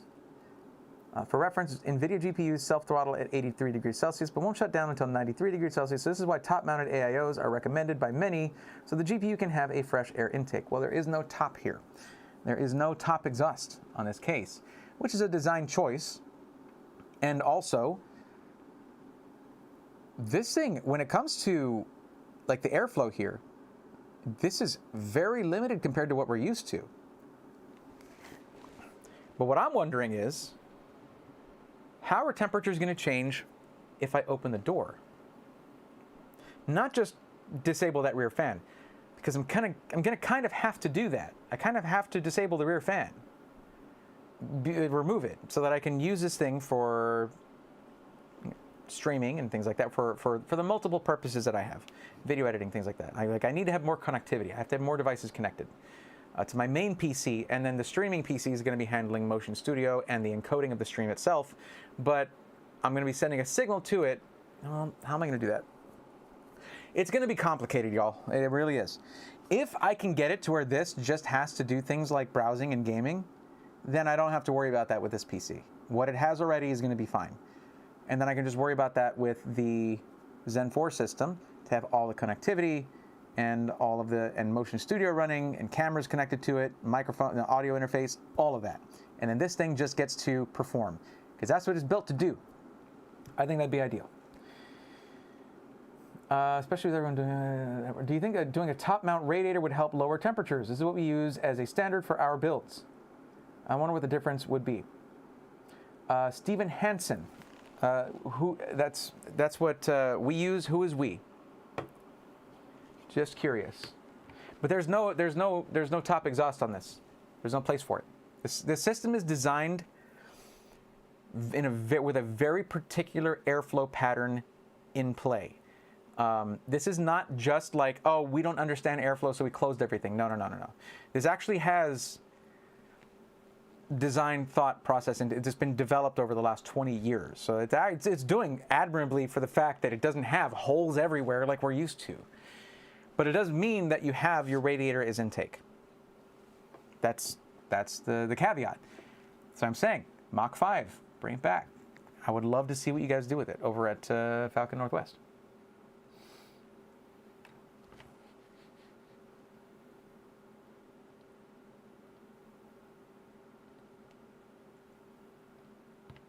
Christmas last year was 80 degrees and high humidity where I am in Texas, nice and steamy. Yep, nope, that's what we're used to. That's what we are used to. It gets fatiguing after a while. Here's how it works. Every summer, I'm like, why do I live in Texas? And every winter, I'm like, oh yeah, that's why. It's nice in the winter that we're able to just walk around in jeans and a t-shirt usually, maybe a hoodie. I love hoodie weather. Hoodie weather is my favorite weather, and that'll usually go from like late November to, I don't know, March, whatever, I don't know. It warms up pretty quick after a while. And it's just always humid here. That's the problem. You can't sweat properly here. That sounds like it's gotten quieter. Let's go take a look. Okay, so our score, 38,362. Even with the CPU hitting a maximum of, well, I wish I'd checked it sooner because we can't really trust the average. It's been a lot lower for a while now. But even hitting a maximum of 102 degrees Celsius, which was probably just for a short time, where it was like, whoa, pull it back. We're still 3,000 points, roughly, over the score that they cited here, 34,669 for their 10-minute loop, which we just ran a 10-minute loop while running Furmark. Furmark is still running. Worst case scenario. Furmark is still running. Bam. All in all, very impressive. It's not miracle. It's not miraculous. And I wasn't expecting that. This is still a big, it's still a metal enclosure, and it's still going to be doing its best to get the heat out, but it's not going to magically get rid of all the heat. That's not how that kind of thing works. But within its limitations that are part of its design, it's working great. I mean, heck, I've seen systems that have 420 millimeter radiator have issues hitting 100 degrees Celsius and then have to, this system right here, and I'm going to be covering this, by the way, in the review of this system here. when it was first sent to me, had to be undervolted. They couldn't get it to not hit 100 degrees Celsius in certain benchmarks. Now, we all know that's okay with the 13900K. Like that's kind of like how the 7950X or 7000 series Ryzen will hit about 95 degrees Celsius. Like, they're designed to reach the top of benchmark charts, not to run quiet and cool. They're screaming demons. That's what they are. God, I cannot read this for the life of me. I cannot. Can I just maximize this? No, I can't. What is happening with, like, my view here, why it looks so terrible for me, is that it is at 4K. It's 4K resolution, going through Motion Studio, and then being captured, like, and then this is on a 1080p monitor for me, so it's being crunched down, and then I'm running FurMark at 1440p, and running scaling at what, 250, something like. It's just all over the place. So it's very hard for me to read this stuff. Hopefully it comes through in the recording, and we'll be able to see that. Hard to say. Like, I can't see any of these numbers here. Usually you can kind of... Okay, well, we'll just... Okay. All right, we got it. Thank you. Our average temperature, though, was 79.5, but it did reach a very high maximum temperature. That's usually a spike of temperature that you'll see. And then the fans will really kick in, frequencies pull back, and then it will... but yeah, this is not shutting down kind of temperature. This is when it starts pulling back on performance to help maintain thermal limits. But yeah, I mean, honestly, I knew if I had the room kind of warm and I ran both of those, which means the GPU suddenly is getting way hotter air. That CPU is running at about 100 degrees Celsius. So the air going to the GPU to cool it was hotter. That can be the case. Now, usually you're going to do, like, I'm gaming. You're going to be more GPU than CPU. Okay, and you'll be fine. Or if you're coding, it's going to be more CPU than GPU, and you're fine. There are not many applications where you're doing heavy CPU and GPU, but like sometimes in video editing, it gets like that. You're running a whole lot of effects and overlays or things like that, and you're also trying to scrub really fast and do all this kind of stuff. You'll use CPU, GPU, load up your RAM, do all that stuff. It's a whole system load, and yeah, it can be pretty rough. But still, 38,362 score for Cinebench R23, even under those circumstances. Now, let's check out what other tests we got here. Let's get the Crystal Mark. I know I downloaded that onto here, didn't I? Here we go.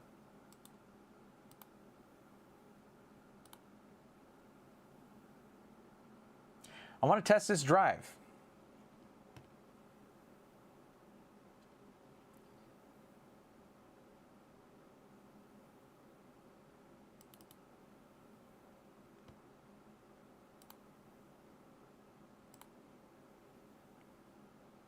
Am I running the wrong one? Probably.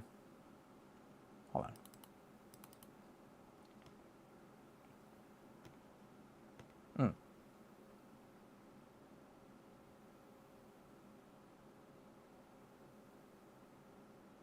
Oh, yeah, okay. I was running the wrong one. It's because of how this was, like, spaced out here. There we go. It, like, the way it carried over. I was confused. Okay.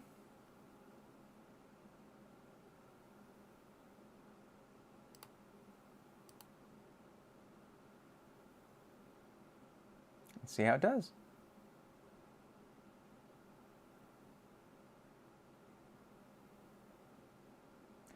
Dang, buddy. All right.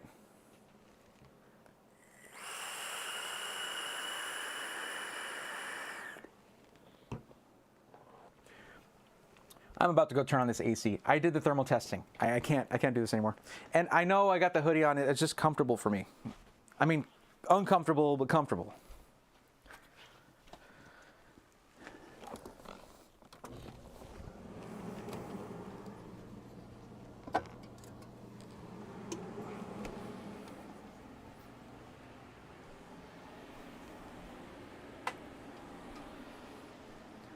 I know my audio is probably going to be garbage. That's okay. I just need some cool air, man. Okay, so the listed speed for sequential write speed is up to 7,300 megabytes per second. We hit 7,015, and this is continuing to run. We're just going to let it keep going. We can come back and hang out here, I guess, while that's doing that. By the way, if you're an anime fan and you like this stuff and you haven't watched Dr. Stone, watch Dr. Stone. Like, you need to. It's so good. Regardless of the PC, whether it's personal, custom build, SI, or OEM, top-end models always look good. Oh yeah, especially when you got that white and purple colorway. Here's something I've noticed. People who like other colors are like, yeah, I like this color. People who love purple are like, purple is the best. It's the color of royalty. And I'm sorry, I'm guilty of that. My bad. It just, everything looks good. It looks good like that. It just does. It pops. How do you set up the benchmarks to be visible on stream? Binary theory, that is a great question. And it's one of the reasons I was so late yesterday, was because of trying to get all that stuff set up. So I have a 4K 60 Pro V2, an Elgato 4K 60 Pro V2 internal capture card in this PC right here. I'm running into that and out of that into this monitor back here, but it's not showing it because I have it's on DisplayPort right now. That's an HDMI connection that I would need to switch to, and I can just do that right here, or I can use the controls on the thing, but I'd rather use this. There we go. There it is. So, and then what I'm doing in Motion Studio is I took that input on the capture card and I made that as like, it's like a webcam. It treats it like a webcam. So it's there actually. And I'm using a foot switch for this. This is my top-down camera. Here you go. Got you. I gotta say, top-down camera came out so nice. So nice, so much nicer. I'm actually getting 4K out of it now. Love it. And you guys get to see how janky this keyboard is. What I got was this.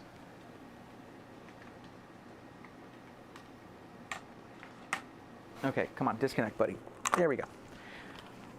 I've been needing to get a 10 key, numpad, and this one is cool because it is hot swappable mechanical switches. And I wanted to do the the stabs aren't very good on this, by the way. The stabilizers aren't very good on this. I wanted to do these pudding keycaps, but I have all my pudding keycaps on this iBuyPower keyboard. So I took all these keycaps and I put them onto this, and I just swapped them out. But there wasn't a function key that was right size here, so I took the F key, I put that, that's my function key, and then there's like a backspace key kind of thing, but there wasn't one the right size here, so I took the left arrow, or it's like a left arrow key, basically, kind of. And then the escape key is here, and then there's a tab key here that I took the T key for this, just because it had to be a certain size, which is like the 1x1, right? Everything else was the same. So this is pretty cool. It's hot swappable. I already swapped out the switches for some Kale Speed coppers. I really like the tactile Kale Speed coppers. Very nice. But this needs some foam on the inside. The problem is this thing was like 20 bucks, $25. So it's like a cheap plastic shell, but the PCB is good and it's hot swappable. Can take 5-pin, all that. It's just the shell is kind of cheap, but it does have some nice RGB to it. It's just USB-C, that's it. It's a Darmo Shark K3. And yeah, I just need to put some foam in there, basically. It's a little hollow. And maybe some new stabs, but I don't know if it's worth it for stabilizers. I mean, key switches can be pretty cheap. Love the Tron style text on the side of the box. Thank you. Yeah, that what is that font? The Big Maca? Sounds like the way in Australia you say McDonald's. Macca's, right? But yeah, thank you. That's typically the font that I use for branding for my name. And I made those sort of like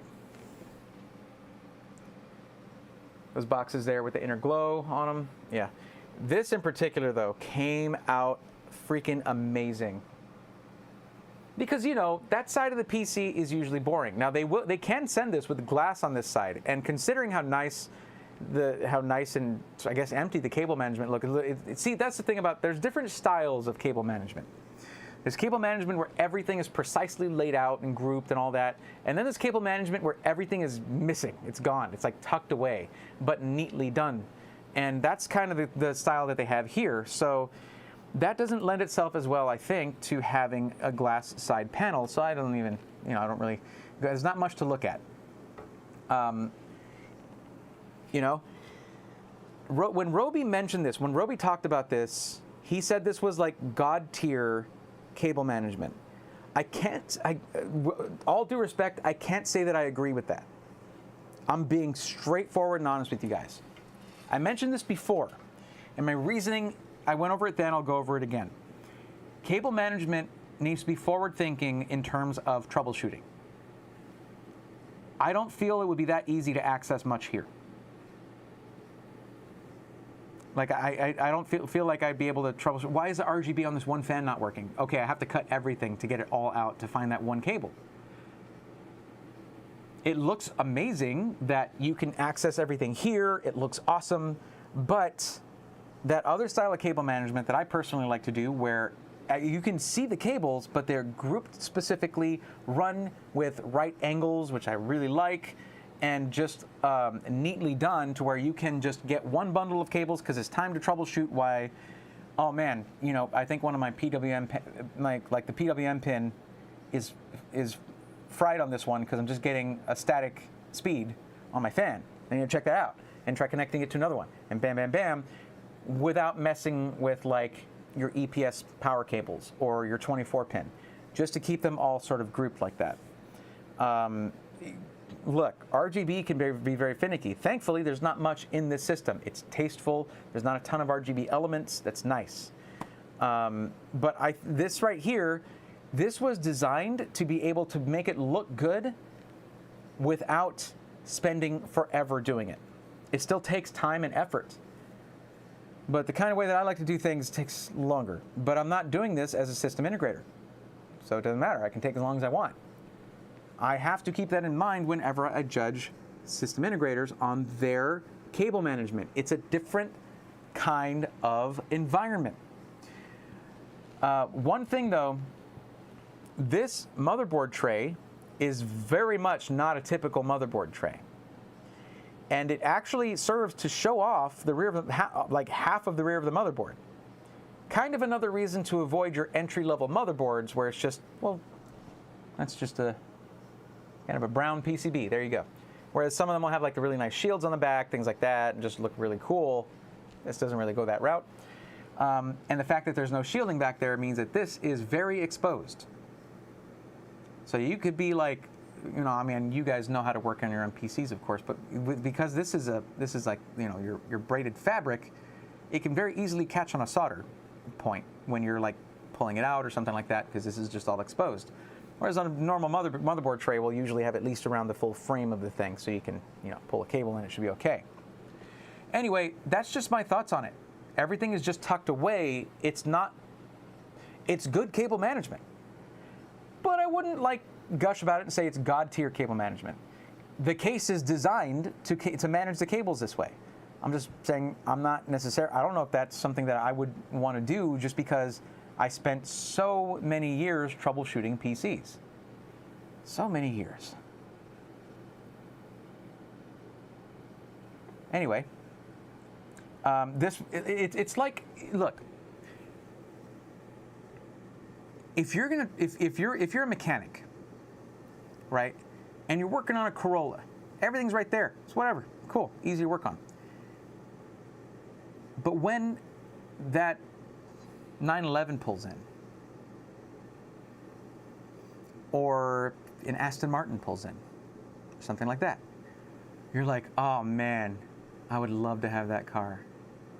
But damn it, now I have to work on it. That's what we're looking at here, I think. Does that make sense? Am I crazy? Macca's, there you go. How much would a reasonable price to pay for a PC like that one? This one's about $5,000. It's going to perform at the highest level of performance. If that's something that you want, this one was a little over $5,000, like $5,200. That's with a 13900K and a 4090. The case itself probably worth, just by virtue of the fact that you can't buy it, the build quality, this is an amazingly sturdily built case. You're probably looking at, because of the materials and everything, $800 to $1,000, something like that. And that's me guessing. I don't know. It could be more. Just there's a lot of aluminum here. There's no like stamped metal pieces on the outside here.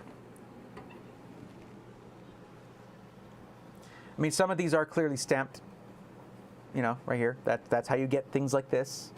These little divots here for putting. See, that's the thing. There's actually places to put cable management here for like your SSDs and stuff.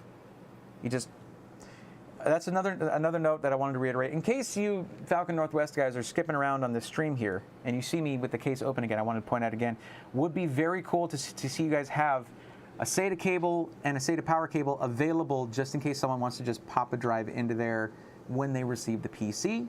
That's something I see some system integrators do, and it's very thoughtful, very nice to see. You could also put it as an option, like, do you want us to run cables for your own drives, that kind of thing. Or do you want to send us your drives? We'll put them in there for you. Yeah. I don't know. I mean, the experience you're going to have if you go with Falcon Northwest is going to be very, very much, you make your order and then you talk to them. Again, really? Hold on. Why?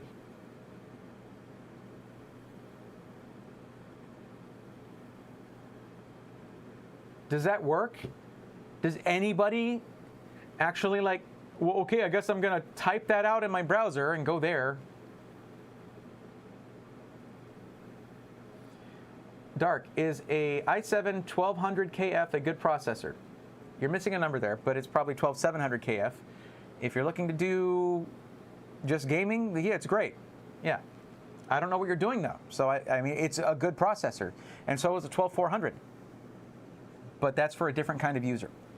So if you don't tell people what you're going to do with it, don't ask questions because you're not going to get an accurate answer. Of course, it's a good processor. So is a, 12600K, 12900K. I usually prefer non-F SKUs, non-F processors, so that they have integrated graphics, just in case you need to troubleshoot your graphics card.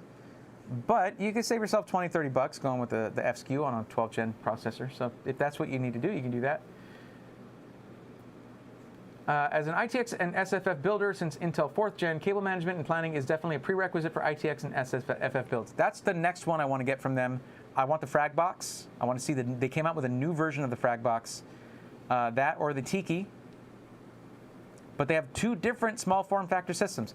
The frag box, you look at it, if you were the type to go to LAN parties back in the day, you're like, I wish I had that. I wish I had that. Dude, listen. The time of LAN parties had long passed. And the girls with at the time, they were all playing very early World of Warcraft. Been into it for a long time. I was into World of Warcraft for a very long time. It's been years for me. And everyone had their gaming laptops. And there I go, showing up with my full desktop, monitor, keyboard, mouse, all that, and at this person's house. And they were like, what are you doing? You brought your home PC? I'm like, yeah, we're having a LAN party, right? They're like, just holding up little laptops, and I'm like, what is that? I don't play on one of those. It's lame. You're lame. They're like, you're lame. And I'm like, it's funny. They're like, yeah, it's funny. So I set it all up. It was awesome. But like, it also sucked because like I had to pack all that up and go afterwards. But the frag box, yeah, that can house the same hardware as this. Well, different motherboard. When we did LAN parties, we all had desktops. Yep. Yeah, gaming, maybe for some streaming, but mostly gaming. It can do both, yeah. Have you had any problems with the 4090 cable melting? Islander Scotty, no. The cables don't melt. And that's not a thing. Some of the connectors had melting issues. The cables didn't melt, but the connectors had melting issues. 50 out of 120,000 4090s that were sold, 50 of them had that issue, and it was shown. Almost everyone who showed, pretty much everyone that showed a picture of it, it had markings on the connector showing that they hadn't plugged it in all the way. The cables are fine, the connectors are fine. They might lead to it, the design of the connector doesn't lend itself well to being easily connected fully. You just have to make sure you connect it fully. So no problems with the cables melting. Thanks. Just be sure that you're not spreading misinformation there. Because, you're asking a question though.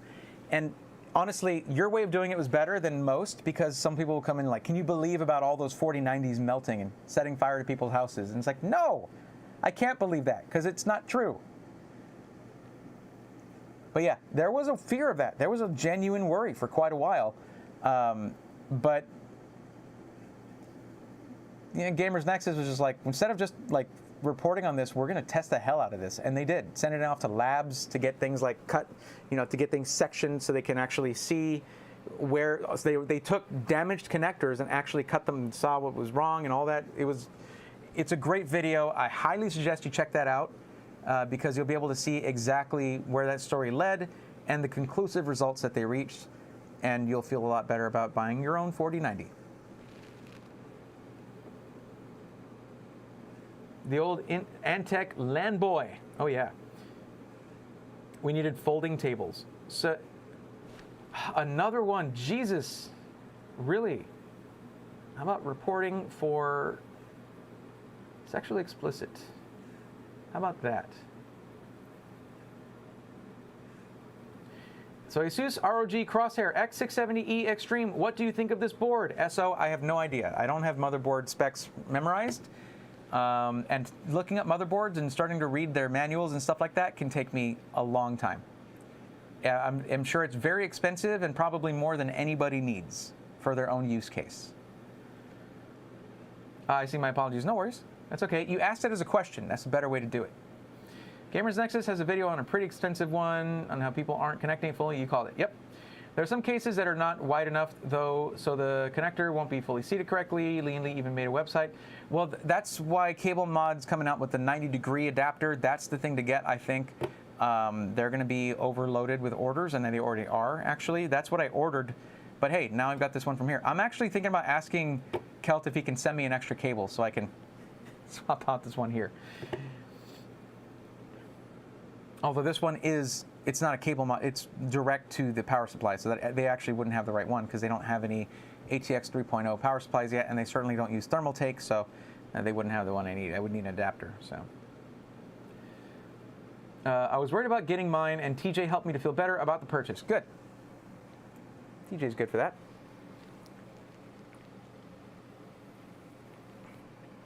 It's funny, in a roundabout way, this is because of TJ that I have this. Because, again, he introduced me to Jake, who introduced me to Kelt. And Kelt was immediately like, he told me, he was like, I had come across a couple of your videos, but I hadn't subscribed. I basically binged on your channel all night. I really like what you're doing, and I want to put one of my systems in your hands so you can actually test it. And he said, knock on it. Try it. Give it while it's running, whatever. Because I know I've told you guys that already, and I've done this and like whatever. Until you feel it, it's hard to communicate it. Like this, I sound like Doug DeMuro. This thing is smaller than like the P500A back there, and probably heavier. It's like armored, bro. It's crazy. You don't have to worry about accidentally kicking into this thing. Don't do it. Don't put this on the floor. PCs off the floor. Get yourself a little riser thing. They have carts where you can put your PC on for 20 bucks on Amazon. Do that. Get off the floor. But you can knock this thing around and it'll be fine. Don't do that. And it has a glass panel. You can get it all metal panels if you want. If you want like an armored PC, this is the way to do it. But yeah, man. I also want to mention that the diffusion on those fans is very good too. I see 0 hotspots on those. But that's the benefit of going with subtle RGB. Braythorn, it's been a cool stream. I'm heading out though. Cheers. You got it. Is it waterproof? No, it's not. It's not claimed to be either. It's a beast. Yeah, it is. I gotta go back. What was I doing? I was doing a benchmark. I'm sorry. I got distracted. I'm tired. Oh, we got our crystal mark. Okay, so this is about even on both sides. We're supposed to have 7,300 megabyte per second sequential read speeds up to that, and we got 7,015. And our sequential write speeds are supposed to be at 7,000. We got 6,837. We did well on both counts. That's within margin of error, I feel. So, well, a tiny bit slower, but really very much up there. And then we have our sequential 1M and our randoms. Randoms are looking good. Yeah, everything's looking good. Hey, I'm telling y'all, Kingston is doing great things right now. Like, it's very impressive. So good. All right, I guess we'll do a little bit more testing. What else we got? We got Unigine Heaven, but that's they ran that as a burn-in. They didn't run that as a benchmark, so that for us to be able to compare to. They did run. What else did they run? Look at that, down to 26C. Heck yes, this in-room, this little standing air conditioner thing, awesome. I feel much better. Okay. Let's see, what else? Oh, 3D Mark. 3D Mark. I have 3D Mark. I need to install Steam. Ah, geez. Okay, I need to do that anyway. Let's do that. But I'm going to go back to this while I'm doing my Steam log. I can't see the screen now. I've realized the problem with my particular setup here. All right, I got to turn around and do it then. Excuse me. Oh, that's going to be this. It's still going to be this mouse. Okay. It's so much faster and snappier and smoother using this screen here. This is what I should be using, but I'm not. I basically need to get another 4K monitor for out here for testing anything that can run 4K.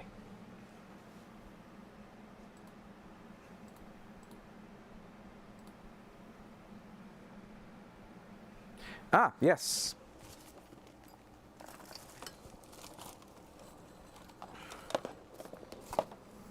Internet.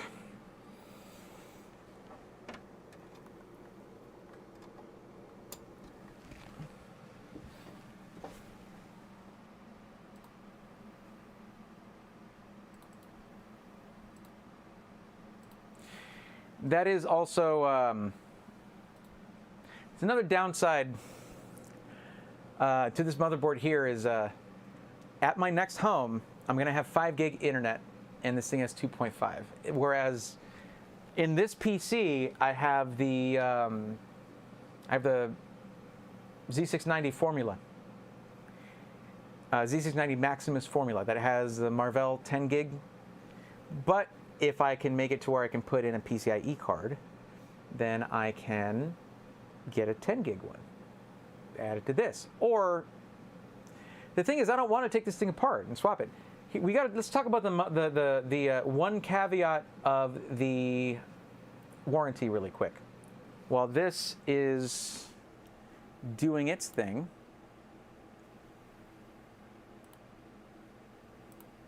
I'm going to borrow this real quick. Excuse me. And you guys get to look at the table. There you go.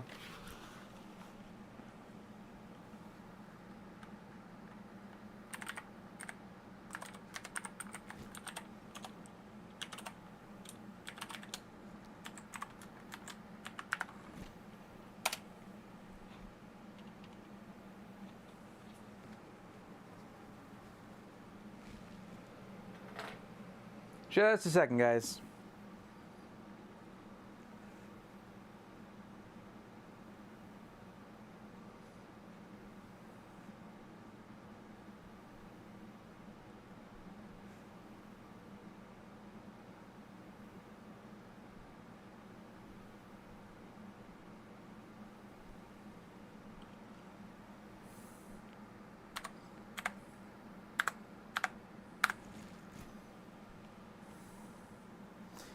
There we go.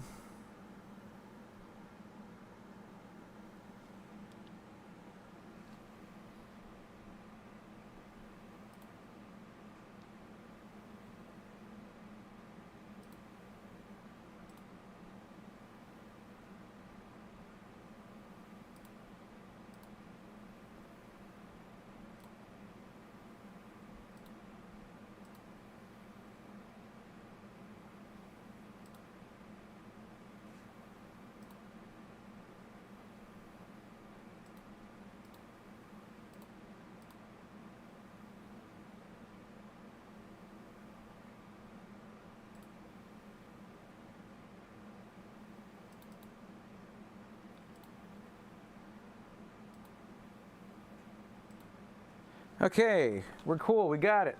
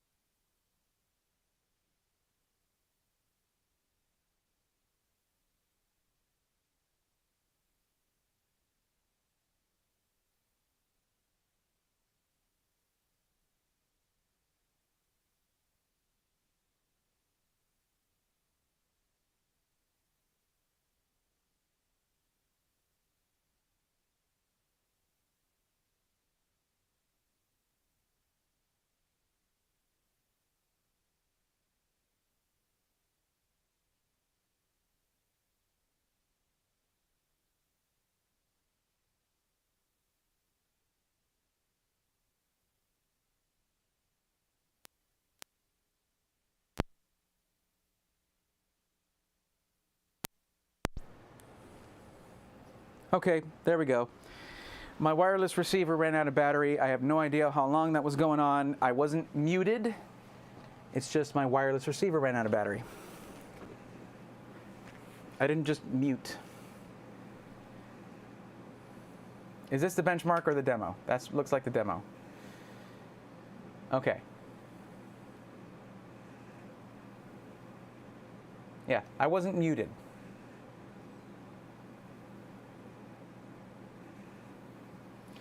DD, this dude's is a doofus. Well, good news for you. 69 Mega wants to talk to you. Now, which one of you should I ban? I guess I'll ban the spammer.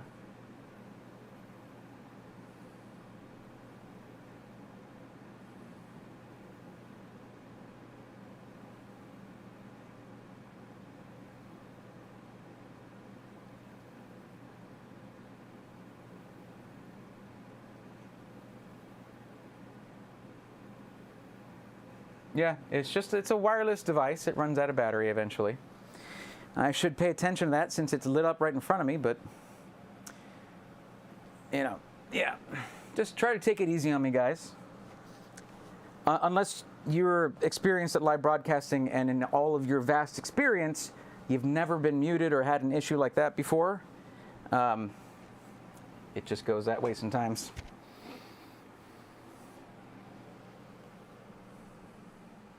But for those of you who are patient, I definitely appreciate it.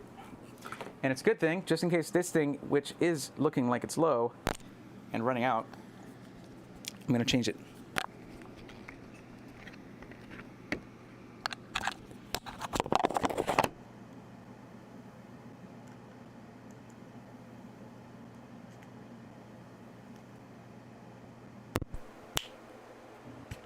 There you go. Now this is fresh battery. That's on a charger. We're good.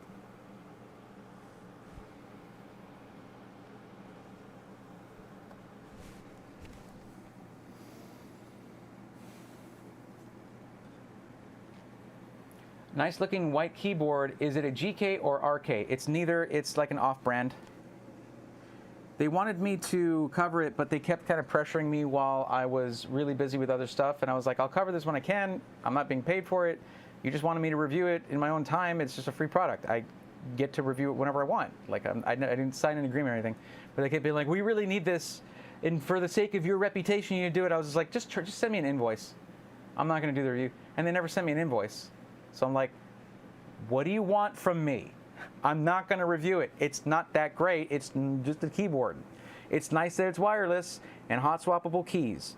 But like, it has this cover that goes over the top.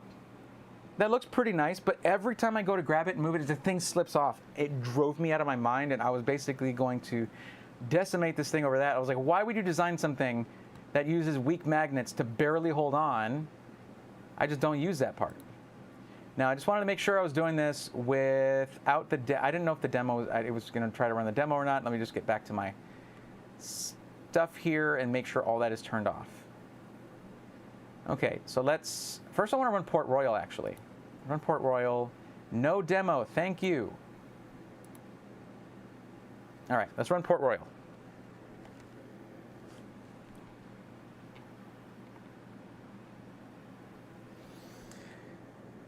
It's all good, things happen. We didn't hear past rearranging the keyboard, 4 to 5 minutes. Didn't hear anything about the ear pods. No worries, these things happen, bro. Forget the haters. Yeah, I'm good. Awesome stream of coverage, Bray. Appreciate all the time you put into this. Thank you, Middle-Aged Gamer. We appreciate you, brother. I appreciate you. Thank you. I'll tell you about these. While that Port Royal is running, these are from Anchor Soundcore. They didn't send me. I bought these. I bought these on Black Friday, or on the lead up to Black Friday anyway. Oh, they still left this little sticker on here. Oops. But I really just got them and started using them. But they're pretty nice, actually. I had the Liberty whatever Soundcore ones. They were good for a long time. Liberty Pro, whatever they're called. But these are designed to be used with VR or a Bluetooth device or your PC. They kind of do it all. And the way that they do it all is by having both Bluetooth and 2.4 gigahertz wireless over a USB-C dongle that you can plug into your like Quest 2 or your PC. And if you use it on your Quest 2, that's an input for pass-through charging. It's sick. It's so nice. If you just want to use them as a Bluetooth headset, you can. It has like audio profiles and like EQs and stuff like that. But yeah, using them also, you can use them as a gaming headset for your PC. It's really sick. I like things that are that multi-purpose, and plus I like it when you have a dongle that stores with everything else and then charges up in the thing. And it was like $80 or $100 or something like that for something that's that multi-purpose. Very, very cool, and I really like the way they look too. Kind of complements the Quest 2 aesthetic. Alexander PC says, well, you beat me to owning a PC from Falcon.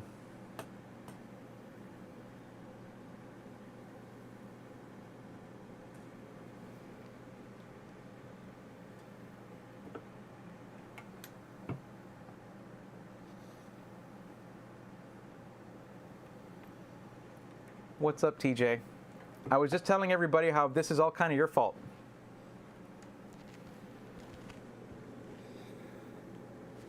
Because you introduced me to Jake, who introduced me to Kelt. So, thanks, man. I actually had some feedback over it. There's some things that, but that's the thing. This thing has been around for 22. The Talon has been around for 22 years, and they've never stopped improving upon it. So, any feedback that I can give, I figure is like that's the benefit that they get from me over it. But yeah. You can kind of see, so now you can't really see the top, but the top also has the stripe kind of continues up the top. Hello, focus, thank you. The stripe right here kind of continues up the top. It's absolutely sick. Very, very cool, and built like a tank. It's freaking awesome.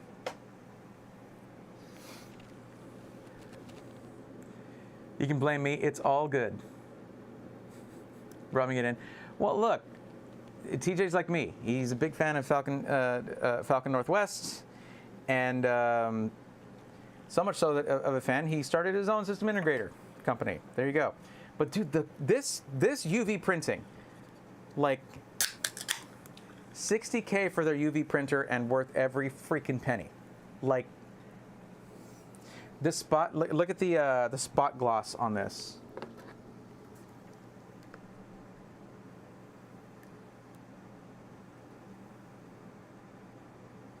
Just on the outline. Right? I should just be farther away so you can see it better. Freaking awesome. But it's funny because he was in the Twitch stream last night, and he's like, I finally get the LGN thing. I finally get it. But there were some comments I had about the case where I was like, this could be improved here, that can be improved there. Like, basically with their front panel, it has this RGB element here, and I was saying that this comes off pretty easily, actually. But this could be contacts, spring-loaded contacts instead of just a regular RGB cable, just so that you don't worry about damage, because these can be very easy to damage. You got to fiddle with reconnecting it every time you want to put this back on. And because this is double filtration, like I didn't like the double filtration. That's not a thing that I'm really a big fan of. This is like plenty of filtration right here. So the filters in here are just kind of a pain to clean because they're recessed. And you can take them out and leave them out. And that's probably what I'll do in the long run if it doesn't, negatively affect the way they have the pressure set up in there, the airflow setup. So just little nitpicks. It's a monster. It's an absolute monster. And like, it's doing a great job, but yeah. Literally since the 90s. Guys, does this sound familiar to you? I've been a Falcon fanboy literally since the 90s. Ding. The Mach 5 is part of what got me into PCs in the first place. Ding. You sound like that was me earlier. Reminiscing about being in Walden Books and like digging through the PC magazine there and seeing that Mach 5. And that's what I bought. I bought that magazine. I didn't buy the Mach 5. I couldn't buy the Mach 5, but I bought that magazine. I was like, And that's what led me down the path of craving high-performance PCs and really wanting to get into it.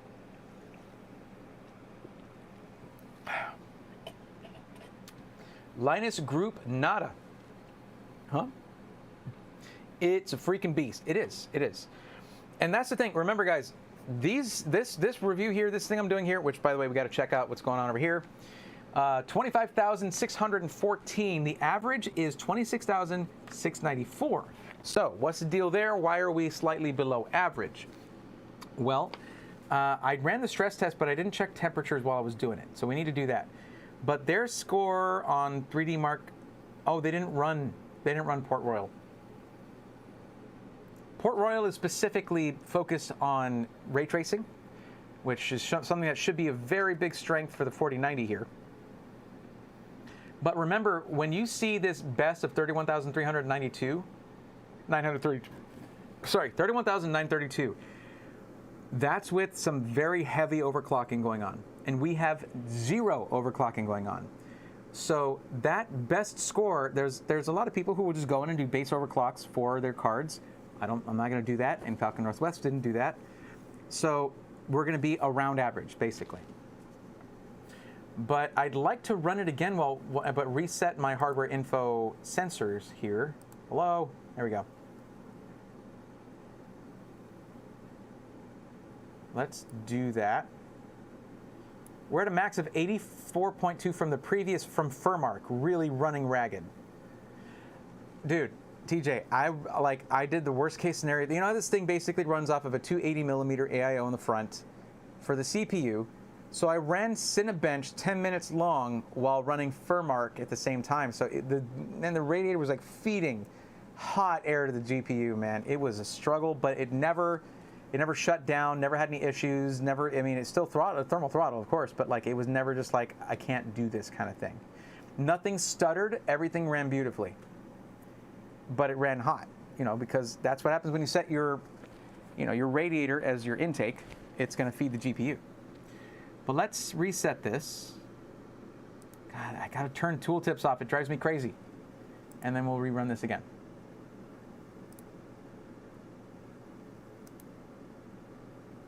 Oh, let me reset this at about the same time. I need a hotkey for that. I'm also going to turn off tooltips because it's really driving me up the wall.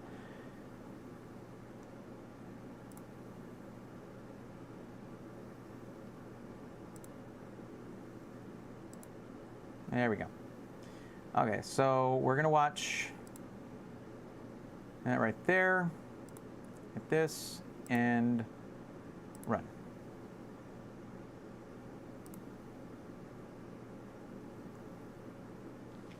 I want to see what temperatures do here. I should have been checking that. I'm tired. I usually would end the stream 30 minutes ago. God, again, dude, what the hell is wrong with this? Like, dude, I don't get any spam when it comes to streaming on Twitch. None.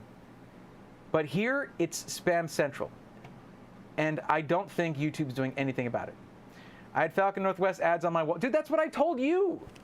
That's what I told you. Except I said Lamborghini Countach. Seriously, we're just same person, mirror dimension. That's what we are. Dude, the scaling setup is so whack. Looks great over here. Looks great on this monitor. But trying to run it on a 1080p monitor over here through Motion Studio, it's like, what?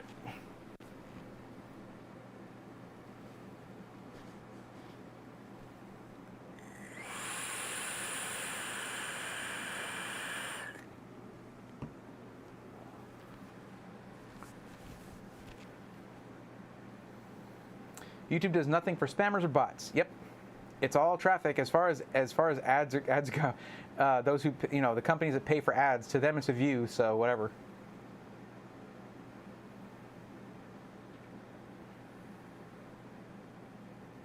Oh, by the way, TJ, I saw Derek's video on the Viking build.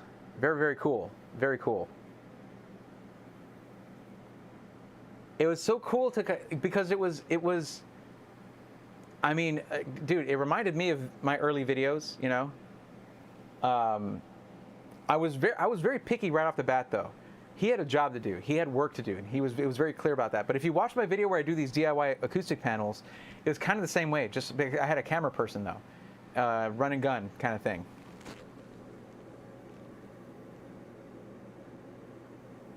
Y'all didn't want a free date? No, thank you.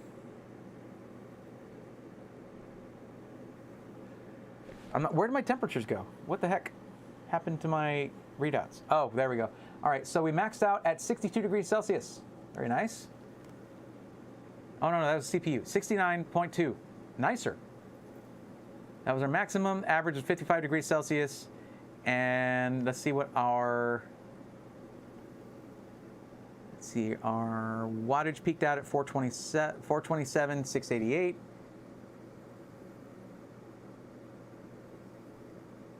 GPJ clock, 2745 megahertz. 2745. Very nice. 25646. No overclocking, none of that. Right around average. Very good. Let's look at one that they did. They did run Time Spy. So we'll run Time Spy without the demo. Thank you very much. Yeah. Don't get me wrong, the demos are cool, all right? But, like, we don't need them.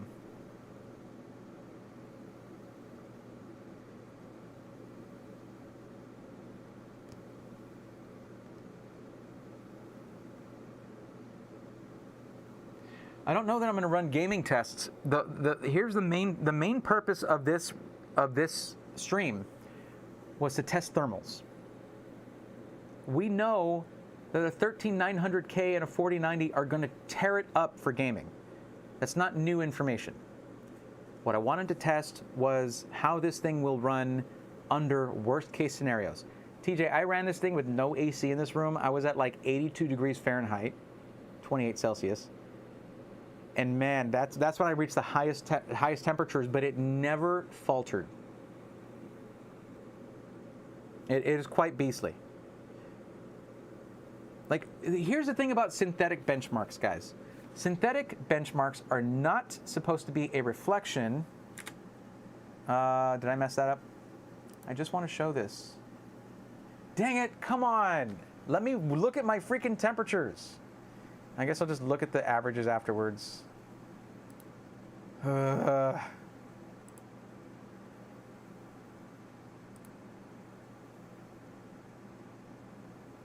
Let me hit this one more time, because the longer it runs without you running anything, it can affect your averages eventually. All right, there we go. Hit that, and bam. Okay, sorry. I basically need to run like multiple monitors on a test PC or something, I guess, in order to get the best, to be able to get the most information out of it. I have a portable monitor that I should be keeping that stuff, but you can't see that. We're building a, what? A Galleon PC case. It's gonna be enormous. Good Lord. Derek and I are planning to gate crash Ubisoft's Skull and Bones launch in March. Sweet. Shouldn't that GPU be pulling like 600 watts? Jeff DeVoe, that's what the cable is capable of doing. The 12VH PWR cable is capable of that. And you can overclock the 4090 to up to 600 watts. It could actually pull over that.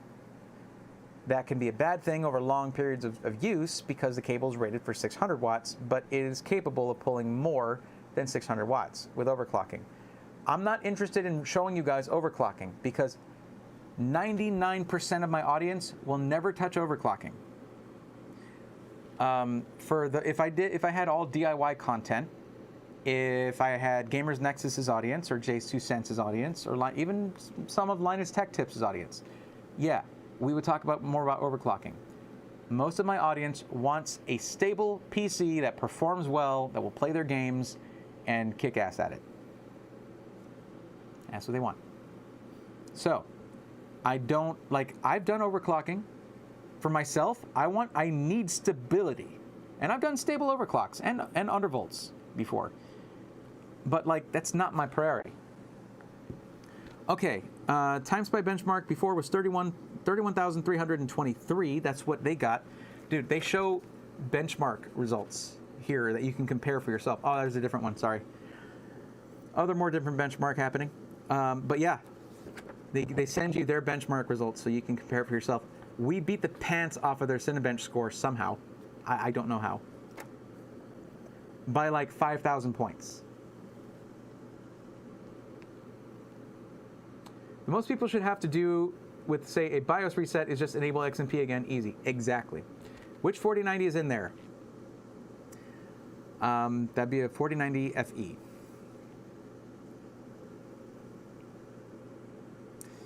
Yeah, it's huge. But it's not like a lot of other 4090s where like they have more than 3 slots taken up. This thing takes up like exactly 3. Is it 3? Yes.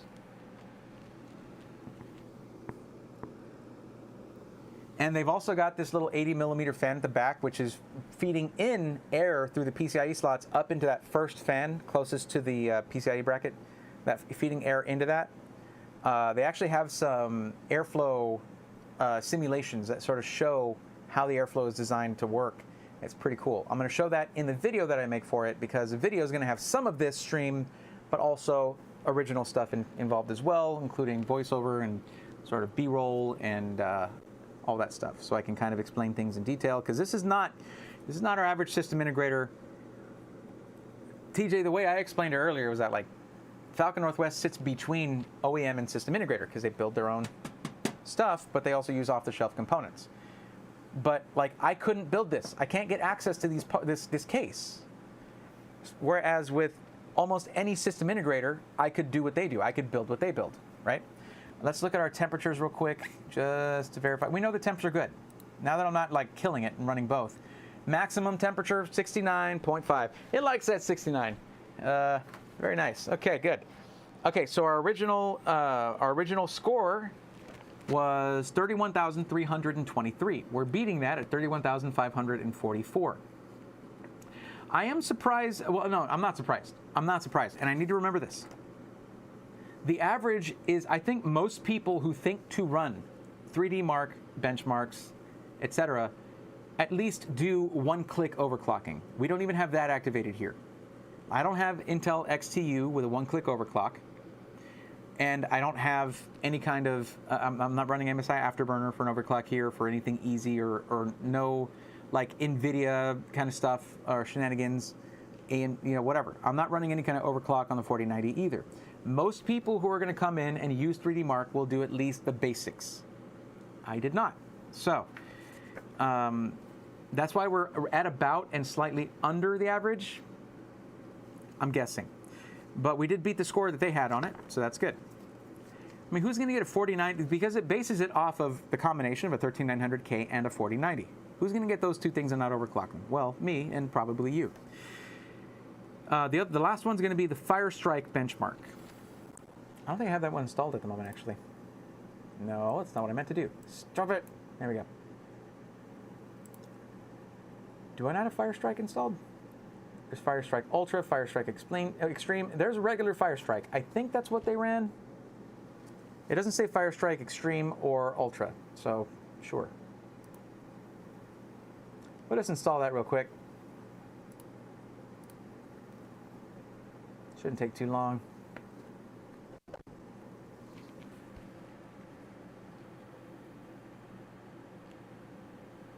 So the thing about synthetic benchmarks, okay? Running a synthetic benchmark overnight can simulate the workload of like gaming for a week or so, like the amount of wear or like the amount of stress it can put on a component. Synthetic benchmarks are meant to go beyond what normal use cases would cause stress-wise to your system. That's a gross generalization, I know, but generally true. FE, wow, they get all the cool toys. Must be because they've been an NVIDIA partner since like forever. Jensen used to sit in on their conference calls back in the day. Yeah, I know. We don't get FE models here in Australia. Yeah, so the reason you may have been beating their results is that if they run Cinebench after running other benchmarks, the CPU may have been throttling more than you just running it standalone. Well, I just beat both their, I beat their Cinebench score and their TimeSpy score. So now we're going to see about Firestrike. We'll see how that goes. but also it could be due to like ambient temperature there. Maybe it's maybe their lab setup there is hotter. I don't know. They're probably running a whole bunch of systems right next to each other, I guess. I don't know. They don't really do a lot of bulk. You get one builder building your system from start to finish the old way. You know what I mean? So yeah, I don't know.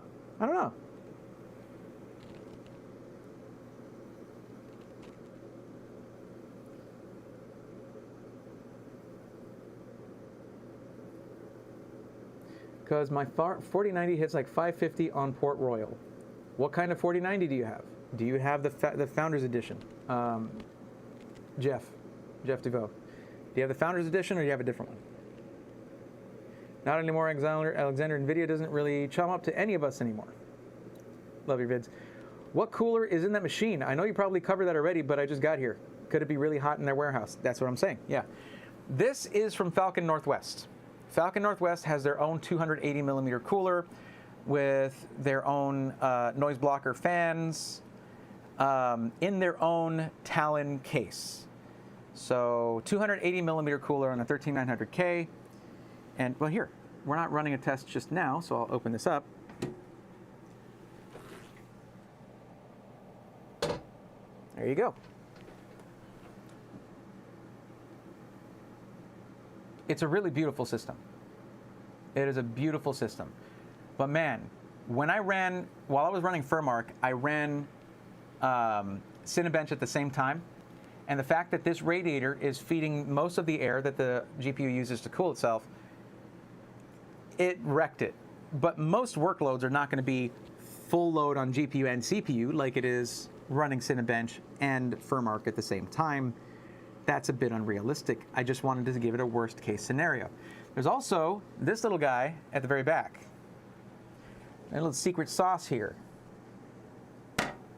That is an 80 millimeter intake fan for this that feeds air directly to this fan on the FE right here, which then exhausts right out the back. So just a little, just to cool that part. Pretty cool. Oh, I know I probably wasn't showing that very well, but just like that first fan that's right there. Gosh, this thing is chunky. So the downside here, I actually need to unplug that fan and try running some thermal testing without it, because I need to, the motherboard they gave me, kind of the baseline Z790, it's the Prime Z790P. TJ, I was actually surprised they even carry that thing. That's the one they gave me, because they didn't specify one. I was just like, whatever you guys want. I'm just thrilled to be here, you know? But I need to test it without this because I need to put in a couple PCIe cards. And thankfully, the Z690P is running a lot of that stuff through the chipset, so I can basically put in expansion cards to my heart's content, the 3 that will fit, at least with that GPU, and not worry about bifurcating the GPU lanes. So that's kind of nice. Okay, what am I doing? I'm going back to this. Let's see if Firestrike has... Yes, it has. We don't need the demo. Thank you. It's up, up, up, up, up. Nope, don't do it yet. Don't do it yet. Don't do it yet. Stop. Yeah. There we go.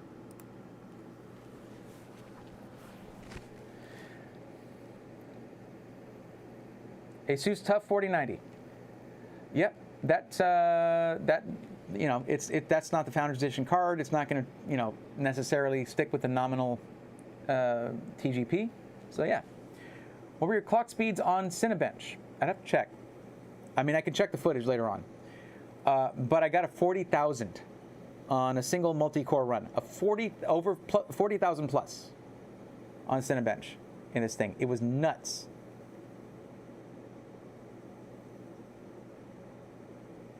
Yeah, this is easy mode for a 4090. They need to be running the tougher Firestrike benchmarks, I think. Oh, yeah.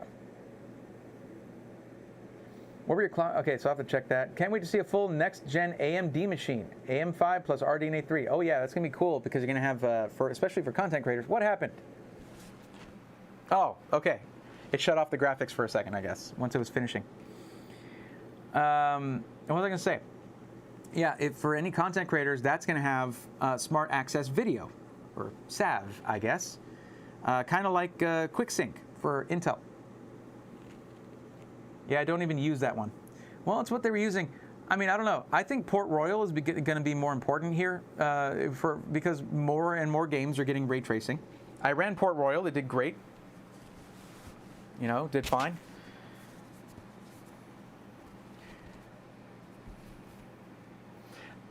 You know what, TJ?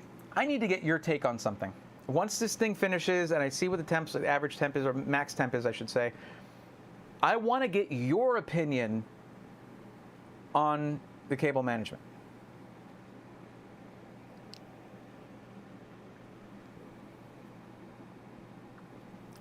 Cable management is different between system integrators and DIY. That's not going to change no matter who you're looking at. DIY, you can take all the time you want to cable manage a Picasso, or I guess that would be kind of a mess. No, to cable manage your own masterpiece, right? But all you need from cable management for system integrators is for it to look nice and function and all that, right? But I still have my preferences when it comes to my own cable management, so that's how I judge things, judge other ones.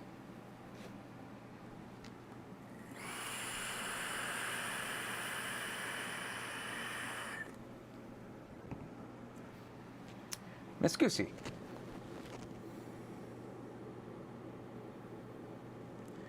I'm going to guess it's pretty good. I bet they do a little extra than most SIs. I'll cover that. I'll tell you what I think. Achievement unlocked. It's over 9,000. Good. Hold on a second. What? Oh, no. Actually, we did worse than they did. Okay. They scored a 47,569, and we scored a 45,214. Not sure what happened there. I am running benchmark after benchmark, but I'm sure that's how they do it too. I'm not going to run PC Mark very likely. I should start running PC Mark because it covers a lot of things. Essentials, productivity, digital content creation. I should definitely start running PC Mark. And I'll probably go ahead and run PC Mark, put the scores up on the screen, do that kind of stuff. I'll run it later. But Crystal Disk Mark went really well. We scored just about the same as they did on Crystal Disk Mark.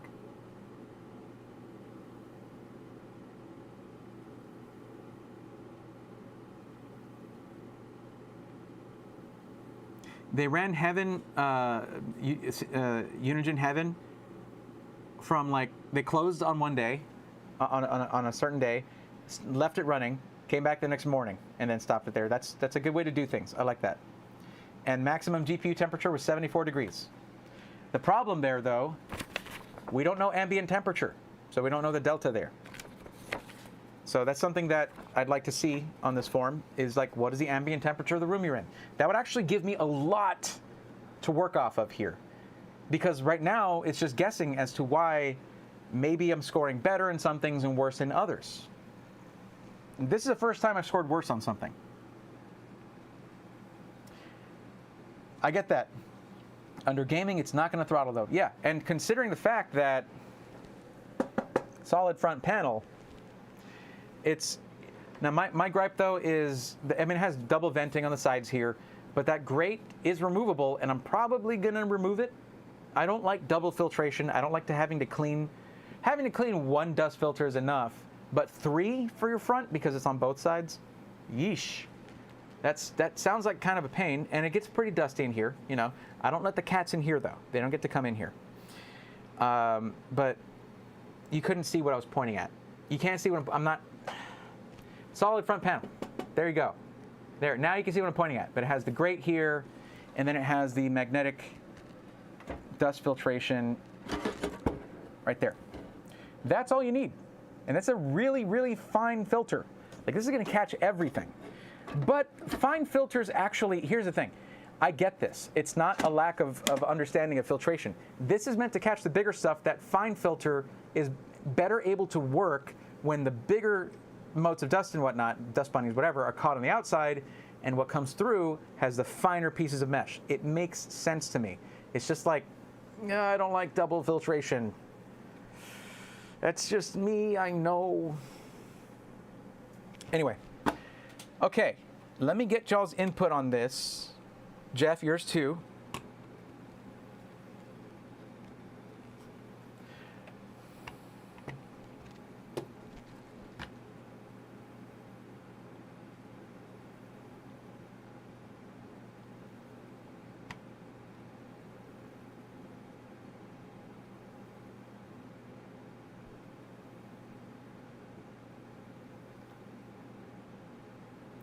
By the way, sorry if I'm being rude.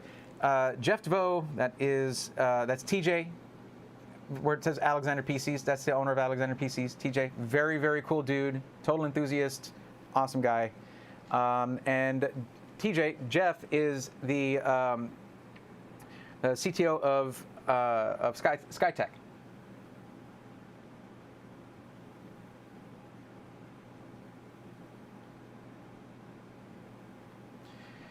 I think these days solid front panels are kind of ruining things. Well, that's the thing, this is not your average case. This is a Talon, and I mean, you know, Falcon Northwest, they were the first gaming PC system integrator. Like, they're the original. This has been in development, this Talon's been in development for like 22 years. And with Kelt Reeves being an aeronautical engineer, he designed this case to be, because you know, airflow is not just a bunch of holes. It's not just about having openings and a ton of fans. Airflow, like real airflow, has purpose and direction and flow, a flow to it. Whereas modern cases, they do the job. You kind of have to go with mesh though, because it's the easy answer. It's the safe bet. But a lot of cases actually have conflicting airflow to where they're really just brute forcing it. It's brute force, whereas this is going to actually have directed airflow, which is really nice. And it's going to have a positive pressure on the inside, managed. Dust is going to be managed really well, and also it's a lot quieter than the really, you know. Now a lot of mesh on a case does mean that fans don't have to run as fast, but you generally need more of them. So, yeah. Anyway. This is what any other solid front panel aspires to be, but the research and development isn't there. They're not putting as much as Falcon Northwest puts into this proprietary case that they have. Like, they put a lot of research and development into making this to where you can have this solid front panel and get good temps. Excuse me. I mean, dude, 13900K and 4090. I would never have thought to put that in a solid front panel case, because I don't trust case designers to follow through with that, having that solid front panel without like side intake. Yeah. Now, I wanted to talk to you guys real quick though about the cable management, and tell me if I have a bad take on this, okay? So, as I was saying earlier, cable management for DIY, you can take as long as you want, all that kind of stuff. But for me, when I look at this cable management here, right? To me, this isn't ideal. It's beautiful, it's nice, it's very clean, but I service my own PCs. I troubleshoot my own stuff, and I've been troubleshooting PCs for a couple decades now, you know, my own stuff, and then professionally doing that as an IT technician and then IT administrator and all that stuff. This is not easily serviceable. Like over here, you have stuff kind of bundled together, everything down here bundled together very neatly. But like when I cable manage, I try to keep my RGB separate, my PWM fans, and troubleshoot, fix, right? Without undoing all my cable management work. It's funny because Jay was actually just reflecting this thought earlier when he redid his daughter's PC with an upgrade. This is beautiful, and there are specific, cable mod cables here that they use. They use cable mods. And, I mean, everything is really nice, but there's certain things that other system integrators do that I don't see here, where they'll pre-run a SATA connection, a SATA cable and a SATA power cable, just so that if you want to add your own storage, bam, it's ready to go, They have things run to where you can reach them. The thing about it is, with Falcon Northwest, if you have any kind of issue in the first year, they overnight. They overnight ship, pay overnight shipping to them and back to you. Okay, that's a big expense, and they wouldn't offer that if they didn't trust their builds, right? And then after that, you have 3-year parts and labor overall, and then lifetime technical support. But after that lifetime technical support, I should be able to cut these zip ties. By the way, I would prefer to see Velcro straps and zip ties. Personally, it's a personal preference thing, but I've used both, of course. But if you're going to go premium, Usually you want to go like Velcro tie downs, that kind of thing, because it's reusable and all that. But this is not designed, I think. They want to service this themselves. As a matter of fact, there is a caveat in their warranty that if you do something drastic like changing out the motherboard, it could void your tech support warranty side of things. And of course, they won't give parts warranty to a part they didn't provide. That's very normal. But this to me does not look like purposeful cable management. It looks like clean cable management. Roby called this God tier cable management. I don't necessarily agree with that. It is very clean. But it's not, to me, serviceable. What do you guys think?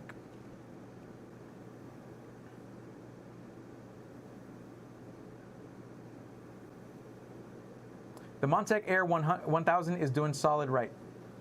Well, yeah, because they include mesh.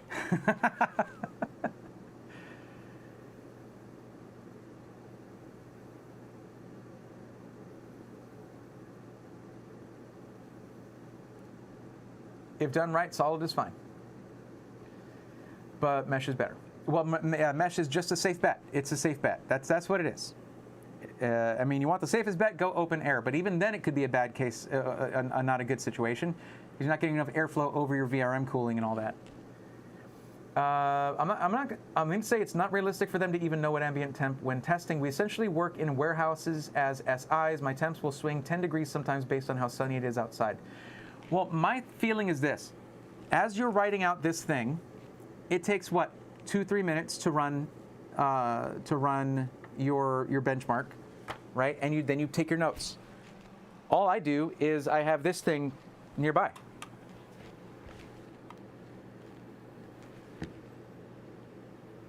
I show it to the screen, and then I know what my ambient temperature was during that test. That's it. It's not that difficult. I would say that'd be totally fine. IMO. That's my opinion. I am not a system integrator, and I never want to be one. This sounds way too hard. No, thank you. I've had people ask me, why don't you start your own company? Why don't you start your own company, and then I will cover you in my videos. It's very clean, but not accessible. There you go. Yeah, we assume worst case that their rooms or office is like 80 to 85 degrees. Yeah, when I train my guys, I tell them to make sure things are accessible. I agree with you on that. My guess is they probably don't want client self-service. That's what I'm saying. That's what I'm saying. It's clean. They don't really want you to self-service your stuff, but my mindset is of self-servicing. You know, my own system if I need to troubleshoot stuff. Very, very possible. I'm with Roby. God tier for sure, but not serviceable. Agreed. Thanks for the intel, Jeff, on the Skytech deal. Grab myself one. There you go. I actually saw your order. Congrats. There you go. You already know I was the first one to grab one right at 11. You ever going to do Corsair Vengeance review? Corsair, I've talked to them at several events now. They just don't send me anything. They don't contact me outside of events. I'll sit and chat with them, or Origin, because it's the same company. I don't think they're interested. So I would have to buy it, and I'm not at the place where I can do that just yet. Oops. I'm not at the place where I can just buy PCs left and right, you know? I want to get there because then I can secret shop. That's when I can do an actual review of what a customer experience would be like. But the thing is, because of the swarm, we have basically an army of secret shoppers who are giving testimonials in the SI Testimonials channel, a group of channels. Go check those out in the Discord. Link is in the description of the stream. I saw several people from chat picked up the 4080 and the Blaze 3.0 deal. That was a good deal too. Yeah. I did get some mentions that my code stopped working, I think on Saturday for a bit. Wait, what day is it? No, a Monday. On Monday it stopped working for a bit, but I told Fabian I think you guys got it working again. That or things just really slowed down, I guess. But yeah, look, if you're going for cleanliness, that is God tier. And the case was designed for that, with that in mind. And so were the cables. The cables are cut to the centimeter for this case by Cable Mod. By Cable Mod. I'm losing my voice. Been streaming too long. I need to cover the rest of this. I guess I'll cover gaming benchmarks in the talking head portion of the actual video. But do you know how many 13900K 4090 reviews already are out there? You don't need me to test this thing for gaming. We know it's God tier for gaming. It's to see what temperatures this thing runs at while doing the synthetic benchmarks will be harder, running the system harder than any game, period. Or really any workload. That's the whole point of them. But my thing is that knowing that my audience is mostly people who are new to PCs by their own admission, and I love that.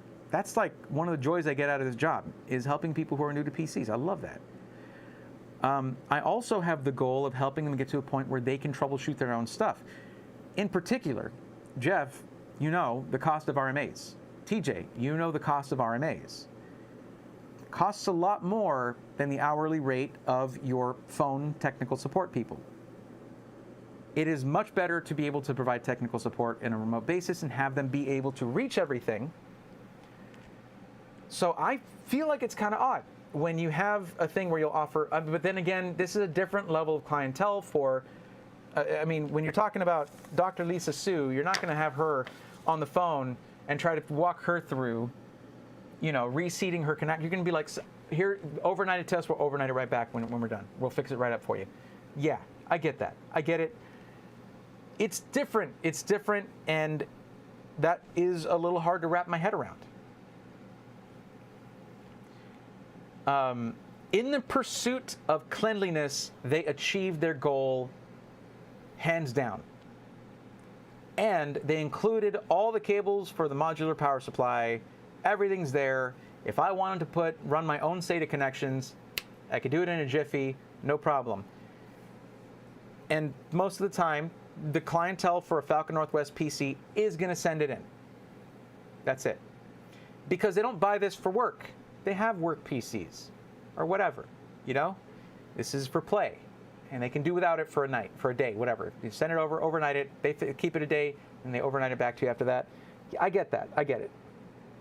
It's just, I forget it. I forget that while I'm doing the review. I review every system objectively. But then I have to take a step back and look at it in the circumstances that match their clientele. Well, overall, though we actually beat them in a few of the benchmarks here, which is nice, that's cool, we're mostly around the same numbers that they got. And though we saw some crazy temperatures in my extreme stress tests, that was the goal. I didn't just want to see that we could thermal throttle it. I knew we could. It's a 13900K. It's always within the realm of possibility to thermal throttle that thing without like LN2 or a very heavy like custom open loop cooling system. But having the ambient temperature in here be higher by not running my AC and then running both Furmark and Cinebench at the same time, yeah, we thermal throttled it. Big whoop. And also we already knew Cinebench over 10 minutes would do it too, because they told us that right here. It was already here. I was just verifying it. But man, just running benchmarks, just running GPU benchmarks, that 4090 in this system with a solid front panel, not a problem at all. It's got it. And running Cinebench, usually a full heavy multi-core workload like exporting something or actually encoding something, with a system this fast, yeah, it runs a bit hot, but it also does it quietly. That's the trade-off. This is much quieter than any other system I've tested, hands down, and the performance is there. So I think the last thing I need to do, see, that's the problem. How the heck do I unplug that fan? I need to unplug the fan in the back. I'm going to do that as a separate part of the video. I'm going to test this with that rear fan unplugged and plugged in. I don't want to get into the cables right now. They're all so tucked away. But I will eventually need to try unplugging that back fan, because if I'm going to run this thing all the time, I need to be able to add PCIe add-in cards. And with this rear 80mm fan feeding air to that GPU, you cannot have it. It says it on the website. If you use this, if you opt in for this, you cannot use PCIe expansion cards. I understand that, and it was very clear about that. Most people aren't getting this for work. I want to use it for everything. That's my thing. Whatever. Anyway, that's going to be mostly it. Oh my God, these freaking things.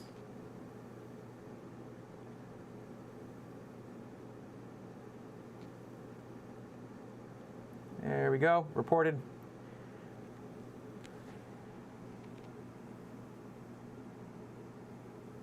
That's such a dope custom PC. It really is. By the way, oh, Jeff, that's cool of you to say.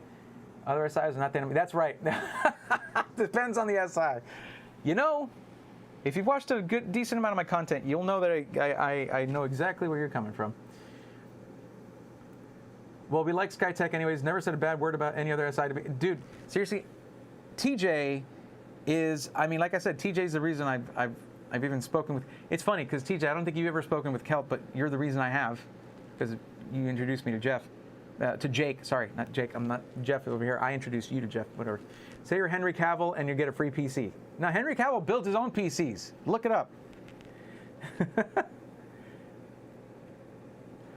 Anyways, final verdict from me on the cables. God tier looks, not how we do it, but definitely you won't find cleaner anywhere. True. That is the cleanest cable management I've ever seen. It is the least serviceable cable management I've ever seen. It wins both awards. I know my own preference, but I also know the preferences of a lot of my audience. And yeah, it's the way to go. Fair enough. Fair enough. Is it possible to send you more money so you can replace it? Yeah, those are usually the X670E-A. See, that is good feedback when you're talking about getting feedback from the CTO. So you're experimenting there. You're taking one for the team. Is there any possibility I can send you money directly? Just swap the motherboard. That's usually when something's a pre-configured thing, you're throwing that out the window. Just consider doing that yourself down the road when you actually need to. Please don't scare off when I have company people come in by making demands that they probably can't follow up with it. But I don't want to speak for you, Jeff. I'll leave that to you. But yeah. Even bots get lonely? I guess so. But yeah, Jeff, you would have loved this, actually. But when I first, like a few months after I started talking to TJ, and I'm going to be ending the stream soon, by the way, but this is a cool story. He was like, hey, are you going to PAX East? And I was like, I wasn't. Should I? He's like, yes, we're going and you should go. And not only did I go, but I went ahead and requested to host a panel, and I put like 4 different system integrators up on the stage with me, and TJ was one of them. And that's one of my things is like, we're all in the same industry, you know, facing the same kind of struggles, and you're not just competitors, but you're also contemporaries. You know, you understand the struggles that you go through. And maybe if we, chat a little more and are a little more open with each other, we won't see as much sort of SEO shenanigans going on with sniping search results and stuff like that. Because I hate seeing that, man. It bugs me the most, probably, because I'm the one like searching through it, like, okay, I don't have the link for them right now, or I'm in my guest browser, I got to go to find their, bam. Why did this one come up? That's messed up of y'all. Don't do that. No, it's all. I'm all joking here, but it's always cool to see you guys chat with each other because, like, I chat with you guys separately, and I know you're going through a lot of the same stuff. So, who knows better than another person going through the same exact thing?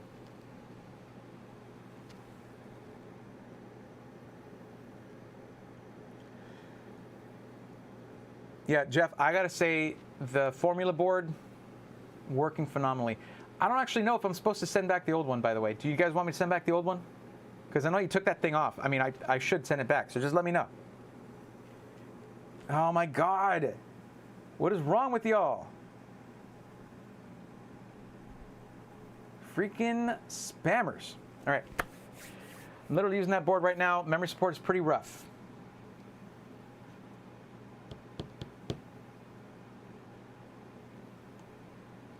But yeah, I think that's going to be a no, basically. Cavill got sent a 4090 after they were out of stock. Well, that's just being a celebrity. Yep. Yeah, they're still pretty rough. I'm interested in cutting into market share of places like Alienware and HP, not places like SkyTech and Falcon Northwest. There you go.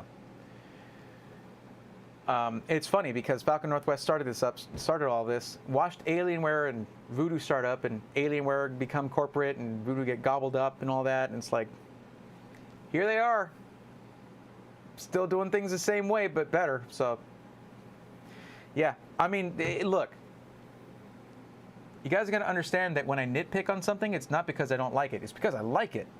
If I didn't like it, I'd write it off. Like, yeah, it sucks. Jeff can tell you, for any Falcon Northwest people who watch this later, if you get to this point, geez, it's a long stream.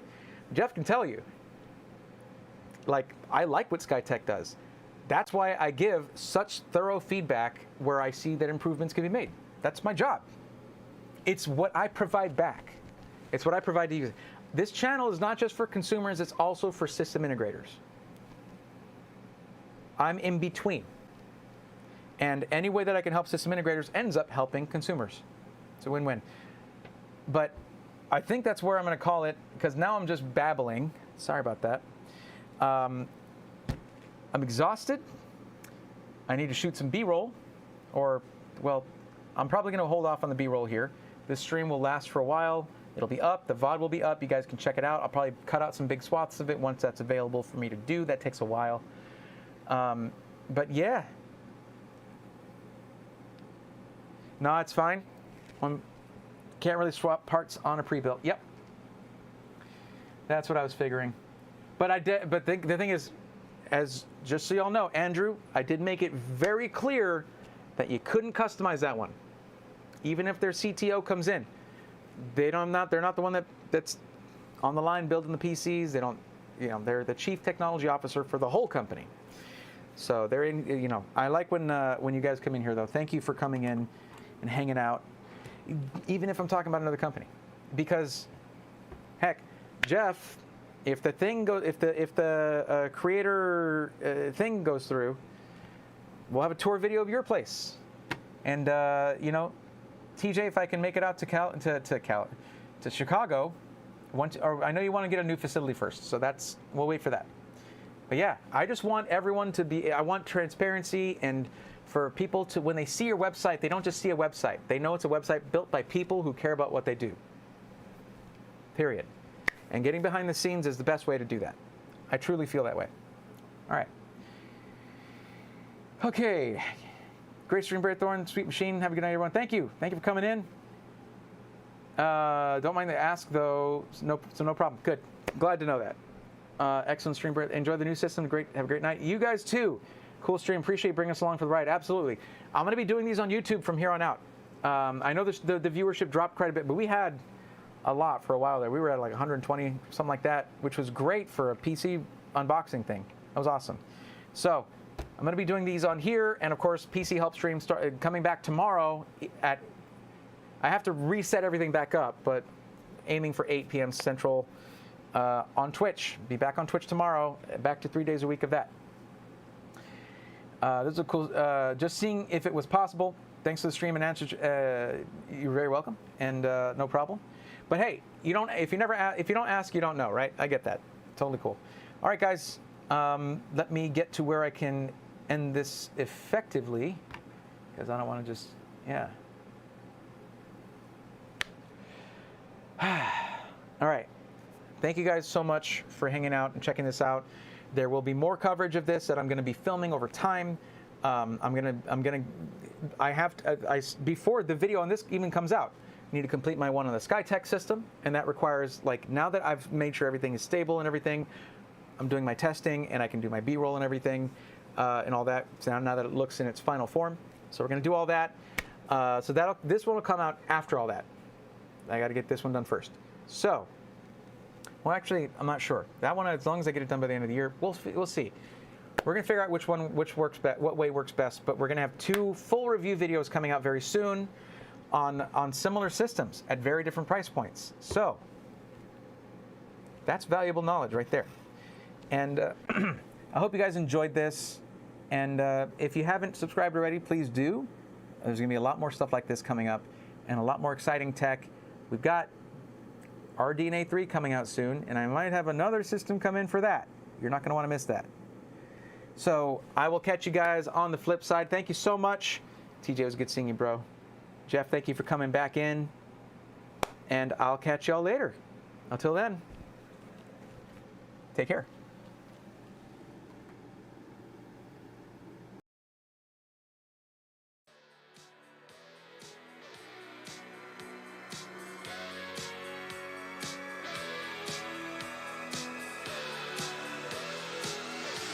Let's go, nerds!